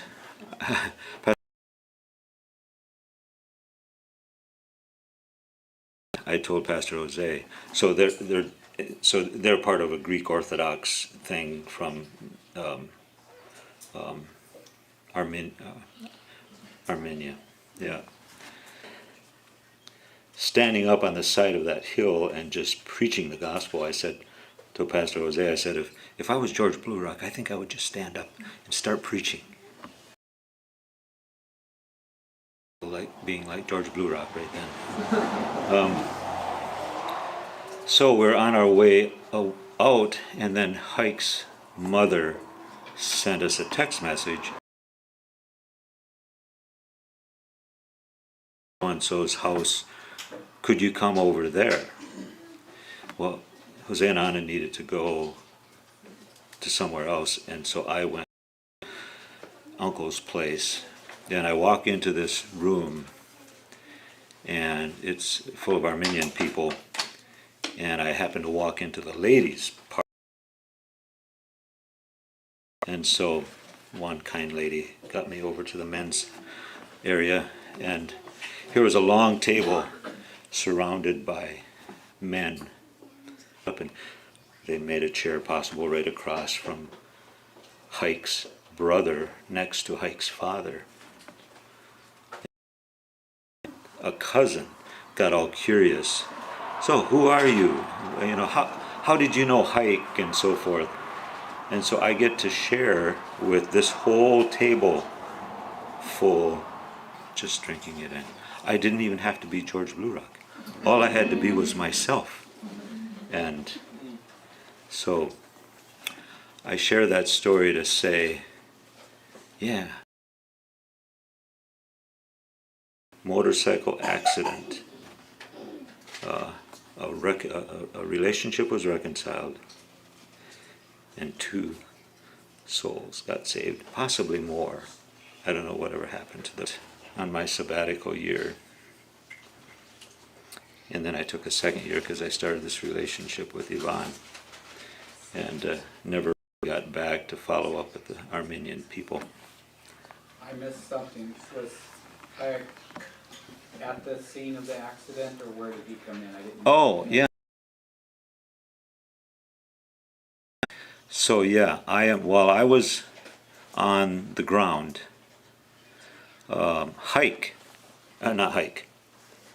Perez came up and started defending me, and How does that relate to Hayek and how you met them? oh, can anybody Chiropractic. 7-Eleven. Yep. So it's kind of 2 stories.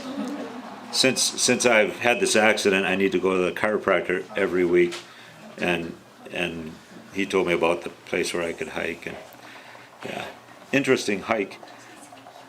It is a common Armenian name, Hyke, hike.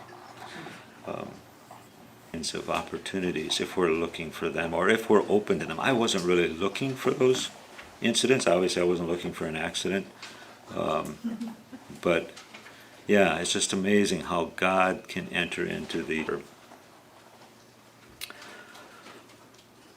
We need to be done by 5. Here's one I would like to read, and this one took place Happy Hoof Lane. Don't you wish you could live on Happy Hoof Lane? Happy what? Hoof. Oh. It used to be owned by some people that had horses. Happy Hoof.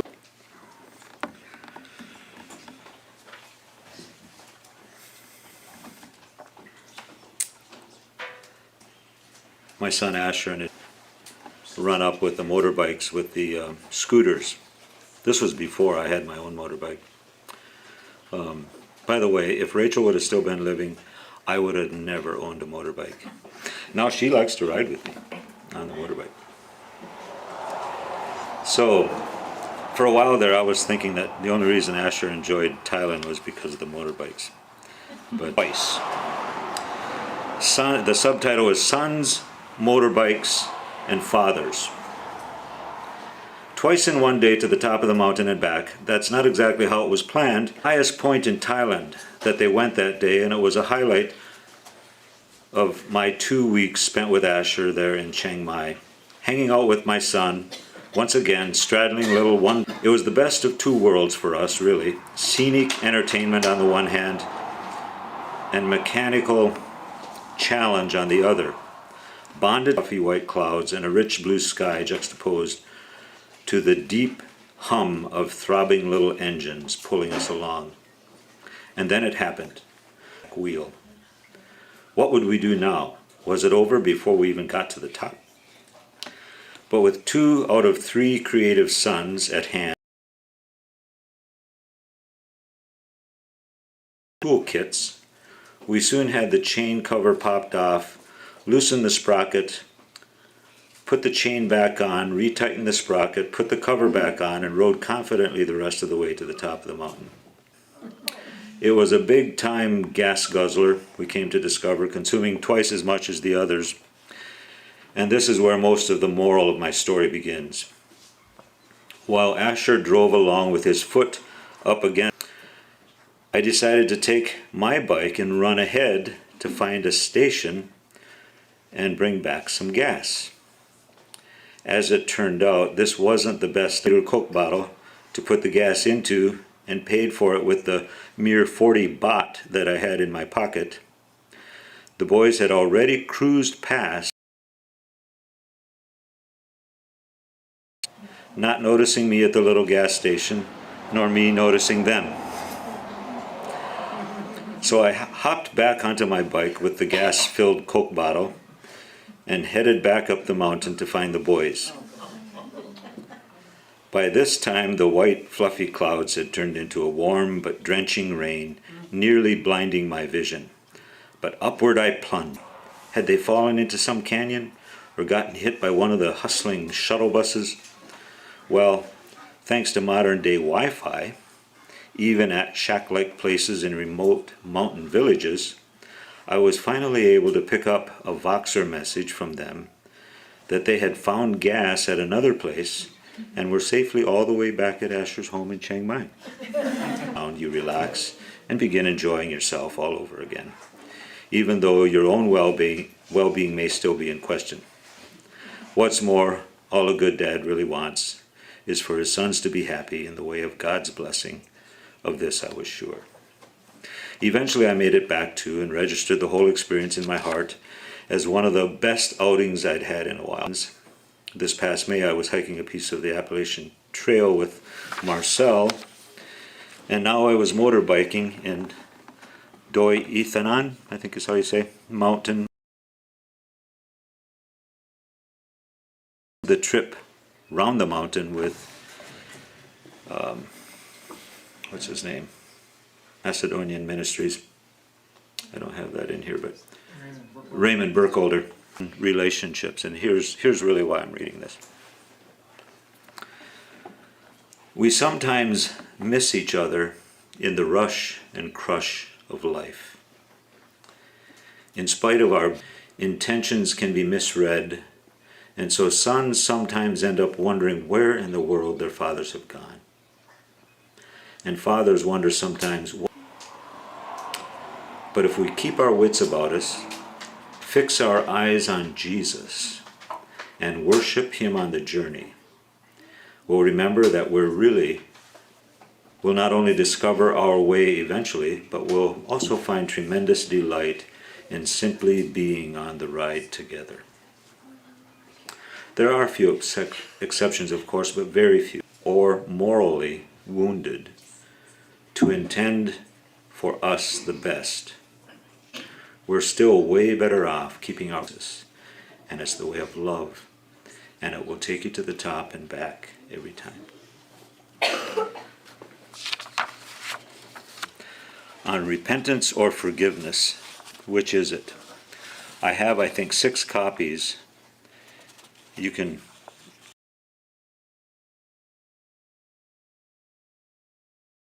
I guess. I've been pondering this a lot lately. Among men and women, which is most important, repentance or forgiveness? Or put another way, which comes first, repentance or forgiveness? How did God look at it? When Adam and Eve sinned, who acted first? Which came first? Repentance, guilt. But God came looking for them. He missed the beautiful relationship they'd had. He missed communion with them there in that perfect place of the Garden of Eden. Forgiveness. The bony finger was pointed at the serpent, but the offer of forgiveness was given to Adam and Eve. And indeed, things needed to be made right, but God Himself was willing to pay the cost for this to be possible. In this offer, heal, but that man, the crucified Christ, would crush the devil's head. God knew the consequences of the serpent's deception would bring of His relationship not only with Adam and Eve, but with all the men and women of their posterity. That was God. That was His way of doing things. Now what about us as human beings? Ourselves pays for the forgiveness of sins and the clearing of the conscience. That's already been done once and for all through Jesus. But it's the same in the sense that we can be reconciled. My fellow being has caused me. That's what forgiveness is, being willing to pay. I don't need to hold their feet to the fire. They will suffer trying to play God in their lives.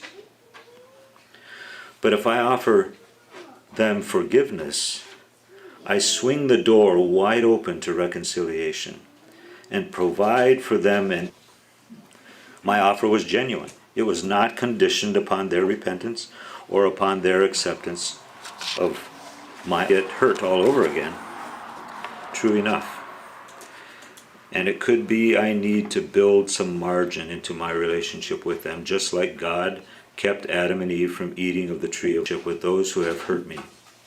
I will do whatever I can to restore and build, little by little, the road to reconciliation. These others that I surround myself with must be on the same page as genuine followers of Christ too, or they will give me skewed counsel. I make Romans 2:4. Not a bony finger shaken in their face as I try to impose my godship upon them. Where it says Christ left us an example that we should follow in his steps. This spiritual principle carries the power to completely change my life. You'll get the point, I think, by the time you're done reading the article. So I think there's 12 copies here. Let's see, you made there. Okay, thank you so much. God bless you.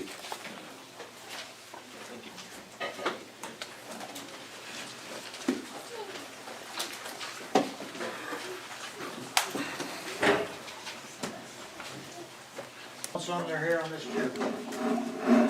It's Fragrant Whiffs of Joy by Dorcas Smooker. And second is Ernest Whitmer's book, The Way of a Bride with Her Groom.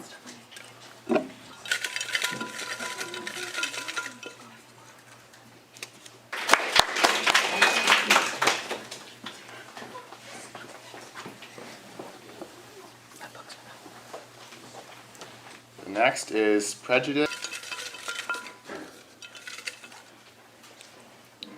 7644173. Yeah.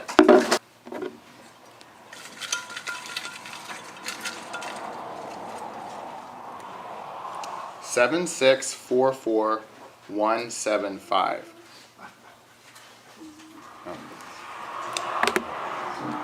The Bears and the Monkeys Learn from Proverbs by John and Jane Krupp, or Jane Krupp actually.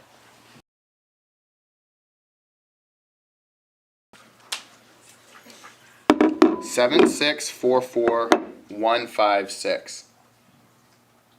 156. They're not here. 644 138. 138.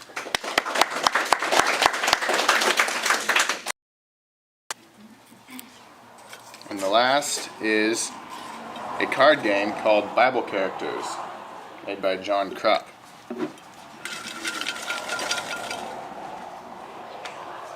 $151.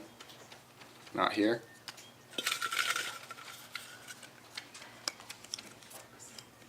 $7644 159. 177. 177. Alright, that's all of them. We've come to the end. Thank you all for coming. And you have just a couple things more to do. Make sure you fill out those forms and put them on the registration table out here. And something on your way to go home. Any of you that feel like it can stay a little bit extra and help us clean up and take care of that, or help the young people to clean up. I want to thank the young people for doing real well with setting up last night. Praise you. We honor you because how you take care of us and what you do for us. We thank you for the opportunity of some courage and some determination to the projects that you have impressed upon them, that they would be able in the coming thing that would be beneficial to people who will read them. We just want to thank you again for the great love that you have for us and the opportunity that we have. Help us all to go in peace. Give us safety on the roads. We pray in Jesus' name. Amen. You're all dismissed. Name tags can go on the registration table. And if you have books to pick up, cut those. I